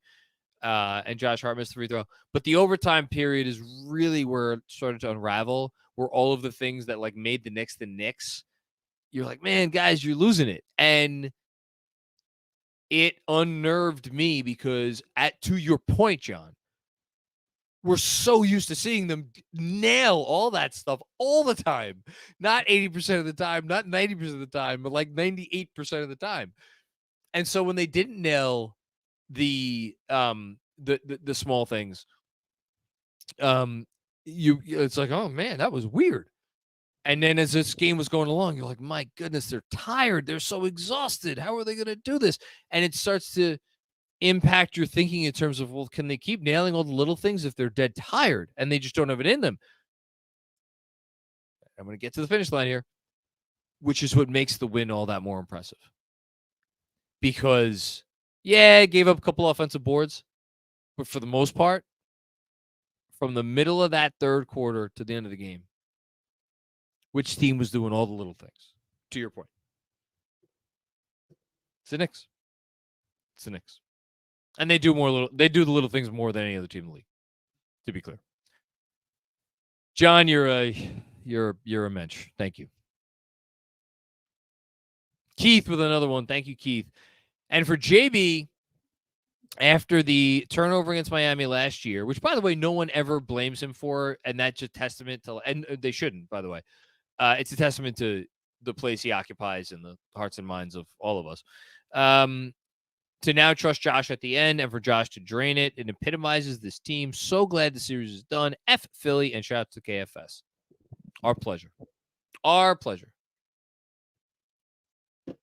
Thank you, Keith. Will Kebe. I hope I pronounced that correct. I love you all. We love you. I don't even know you, and I love you. Thank you for watching. Thank you for contributing. By the way, I'm sorry for people who probably sent these super chats in like 2.5 hours ago and are now like more than halfway through their sleep for the night, and I'm just getting to these now. Apologies. I hope you guys can enjoy it all the same on the rewatch tomorrow. Thanks, Will. Justin, thank you, Justin. Let's freaking go. This effing team, man. All year, this team just makes me so proud to be a fan. What a fun basketball series. Love you all at KFS. I'm going to get my heart checked now. Go New York, go New York, go. Man, I don't even know where my heart jumped out of my chest at some point during the fourth quarter.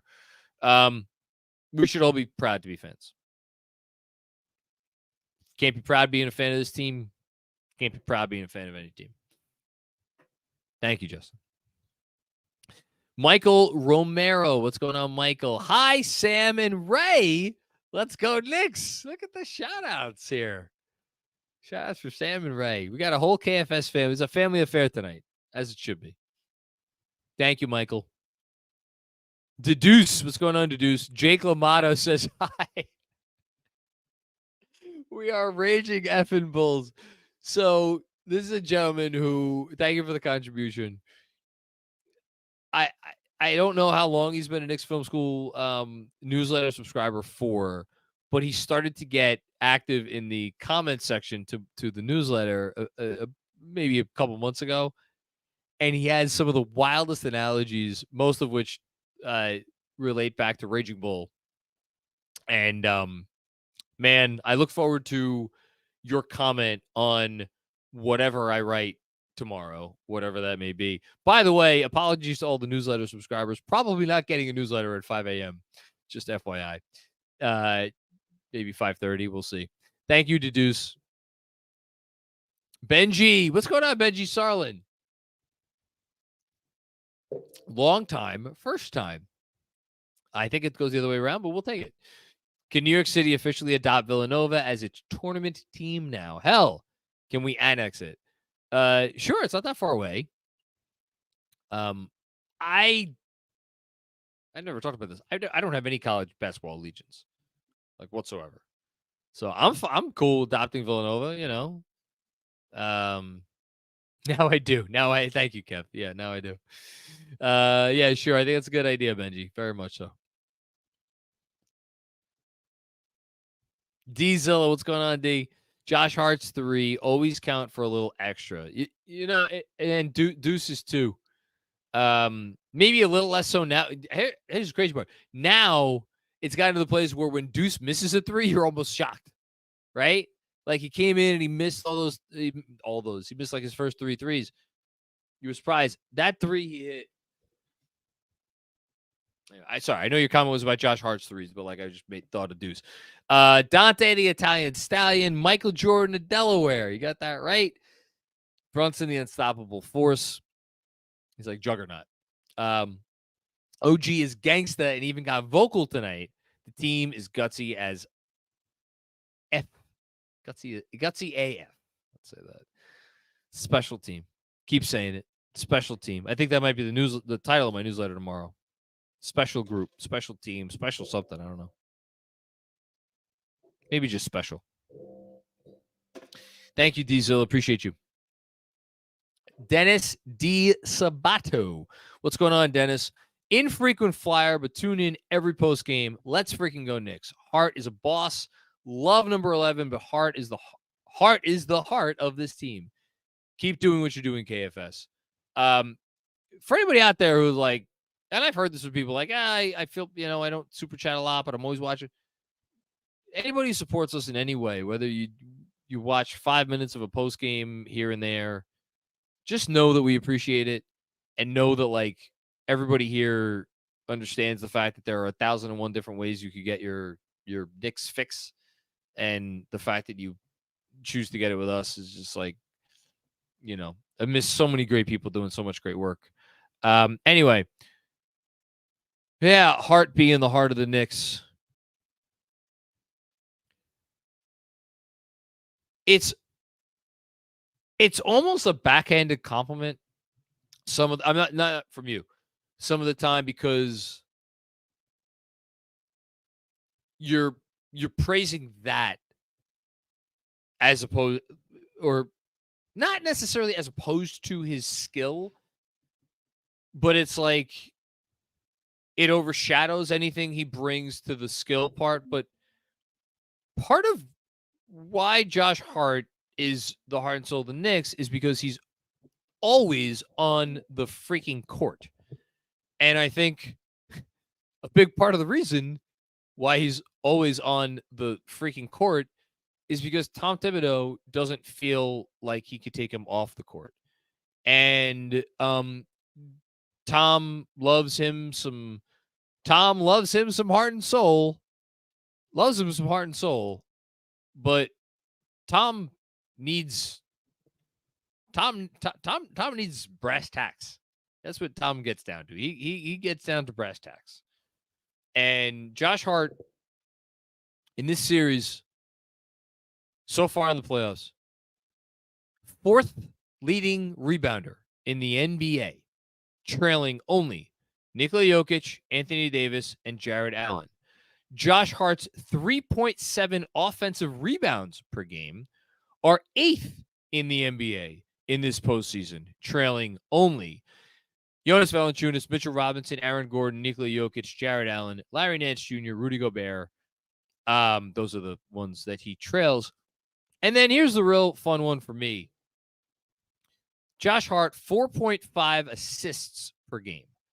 In addition, by the way, to 17 points a game. Like, Josh Hart wasn't a wallflower in this series. You average 17 points a game, like, you're doing some real shit.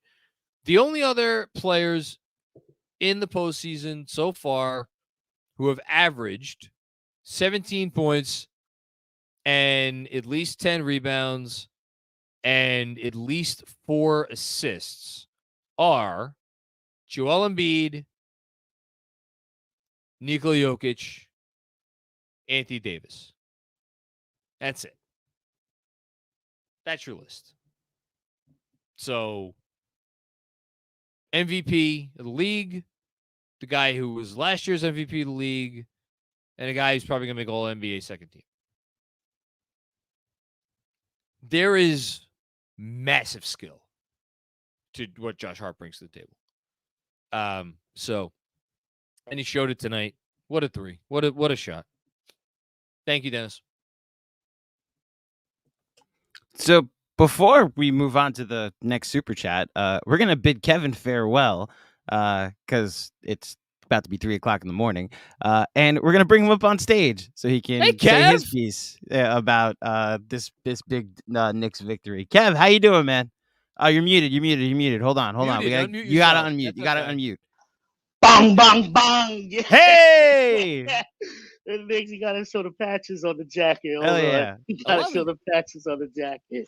They got the different, you know what I'm saying? Those are the 3 different prominent logos throughout the history. Yeah. And of course, why not now? Gotta represent. Listen, tonight, at one point in the game, I was just like, I was just like, I couldn't do nothing. I was standing up, sitting down, everything. Been watching this team for a minute. This man. Yeah. you know what I'm saying? Like I remember the Starks dunk over Jordan and the Bulls. I know it was Shit, man, you age well. right? I remember that. Yeah.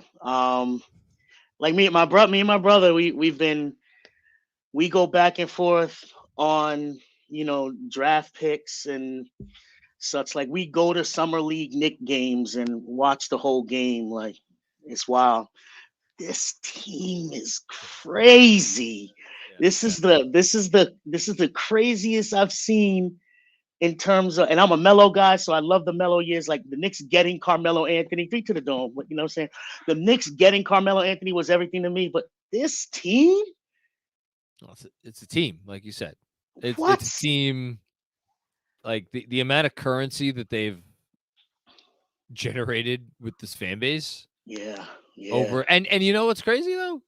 And I was thinking about this. I was going back over, like I always do a top 10 games of the season thing, and like thinking back to, like, this has been 3 seasons, right? Because it's the before the OG trade, and then there's January, and then there's everything after January 27th. Like I think we all really, really like the team, especially since like RJ and Quickly were so meaningful to so many people before the OG trade. And then the OG trade happened, and then it was special in a different way. It's changed the ceiling. But since the Julius injury, what they've done since then has elevated them into a stratosphere where it's like, 50 years from now, we'll still be talking about this team because of what they have done since losing Julius Randle. For me, at least, that's kind of how I feel. Yeah, because was Dante before that? Not if you just look at the numbers, like he was not putting up anywhere near the amount of shots that he has since. To say nothing. I was about you took the words out of my mouth. To say nothing of Deuce Pride, to say nothing of Isaiah Hartenstein. Hey, Isaiah, how would you like to be a fundamental part of our offense? Okay. Right. Yeah. It's just, and Josh Hart, since how many minutes a game has Josh Hart played since January 27th? All of them. All of them. He's like literally played like 90% of the minutes. It's wild, man. You're not like, wow. This is not. I mean, it's as many people have said, it's storybook stuff. It's storybook stuff. So it's amazing. But you know what I'm saying, y'all. Thank you for having me a part of this. This has been great. You know what I'm saying? Like, y'all do your thing. Much respect to everybody on the squad. You know. Yeah. You're we now, Kevin. I mean, I'm blessed. I'm blessed. You're blessed, man. You know what I'm saying? Highly favored to be a part of this. It's you know what I'm saying? Like I said, like I've been watching for y'all for like a minute, and every time like, I tell people, they ask me, oh, where do you get your news from? I would always tell them, you know what I'm saying, you guys, because it always comes down to, sharp analysis and, just pure passion. And I definitely appreciate that. So go New York, go New York, go. Hell yeah. Absolutely. Get some sleep. We'll tell you what the sunrise looks like. All right, y'all. Knicks in 6. Hell yeah. Giddy up. All right. Man. You want to just end the live stream now? You fucking kidding me? Of course I'm kidding you. All right.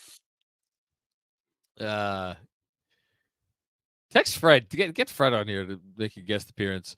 Dennis D. Sabato. Oh no, we just read this one. Okay, so the next up, Chris Carter. What's going on, Chris? Hey there, John. The other day I was talking to.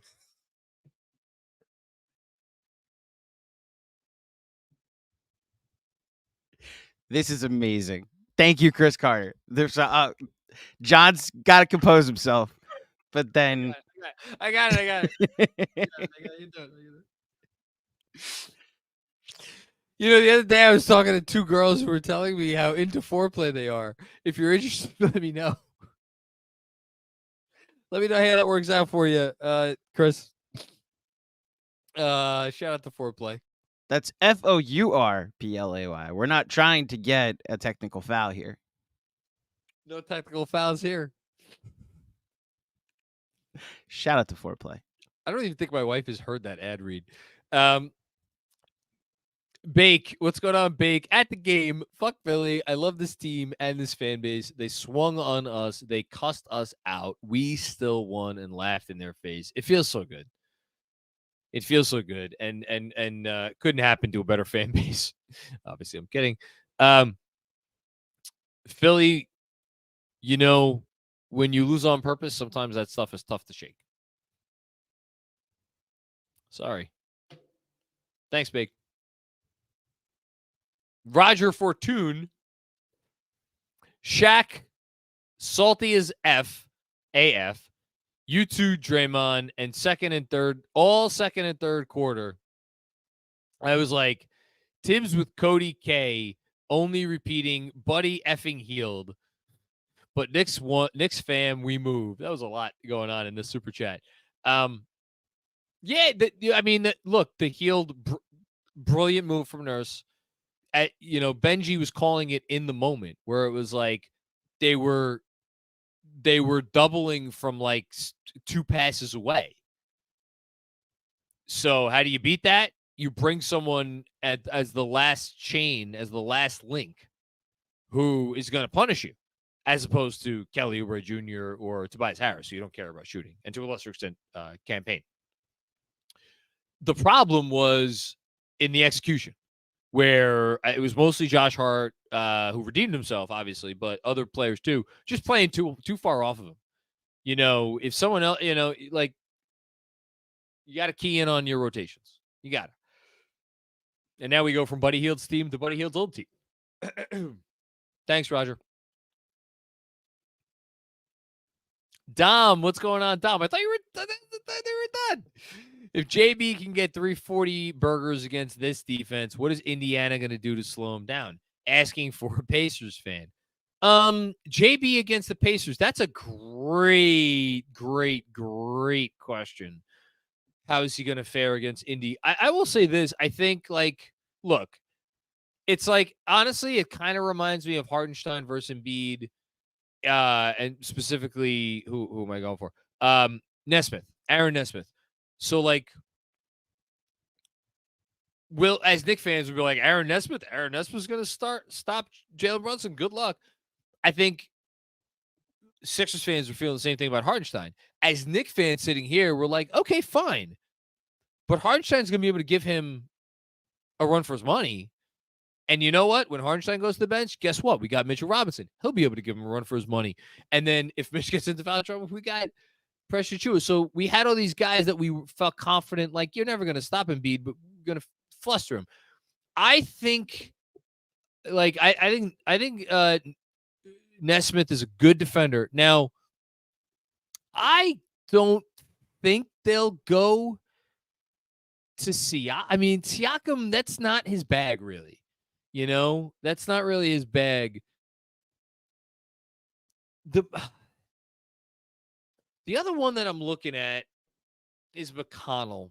And just the season, JB, you give him a little guy, doesn't matter if not little, Drew Holiday's not little, but you give him a shorter player. He does well with those, whether it's Caruso or Holiday. It's the length that bothers him. Now he figured out that Tobias Harris length in this series, and I think he was feeling pretty comfortable against the Batum length too, for the most part, not exclusively. But so McConnell, I don't know, but McConnell's crafty as all hell. He'll be ready. But I think it's mostly going to be Nembhard or Nesmith. I'm going to get those confused for the next 2 weeks. Nesmith. Nembhard's a decent defender too, but mostly Nesmith. But they'll defend him with their team. But look, the Knicks now have seen teams defend Jalen Brunson with their team for months. They'll be ready. Thanks, Tom. Jessica, what's going on, Jess? Knicks win, Sixers lost, the Heat lost. Everything is right, and as it should be in the universe. The universe course corrected. On to round 2. Let's go, Knicks, this effing team. Can I just say, I know this wasn't your comment at all, Jessica, but can I just say what I'm so excited about? I'm so excited to watch basketball for the next 3 days without having to worry about anything. I could just enjoy basketball for the next 3 days. I can't wait to watch Denver, Minnesota, just with a free mind. I don't know if I would have even been able to watch that game if the Knicks were waiting for a game 7. But yes, I think the when you said all is right in the world, that's kind of why I went there. Better question: how am I going to stay awake for Denver, Minnesota tomorrow night? Figure that out later. Thank you, Jessica. Mr. Hernandez. What's going on, Mr. Hernandez? Glad that the memory of Game 5 will simply serve as the prequel to the redemption story that was Game 6. Let's go Knicks. Let's effing go KFS. Well said. Really well said there by you. Glad the memory of Game 5 will simply serve as a prequel to the redemption story that was Game 6. Man, I want to steal that for newsletter. Thank you, sir. Hayden Freed, still in the parking lot. Thanks for going to the game, man. Thanks for anybody who went to Philly tonight and supported the team. You made a difference, I'm sure. F Embiid and F the process. Process stalled out, looks like. I don't know where it stalled out exactly. I don't know when it stalled out exactly, but you know what the funniest part of the process is? Embiid's awesome. If you ask, I think probably a lot of Sixer fans in their heart of hearts, what is the thing about their team that they are like most happy about / most excited about / like the least nervous about moving forward? I would gather a goodly portion of them would say Tyrese Maxey. Tyrese Maxey wasn't I get it. Like the pick that was used on Tyrese Maxey was a pick that they traded for, whatever. He wasn't a product of the process, or at least not as the process was intended to be. You know, that was Jahlil Okafor and Markelle Fultz and Ben Simmons. They were products of the process, and obviously Joel Embiid. Tyrese Maxey, it's like you just did the old-fashioned way. You plucked a guy in the middle of the first round who turned out to be awesome. So, I don't know. I wonder, because there's a lot of Sixers fans that will go to their grave swearing by the process and its merits. And by the way, I was all for it. Not from the Knicks, but like on behalf of Sixers fans, I was like, yeah, that's awesome. I wish my team would do that because it was just playing the odds. Andrew feels the same way. A lot of people feel the same way, and I think the reason a lot of people feel the same way is because of what we're seeing in some of these playoff series. It's like, does institutionalized losing have like detrimental effects years down the line? Like, we'll never know for sure. But my point is, I wonder how those Sixers fans who defended the process to the hilt or the tilt, I forget already. I looked this up the other night. To the hilt. How do they feel watching like Tyrese Maxey, who like you didn't need to, process yourselves out to get Maxey. You just had to make a good draft pick. So, I don't know. Hayden Freed with another one. Proudest I've ever been of this team. # resilient. # MVP 11. Yeah, I've never been as proud of a team. Oh, look, my wife just texted me. Congrats, baby. Passed out putting Scarlett to sleep. Just watched some clips on Twitter. LOL. I wonder what clips you watched. I'm mad I missed it. It's okay, baby. I love you. Hayden with another one. Joel, ain't no such thing as a halfway crook.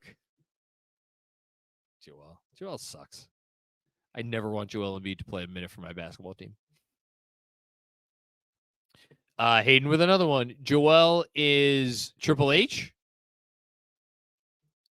Well, fine. Jalen is the Undertaker. I like that one. That's a good one. I know enough about wrestling to appreciate that comment.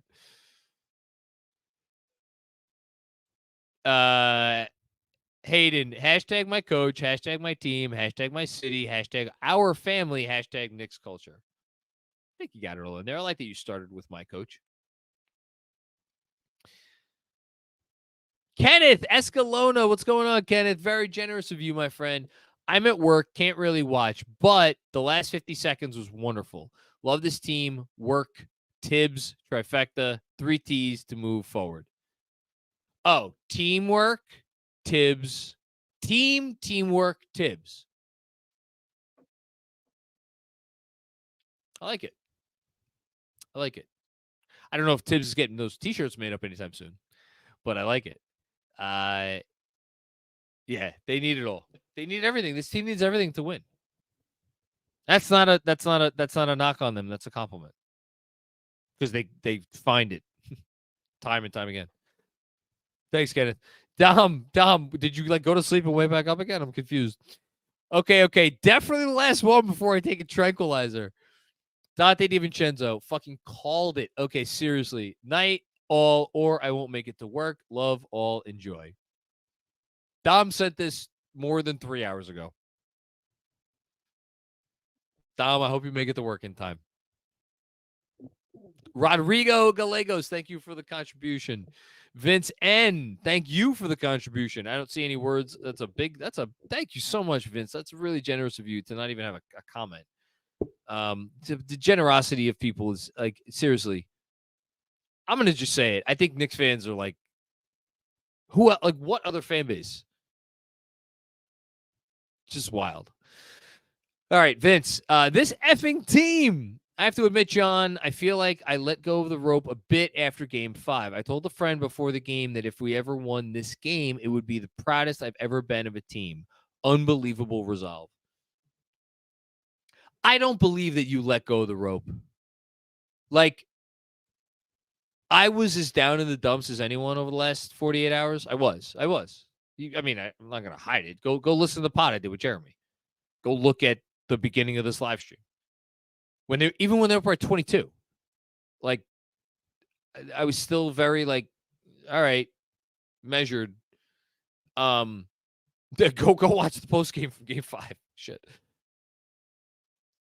But I believe that just like me, you did not let go of the rope. The rope may have been getting a little tenuous in your grasp, but you never let go of the rope because you watch this team and you're watching, you watch this live stream, which means you're a pretty crazy fan and you know to never give up on them. But I think what was driving me nuts is okay, but how are we going to do it? How are we going to do it? They're figuring stuff out, getting Maxey going. Embiid looks good. We keep summoning this otherworldly effort and resolve. And I think I phrased it the way I phrased it in the newsletter, not today, but yesterday. At some point, is it too much to ask them to continue to do this? When is enough? When is it to the point where it's okay, we just keep expecting this holier than thou performance where you're just yeah, of course it's the Knicks, the most resilient team of all time. Of course they're going to figure out a way to do it. At some point you're well, wait a minute, is there a point where they just don't figure out a way to do it? It's that day may come. Didn't come tonight. And that's why you're as proud of them as you are. Thank you, Vince. And thank you again, everybody who's still watching, who has the patience to stay up for their super chat comments. Trying to give every comment its due, so appreciate the patience. Hush Zoo with another one. My goodness, Hush. Brunson swinging it to Hart for the clutch 3 just felt poetic and made up for the mistakes from the mistake from Miami. A team full of trust, favorite team of my lifetime. Yep. Trust all the way through. Supreme trust. Thanks, Hush. Worldwide Knicks. What's going on worldwide? I'm trying to celebrate. To be honest, all I feel is relief right now. Going to need these 3 days to recover and take it all in. 5:10 here in Scotland, which isn't helping. And then a little drink glass, so I will toast to you. I think why not both? The little girl on the swing meme or whatever. Why not both? I feel relief too. I feel an immense amount of relief. I'm pretty pumped. I get it. This series, this thing beat the hell out of us. Imagine how the Knicks felt. Yeah. Varun, what's going on, Varun Jane? Hart's shooting coach needs a raise. Well, apparently he's getting maybe not a new shooting coach, but JJ Redick is going to work with him this summer. Also, Tibbs, fool him once, won't make the same mistake again, like the Game 5 ending. Our team, our squad, our coach. I really do love the praise that Tibbs is getting. I went on my Tibbs diatribe, so I'm not going to go on another Tibbs diatribe. But, yeah, totally agree. As Benji is laughing in the chats that or in our text. And Fred Katz. Yeah. You guys laugh. You guys laugh. Thank you, Varun. Brando, what's going on, Brando? Want to see Josh Hart eating a cheesesteak in the presser? No, but he promoted his new candy brand, Mike and Ike's. Shout out to them. Good signing. Thank you, Brando. Sam Garcia. Michael, what's up, cousin? This effing team, John. So your cousin, you're like a real cousin? Not like a fake cousin, like Sam Garcia's cousin? Thanks, Sam. Neil Asher. So happy to be a part of this. Thanks, John. Don't thank me, man. Thank this team. Thank you for being a part of this. I'm the one who has to thank you. Thank you, Neil. Oh, Varun was at T2 tonight. Oh, shout out, Varun. Rich, what's going on, Rich? Sure, I'm going to get an email from you tomorrow morning. As a wise man once wrote this winter, we don't shine shoes no more. No, we don't. A team that beats the reigning MVP and a guy who had one of the all-time playoff games. Just full stop. One of the all-time playoff games. To say nothing of the fact that the reigning MVP also had an all-time playoff game in this series. No, you don't. When you beat those guys, and I know, I'm sorry, I'm going back to it, but it's just so impressive to me. You beat them. They're coached by a great coach. Good role players. Good supporting cast. Good game plan. Like, nah, Knicks don't shine shoes no more. Sorry. Thank you, Rich. Appreciate the generous contribution, man. Jessica with another one. So the process is losing on purpose a lot to get great players, to get to the playoffs, to lose a lot. Sounds like a pretty shitty process if you ask me. Jessica, I think you repurposed this tweet or this super chat from a few days ago, and it was a great repurposing. Thank you. Yeah, no, I mean, look, the Sixers have a big summer ahead of them. They're going to be able to remake their team to some extent around their top two. I would not expect there to be any Joel Embiid smoke this summer. I think he recognizes, or if he's smart, he recognizes what he has in Tyrese Maxey. And let's see what they do. Let's see what Daryl Morey does. There's going to be a lot of pressure. There's going to be a lot of pressure on them and on him to follow through. So, see what's up. Thank you, Jessica. Lee Berliner, OG murdered the city of Philadelphia with that dunk. Yeah, it was a great dunk. It was a great dunk. I'm looking forward to rewatching it at some point soon. Tom, you're a liar. You're just a liar. You don't tell the truth. That's all. You just don't tell the truth. Tom Cappuccini, I still can't believe we survived the healed nightmare. That's probably why I can't go to sleep yet. Indy will wish they don't trade him for nothing. LOL. Indy's been a different team since they traded Hield. You wonder, had it not been for Halliburton kind of getting hurt, would it be one step back, two steps forward?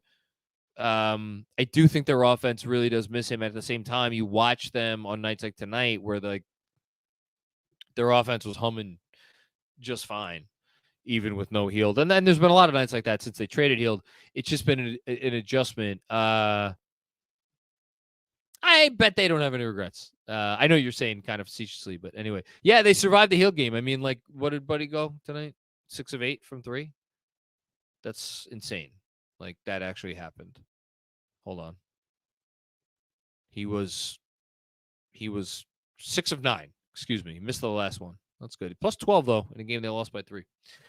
Thanks, Tom. And I believe this is finally the last one from Dom. Dom, again, I will say it for everybody to hear. I don't know a better Knicks fan than you. Shout out to the feisty Sixers and their toughness. What a battle. Embiid, enjoy your vacation, you clown. All done. The wife is calling. Night all. Let's freaking go, Knicks. Do not upset the wife. If there's one rule of Knicks Film School, do not upset the wife. By the way, I was talking to two girls the other day, and they were telling me how I don't even remember what the air read is. Shout out to the Sixers. They gave the Knicks everything. Everything they could handle. This team made nothing easy. Like, when was anything easy? Think about how many easy offensive possessions. Here's the best compliment I give the Knicks.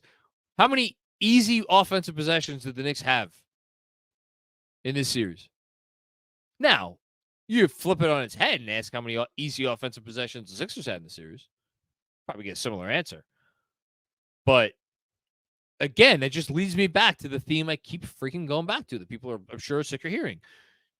They had two elite shot creators. We had one.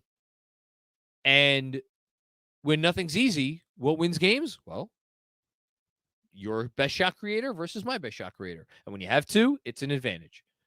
And they still came out on top. Fucking amen. Thank you, Dom.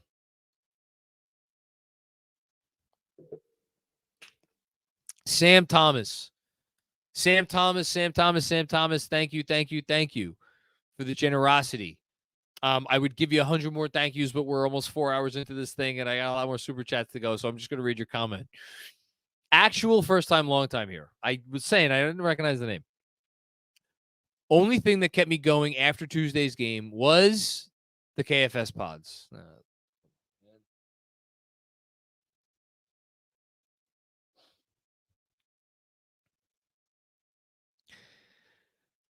Appreciate that this space exists for Knicks sickos. I'll send my next super chat after we win the title. I'll be waiting for it. See you then. Let's go Knicks.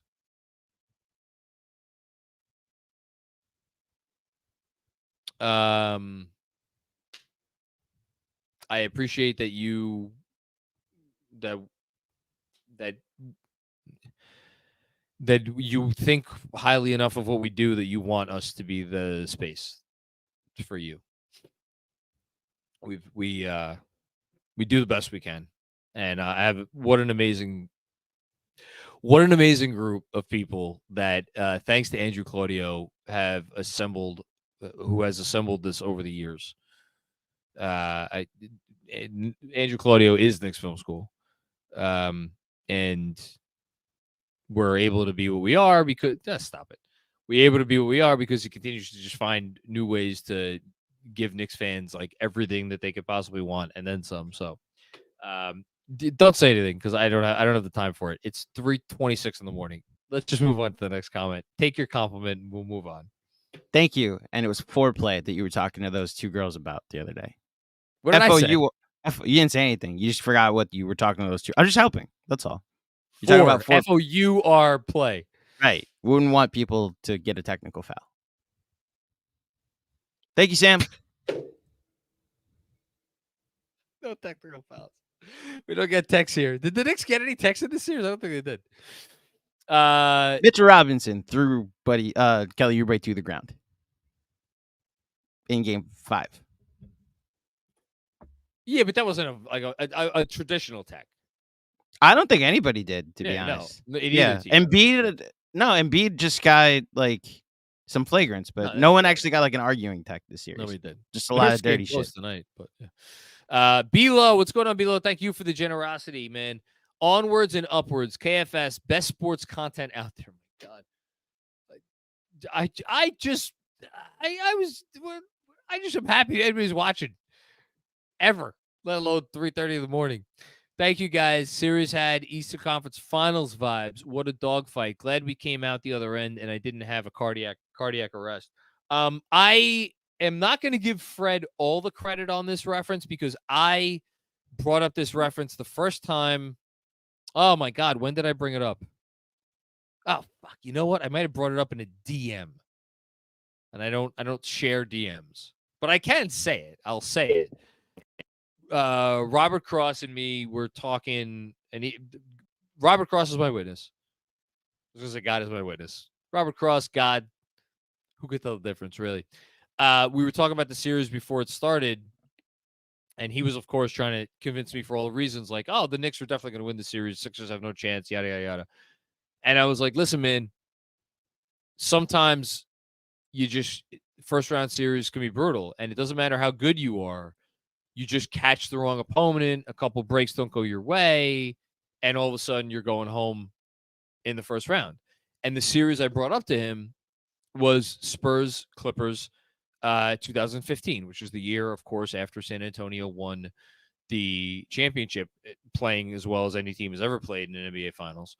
And then Fred Katz a few days ago, I think, said that this series was starting to give him Spurs Clippers 2015 first round vibes. And but Bilo, to your point, you say the series had Eastern Conference Finals vibes. Sometimes first round series have those vibes, and it's not. And I would say one more thing: it's not always it's not like every first round 7-game series has those sort of vibes. Like, I'm thinking, I don't know why this just popped into my head. You have to have two parts. You have to have a close series, and you have to have two teams that you believe either team that wins the series, they could go on and potentially make a run to the finals.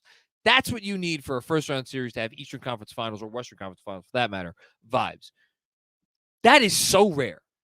That is what made that Spurs-Clippers series so special, is you felt like whoever came out of that series, and granted the Clips won the series, they did not make it to the finals, but you feel like whoever comes out of the series can make a run. This series had that feel. These two teams played the caliber of basketball where you felt like, man, I don't know who's winning this series, but whoever does, watch the F out for that team. That's what this series brought to the table. So, amen to that comment. Thank you, Bilo. Stephen Peoples, what's going on? Stephen made a last-minute impulse decision and bought tickets for Game 1. Good job by you. Went to Game 1 against Philly and got a win. Hopefully, same thing happens again. Love this team. Love you guys. Let's go Knicks. FNB. Great comment. Have fun at Game 1. I'm sure it'll be exciting. The Garden's going to be awesome. The Garden's going to be awesome for Game 1. Truly. I'm excited for it. I was not excited for the series. I was going to call it space, but I was nervous before Game 1. I was convinced they were going to lose Game 2. Like, I don't bet on sports. If I did, I probably would have, not that I would ever bet against the Knicks, but I felt it was like, they're not winning Game 2, especially the way they won Game 1. Then they won Game 2. I wasn't even confident going into Game 3, let alone Game 4. Game 5 is the game I was like, all right, we're up 3-1. I wasn't confident, but I was slightly less nervous. But and then tonight it was just the whole time it was nerves. I'm genuinely excited for Game 1. I'm genuinely excited for the series. Could they lose? Yeah, they could lose. The Pacers are good. Really excited to see this series. I think it's gonna be a fun series. I think the Knicks will play well. We'll see if it's enough. Chris Carter with another one. Chris, you're a madman tonight too. I'm thrilled that the Knicks won for a number of reasons, not the least of which is for you, John. Come on, what are people doing? What are we doing here? What is going on? Watching you after Game 5, it looked like the Knicks had taken a few years off your life. I hope you got some of it back tonight. Yeah, I did. I don't know. I just took that loss really hard, and I probably took it too hard. That will surprise nobody. I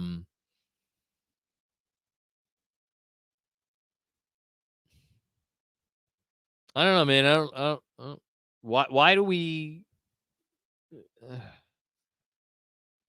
Why do I allow this team to impact me so much? I'm at the point now where Knicks Film School is what it is. It helps me support my family. Thank God. Otherwise, I wouldn't be able to do this anymore. It would be so much easier to be you know what? Let me make the decision to take the emotional part out of it. I could still do this. I could still talk about the games. I could still write the newsletter. Let me just X out the emotional part and not be bothered. With like, yeah, whatever. I could talk about a bad loss. Doesn't have to eat me up. A, I can't do it. And B, I guess I don't want to. Nah, I don't want to. Why is that? How is it that a bunch of strangers can do that to us? And yeah, I've met a few players on the team, but like for the most part, they're strangers. It makes no sense. But as people have been sharing over the course of the series, it's about family. It's sports fandom is passed down by family, So, yeah. Thank you, Chris. Appreciate that. Play-by-play with JJ. That's a fun name. What a series, man. I just got done with my stream. Awesome. Go check out Play-by-play with JJ. The Sixers fan in me is sad. Oh, my goodness. Is this an actual Sixers fan? But you guys played your hearts out, and I give you all credit. Hey, man, you guys played a great series, and I want to be very clear about that. I'll curse y'all up and down, but at no point in time have I ever been anything other than complimentary of the basketball you guys played and the fight that you guys brought to this thing. That was a war. And for as much as I'll make fun of Nick Nurse for saying what he said after the game, like, it could have gone either way. Could have gone either way. Thanks, Play-by-play with JJ. Stevens Guillaume, chopped cheese is better than Philly cheesesteak. Well, now you're making me freaking hungry. What are you doing? What a game. Pacers, you're next. Amen to that. Sam Garcia's dad, what's up, Ray? Don't ever doubt this team again. Hashtag, why not now? Love it. Thanks, Sam Garcia's dad. Sam Garcia following up his pops. Embiid in the fourth tonight, Embiid in the fourth quarter of this series. Is this accurate? I'm going to trust you that it is. 23.1% from the field, 11.1% from three. Shout out to Joel Fatbeed. That's not very creative, but we'll go with it. Pooped his pants when the going got tough. You know what's very appropriate about that comment? My youngest daughter, Isabel Macri, who I love dearly, she finally got, it finally started to get through to her potty training. She went on the potty for the first time over the weekend. Last weekend? Yeah, this past weekend. Yeah, so maybe a week ago, actually, I think it was the first time, Thursday night. So it's now been a week since Isabel Macri has pooped on the potty. I think she transferred her penance or her penchant for shitting her pants to Joel Embiid, who already shit his pants often in the fourth quarter, but brought it to new levels in this series. So congratulations, Joel Embiid. You no longer do poo-poo on the potty.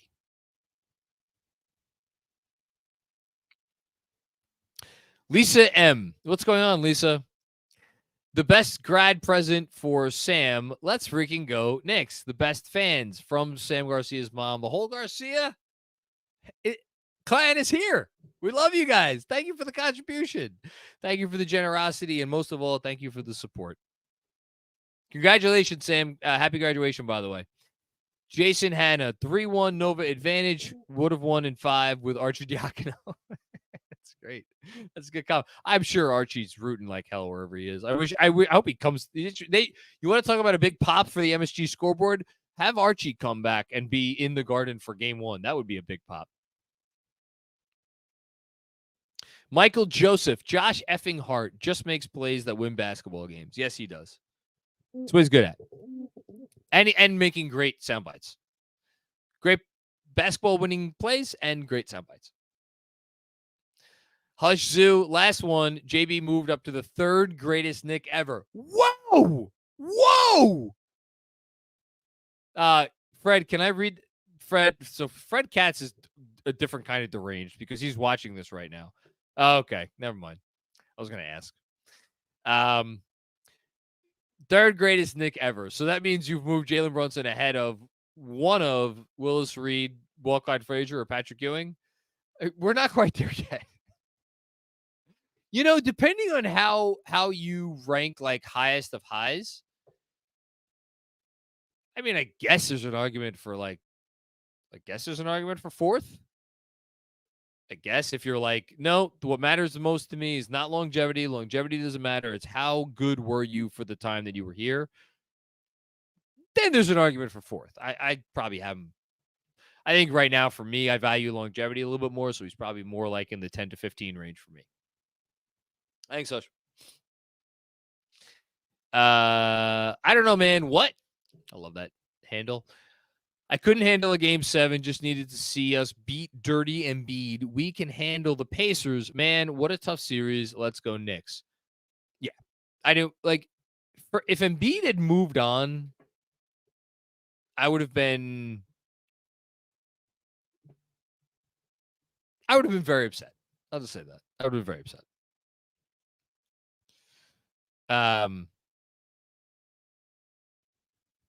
I'm sorry. I have to read a text that I just got. That's great. Not reading it out loud. Brian Less, what's going on, Brian?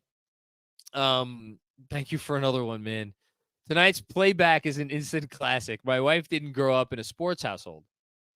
So she watched me during this series with grave concern. I'll bet. If your wife loves you, I'm sure she did. But her seeing you guys lose your shit with me, including choking Crow and Barrett,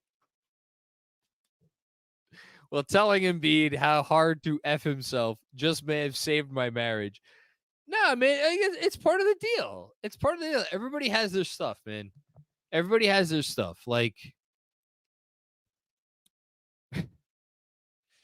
I hope that your Knicks fandom is like not the most offensive thing as part of your marriage.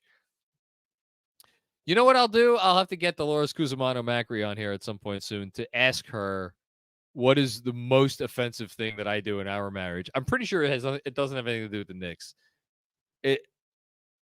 It's probably just my general like being, because I'm kind of a pain in the ass to deal with every day.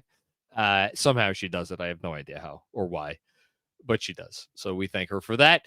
But yeah, man, it's all part of the deal, and it's not something we could change. It's just here. So if you love us, you got to love all of us, right?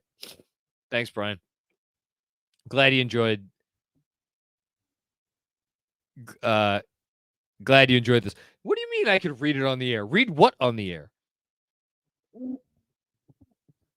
What? What do you mean you're a pain in the ass to deal with? That's very funny. Really, very funny.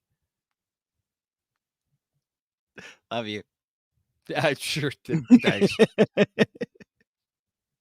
Speaking of Ryan, what's going on, Ryan? Ryan Eggers, what's going on, man? How are you? John, YouTube won't let me curse, so please fill in the blanks for me. Embiid, a B. Maxey, a B. Oubre, a B. Lowry, a B. And Nick Nurse is the biggest B. Let's freaking go. Okay. Fred gave me the okay, so I will just share. Thank you to Fred Katz for allowing us to share something that he could easily say for his own reporting, but he's kind enough to let us kind of spill the beans here. Ryan Arcidiacono is indeed very excited for what is happening with the Knicks. And yeah, I can just leave it at that. He's very excited. He's watching, he's rooting, and he's having a grand old time following his ex-mates, as should shock no one. Just for clarification, Ryan meant bitch is the word that he wanted you to fill in. Apologies to John's cab driver. I need a new bottle of bourbon. Ray with another one. OG really came up big with offense when needed. Thank you, Leon. Interesting OG games, specifically on the offensive end. I mean, I would have to Tibbs' voice. Gotta go watch the tape. I thought he was exceptional on defense. I didn't have any glaring issues at least, that I saw with the defense, other than a couple of not missed defensive rebounds. He didn't get a couple of defensive rebounds early in the game. Still ended up with 9 rebounds, by the way. Not nothing. 2 blocks, 2 steals, plus countless other impact plays on defense. Plus 8 in the game. They won by 3. 19 points on 8 of 17 shooting, hit 2 of 5 from 3. The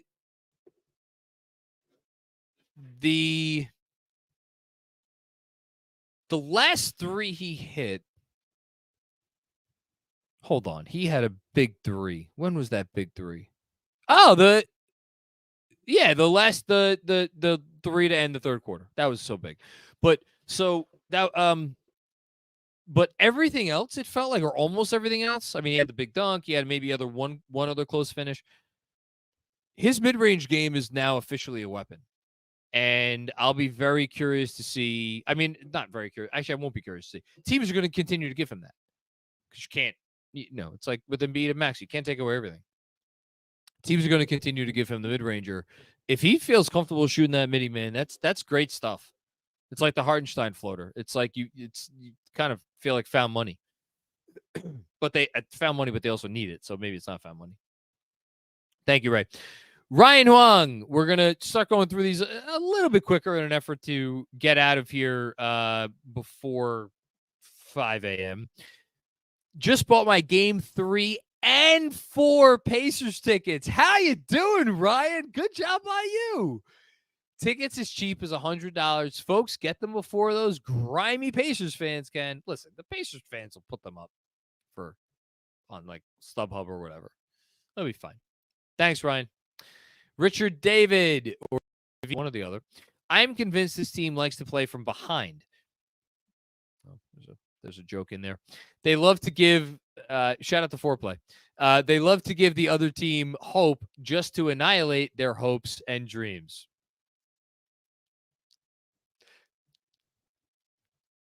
Yes, that's a great comment, Richard. Not going to make any other jokes. Annihilating hopes and dreams. Shout out to Pinworms.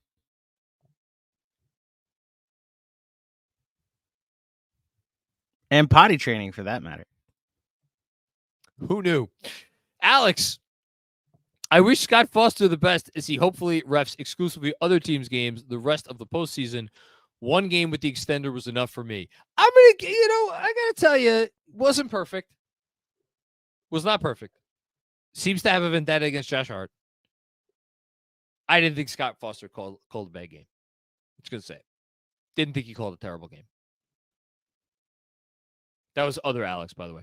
Jessica, Embiid should be embarrassed. He was so bad. Joel. I was like thinking of that in like the voice that Arnold Schwarzenegger would do in like one of his 80s movies, like delivering one of his one-liners. But I'm not going to do that voice. Sorry. Thanks, Jessica. Kyle Crawford, hashtag fire Tibbs. Of course. Hazu. We all love this team equally. Family will fight and disagree, but we all have the same goal. Been a supporter of KFS for years. Let's freaking go Knicks. I know what you're responding to, and I appreciate you saying that. It's very mature of you. More mature than I am a lot of times on here when I just let my emotions get the best of me. But again, that's it's what happens with family, right? Like you said it. You kiss and make up, you move on. That is like almost quite literally the definition of family, right? Yeah. Thanks, Hush. Appreciate you, man. Ray with another one. If they lost tonight, he would never have been Buddy fucking healed, or he would have forever been Buddy fucking healed. Worth repeating. Don't doubt this effing team. No, it is worth repeating, and I don't doubt them. And yes, that would have been the Buddy Hield game. I think that would have been the Buddy Hield game, unless something happened late to overshadow it. I think that would have been the Buddy Hield game. Thanks, Ray. Rich McLeod, absolutely unreal. This effing team. That effing loser player and city watch party was scenes. Is that what the kids are saying nowadays? If something's a good time, it's scenes. Yes. Sold. Never heard that before. Hope the stream goes 8 hours. Well, we are coming up on. Oh wait, no, we just crossed the barrier. Excuse me. Well, I go seek the advice of a trained medical professional. Get it? Shout out to Foreplay. We deserve the party, especially after the other night. Love you, bro. Love you too, Rich. Appreciate hearing from you, man. Always all the best. CKF. Don't know if this has been mentioned yet, but remember last year when Brunson didn't make the pass to Hart against the Heat? Yeah, it's been mentioned. Talk about growth. Talking about growth after we've passed the 4-hour mark. How appropriate. Oh, dear God. It's KFS After Dark. What do you want me to do? Trying my best. Have watched every KFS postgame these playoffs. Man, thank you. Thank you. You guys are the best. Do you think they add an 8th man to the rotation? Thank you, and let's go Knicks. For the playoffs? No. I think so basically Alec Burks is not going to play. Shake Milton's not going to play. Like, no. I mean, basically, you're asking me, are we going to see Precious at the 4 minutes? I'm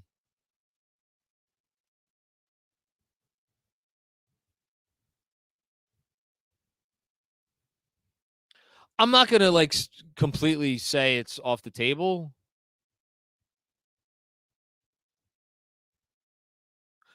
I don't know. I'm just going to be honest. I'm curious what Benji and DJ have to say about that. The concerns are obvious, right? Like, I'll say this. The thing that would make sense for me to some extent would be if you're going to play Precious at something other than the 5, which again is the only way that I can foresee them going in 8-man rotation. I think it'd be kind of tough to do with Josh Hart on the floor. All due respect to Josh Hart being the Knicks' best 3-point shooter in these playoffs and making the biggest 3 of the season and many seasons. I think that would be a little tough.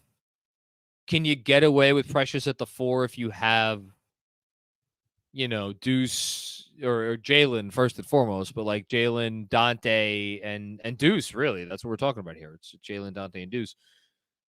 Yeah, maybe. Hartenstein at the 5. Maybe. I don't know, though. I mean, do they need to? I don't know. The minutes are what the minutes are. It's tough. I don't know. It's a fair question. I don't really have the answer right now. My inclination is to say no. Trying my best with Brian Less. What's going on, Brian? I haven't felt this way about an athlete since Jeter. He made me love watching sports when I was 10. Excited for kids who got to be a part of this era. I hope a lot of kids are falling in love with Knicks basketball right now. As far as his place in New York sports lore, I don't know that Eli Manning was ever converting. If you're a young kid when Eli was coming up, you'd be like, man, that Eli Manning, boy, oh boy, he's really gets my juices flowing. I don't think that really did it for you. There hasn't been a jet. I don't think, all due respect, I don't want to get into an argument with Andrew Claudio right now. I don't think David Wright ever rose to that level. Not even close.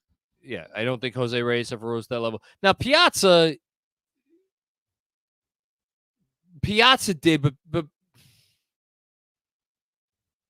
Piazza did. Piazza was there, but he wasn't a homegrown guy, and Brunson is a homegrown, but he feels homegrown. So I don't know what to do with that one. Mike Piazza is going to be my wife's favorite athlete until the day she dies, But it's different because they got him when he was already an MVP level sort of player. I think that's it. It's Jeter. Wow, that's wild. Unless Lundqvist, if you're a hockey fan, sure, but yeah, that's about it, right? Elton Chung, what's going on, Elton? Nothing more I love Nothing more than I love than this effing team. Couldn't sleep after the last game and couldn't even watch your post game after. I wouldn't have watched it. I don't blame you.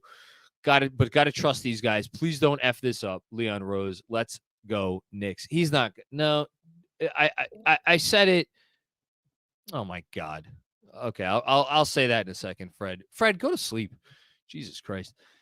Leon Rose, if 4 years of evidence is any indication, I don't think you have to worry about that.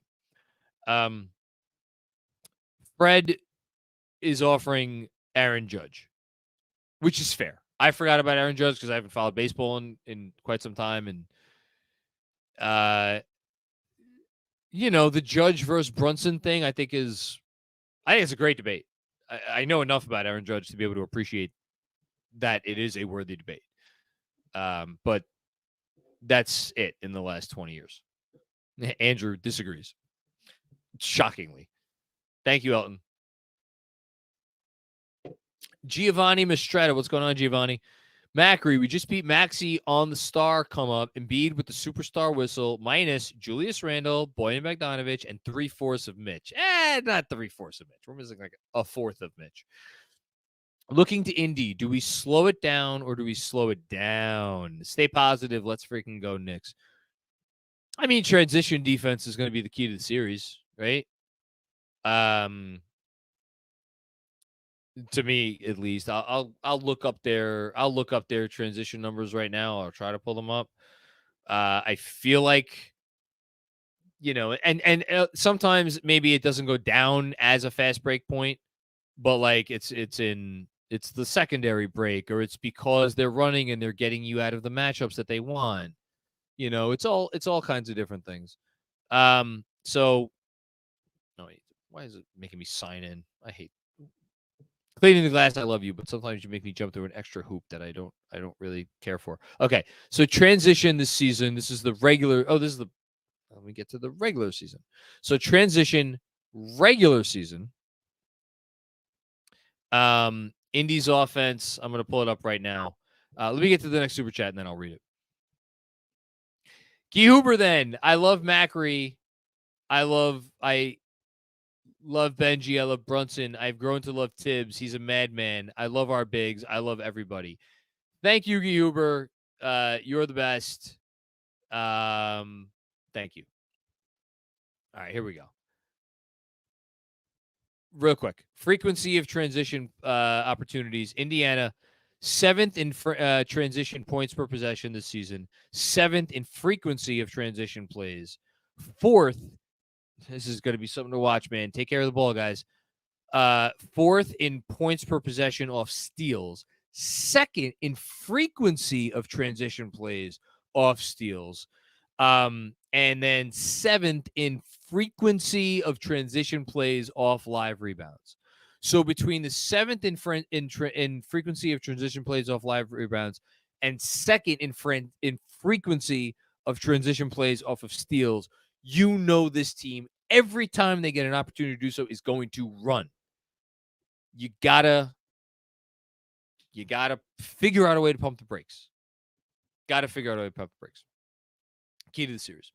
Sorry, had to do that. Rob N. As much as beating Cheddar Assman last year was fun, you just said our group chat name. Knocking out Embiid, Nick Nurse, and Lowry hits different. Let's all enjoy the moment. Yeah, meaning hashtag meaningful for different reasons. Last year it was the Donovan Mitchell of it all. This year, I mean, kind of similar, right? Donovan Mitchell was the guy the Knicks were linked to this previous summer. There were Embiid rumors this summer, not really anything founded like the Sixers were going to do anything, but he said what he said about, whether it's here or anywhere. And now they beat him, sent him home. Lunas, just watch the end of playback. Glorious. Let's freaking go Knicks. Did Andrew put this out on Twitter? I wonder. Thank you, Lunas. It's on YouTube. Oh, even better. William Monahan. That OG poster over Embiid was greatness. Love this team. Why not now? Keep rolling. A lot of people loving the OG dunk. I'm not sure I expected that, but I love it. It's a great dunk. Thanks, William.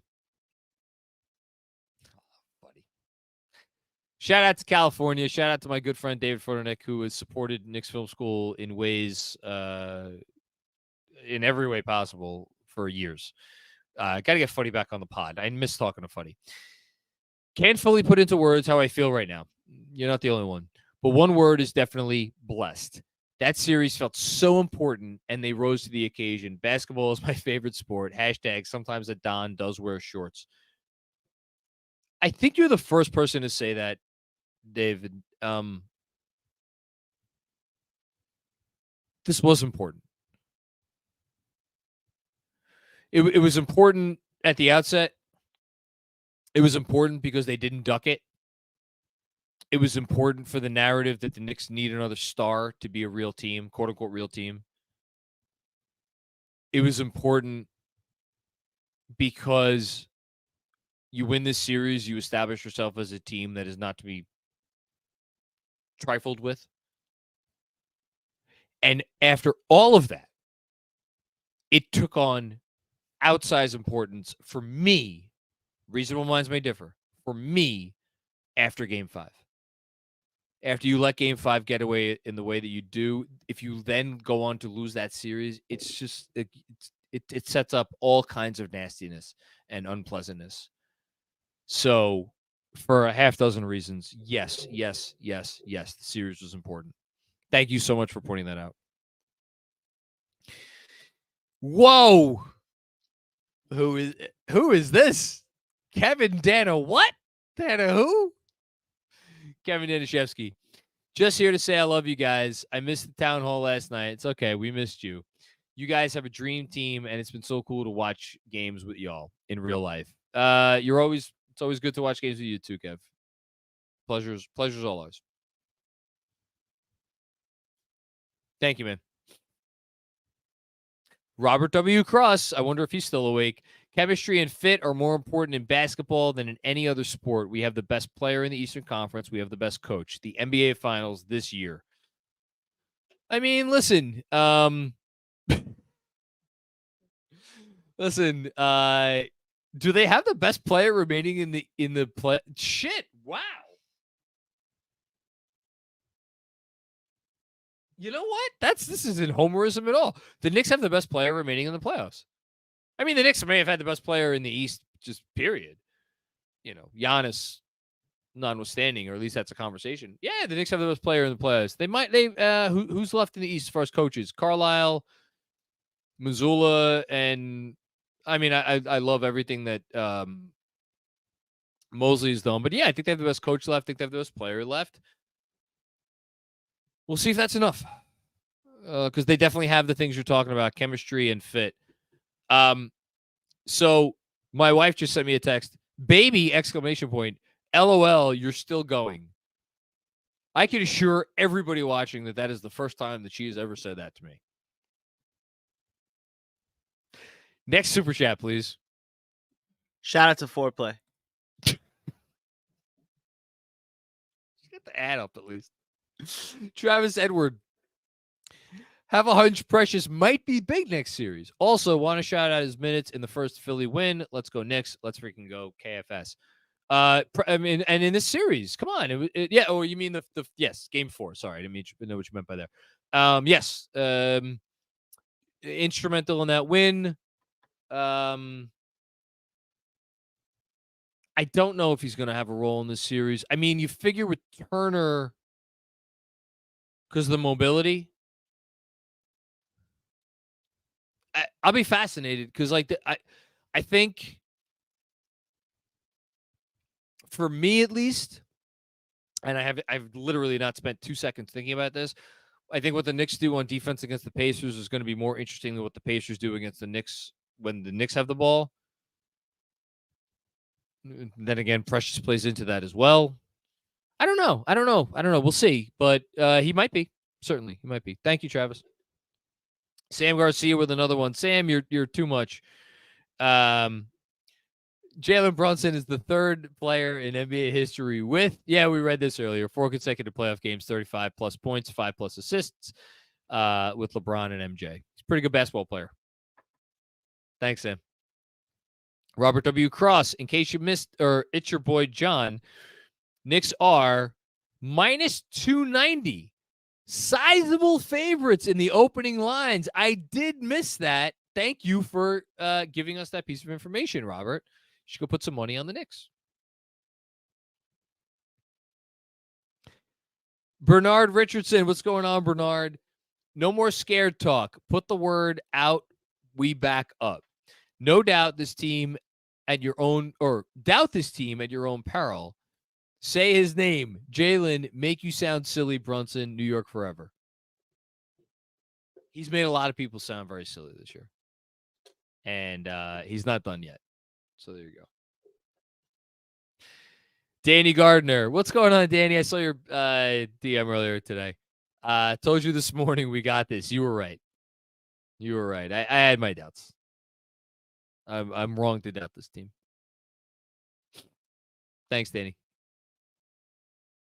William with another one. Where did you guys get the Knicks Maker's Mark? I don't know. It was a gift from Andrew Claudio's cousin, Ryan Eggers, who we appreciate and love so much. No idea. I will ask him and get back to you. Thank you, William. Probably Google it. Yeah. Thanks, William. Sean with a W recently celebrated his birthday, so we got a nice birthday present finally tonight, a little bit late. It's the team's job to respect the opponent, not ours. We are putting Cornfield Compazzo, oh dear, in a effing spliff. Scared money don't make none. Hashtag Knicks in 5. Man, I'd love Knicks in 5. Knicks in 5 would be great. I don't think they're going to care one bit about going into Indiana and playing a basketball game for what it's worth. Game 1 will be big. Game 1 will be big. Game 2 will probably tell us what kind of series we have. Thanks, Sean. Eric Corn, like mixing bacon and corn. Indy can't play with us, John. I'm. They're deep. They run. They could shoot. Everybody could shoot. Everybody they put on the floor could shoot, except TJ McConnell, who I think he made a 3 tonight. And he didn't need to shoot threes because he's as good a close range guy as far as guards as anybody in the league outside Jalen Brunson. Dangerous offensive team. I've played a little defense since I got Siakam. I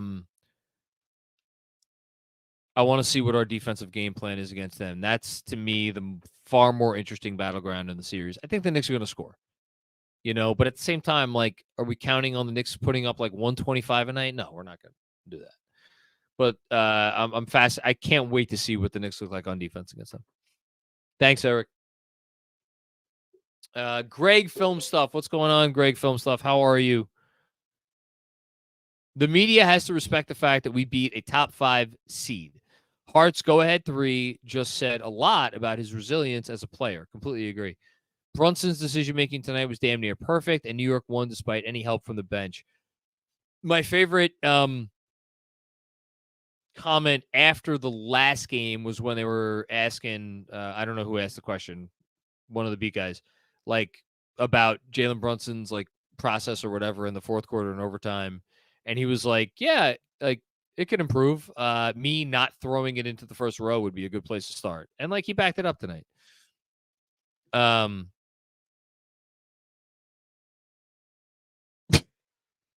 Fred can't see straight. That's all I have to say right now. Fred, go to sleep, man. Bernard Richardson. A1 steak sauce at the Sizzler, baby. Him. I love it.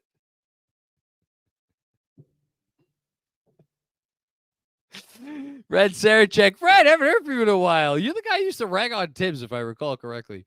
Respectfully, obviously, to Nick Nurse, my response to his could have gone the exact opposite way but didn't comment is if my aunt had balls, she'd be my uncle. I prefer if my mother had wheels, she'd be a wagon, but either way. And again, I say that respectfully, Nick. Thank you, Red. Johnny Chibo, what's going on, my man, Johnny? Congrats, JM. A Knicks win in a KFS is a KFS win. Hashtag why not KFS? I see what you did there. See what you did there, Johnny. Thank you, my friend. Lee Horowitz, I don't see a comment. Maybe we'll get that up. Red with another one. What do we say, J-Max? 7th Avenue, shut it down. One step at a time. One step at a time. This team has a lot further to go. You win a first-round series. That means there's 3 more series to go, you know. But not putting any ceilings on this team. You know, Boston... Look, Indiana's going to be so hard.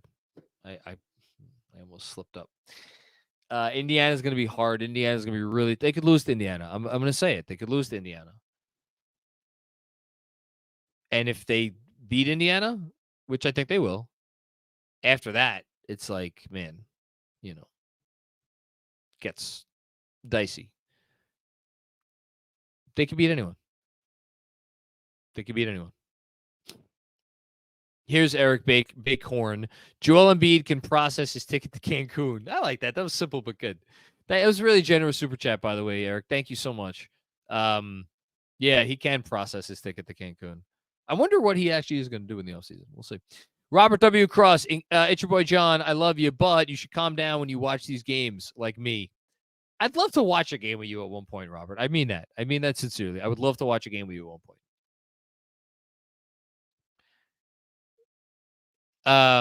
Rob N. What's going on, Rob? Why do sports matter? Because I need to believe that a group of people can come together to be greater than their individual parts. The Knicks did that. Yeah, I mean, I think look, sports at the end of the day are a distraction.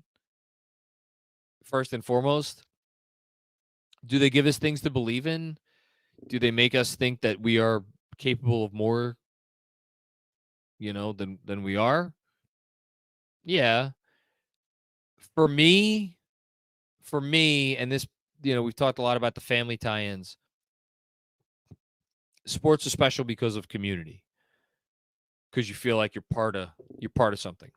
You know, we're all here together. It's 4:11 in the morning, and I'm here with people all over the world. You know, directly or indirectly, whatever the case may be, because we all have a shared love of this basketball team. And then, but it only, I mean, it always comes like, look, we could be here commiserating about a terrible basketball team. It's less fun, but we'd be doing it together. What makes it special is when you have, like, where else in life can you have, that was scary. Can you have a broke my daughter's Lego. Can you have a thing that like complete strangers feeling pride in the exact same thing? Like you've never met each other, but you feel pride in the same thing. I don't think that happens any other time. So thank you, Rob. Kevin Danishevsky with another one. I have to fix my daughter's Lego, otherwise it's going to bother me. Where does the Hart trade rank in Knicks history? Chris Murray is fine, but like, what a freaking steal. As Simmons recently said, every team wants that guy.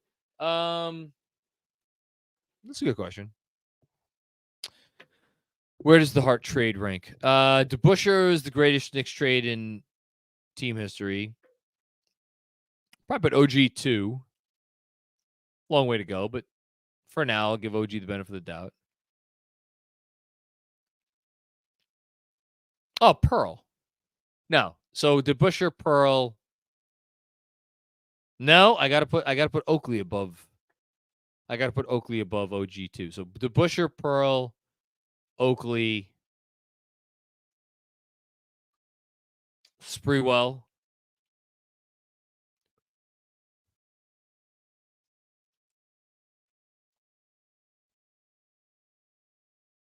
So if OG's 5, Hart's 6, maybe? Does that sound right? That sounds right. Right? And there's others I'm not even considering, like Camby, the trade they got them. Camby was a pretty big trade. Brock 01. Man, need this revenge from 2013. I watched the 30 for 30 winning time last night, amped for this series. I'm from Pennsylvania, so the Sixers series feels good. Glad you got to enjoy it. As far as revenge for 2013, no. This isn't revenge. This is just war. It's Indiana. Like, if you're my age or older, actually, no, if like you're right around my age, because people who are like a lot older than me, they like the Celtics are always going to be like their top rivalry, or maybe the Lakers, I guess, or the Bullets, because all those series too. If you're between the ages of like 38 and 45,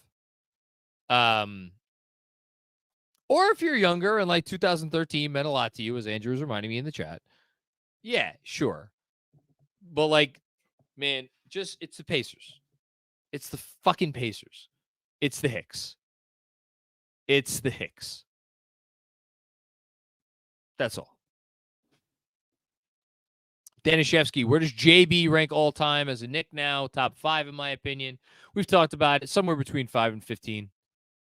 Somewhere in that range. He's in there. Depends how your view is.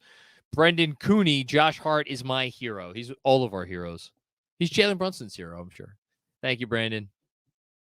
Swaggy OG, only time I've been to MSG is when Randall missed the free throw in overtime against the Pacers the year before we made the playoffs. Now they are in our way. I'm not going to lie, I don't remember that game at all. I really don't remember that game at all. For some reason, I mean, I've phased a lot of that.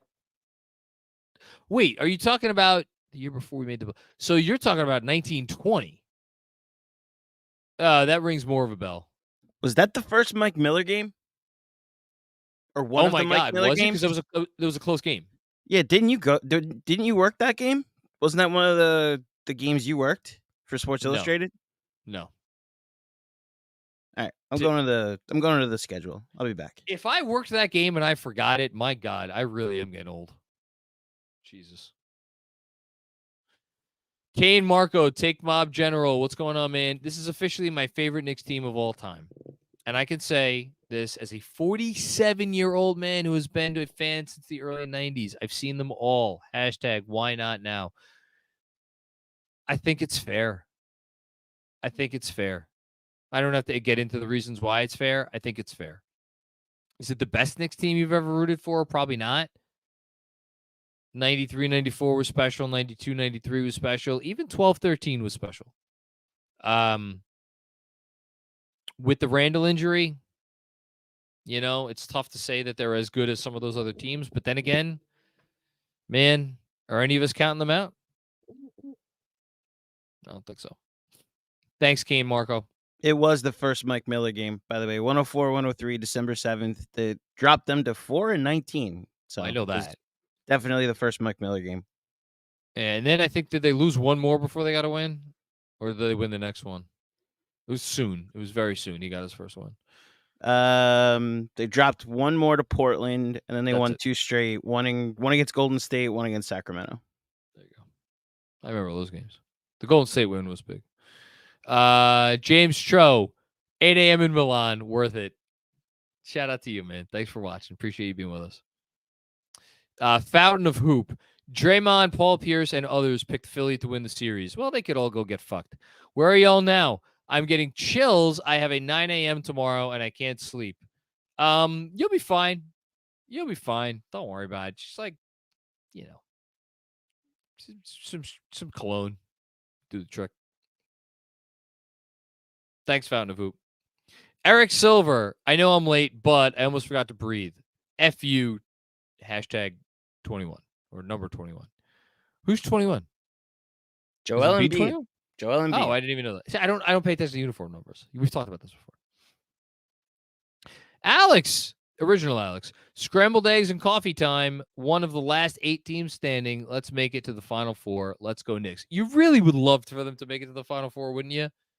I mean, since the championship years, you could count the amount of times that they've made it to the Final Four on one hand. I think, what has it been, 3 or 4 that they've done since the championship years? NBA, Hold on. This will be very quick, Andrew. I promise. So they made it to at least the East Finals. What's the question? What are you looking up? No. So how many times since the championship years have they made it to the East Finals? So 2000, 99, 94, 93, and then they did make it. It was a different playoff format, so it was only the second round, but it was the East Finals. They did make it in 73, 74, but still, in the last 50 years, if we include this season, in the last 50 years, they've made it to at least the East Conference Finals 4 times. Let's make it 5. Why not? Fred, this is what you stayed up for? You degenerate. Fred Katz, this series is over, or the series is over. That's a factual statement. Thank you for sharing it, Fred.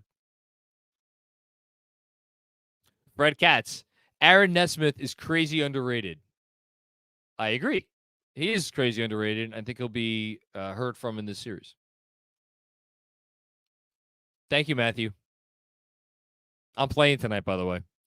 Fountain of Hoop. My grandfather passed away 2 weeks ago, and this finally put a smile on my face. Oh, man, this is Mello from Toronto. Mello from Toronto. I feel like I haven't seen you in a while. I'm so sorry to hear about your grandfather. I never know how to respond to these comments because I wish I had something insightful or anything to say to offer solace or condolences or anything. Just really sorry to hear it. I'm glad this put a smile on your face.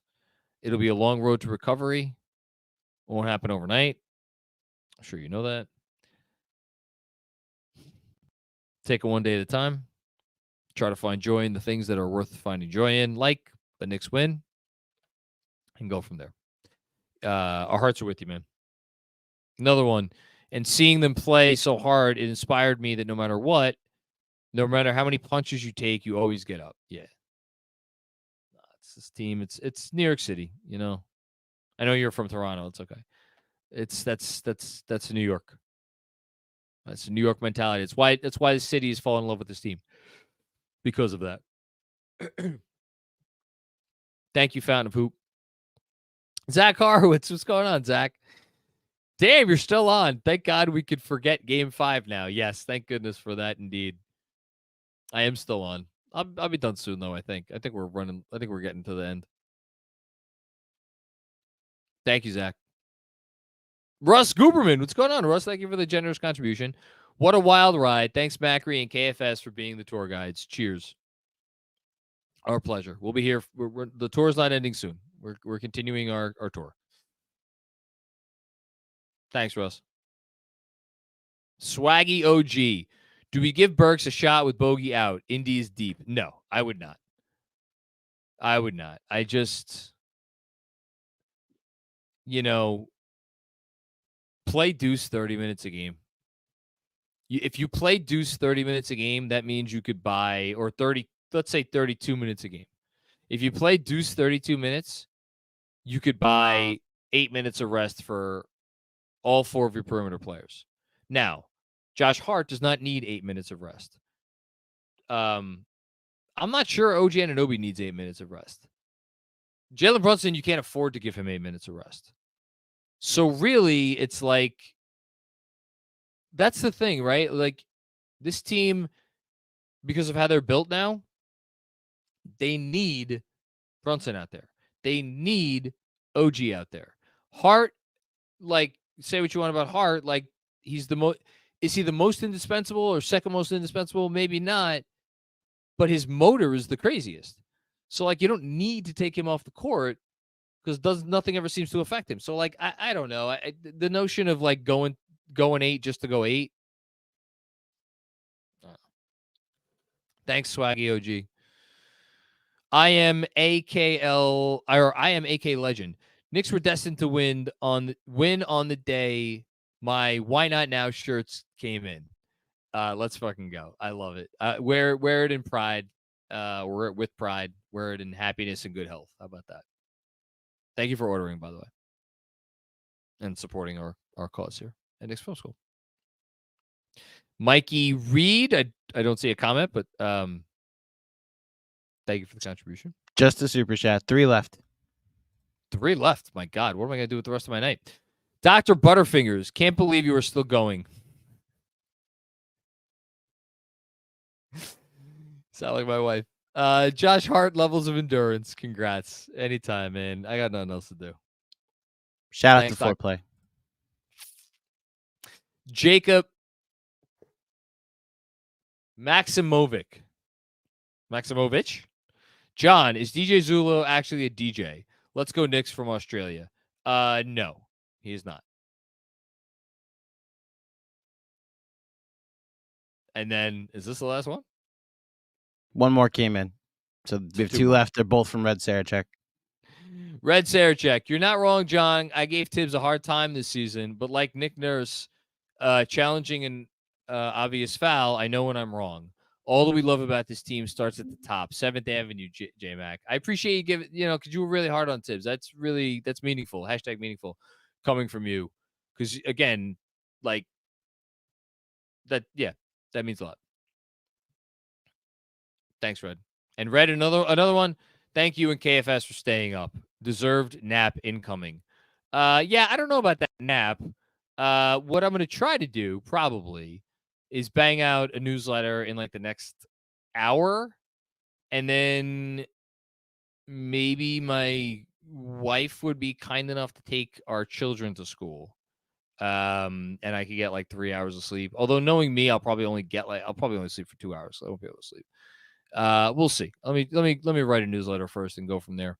Anyway, thanks everybody for tuning in to what has been easily the most exciting, fun, crazy, any word you want to use, post-game live stream of the year. KFS is you guys. You guys are KFS. So we do this together. We celebrate this team together. We celebrate our dedication as Knicks fans together. And tonight, we celebrate this win together. And what a win it was. It was as good a win as they've had all year. And it was representative of everything that this team stands for. But, mostly good, but it's like, they have to ice skate uphill sometimes. They do not get deterred. They do not get discouraged. And they, most of the time, don't get defeated. So, kudos to them for giving us something to all be excited about. Kudos to everybody who watched, is still watching, will watch. We'll be back with more fun and games before you know it. I will talk to you soon. Dolores Cusimano Macri, come to bed. Did you really just freaking write that? I love my wife. All right. Take care, everybody. Peace out. Shout out to Foreplay.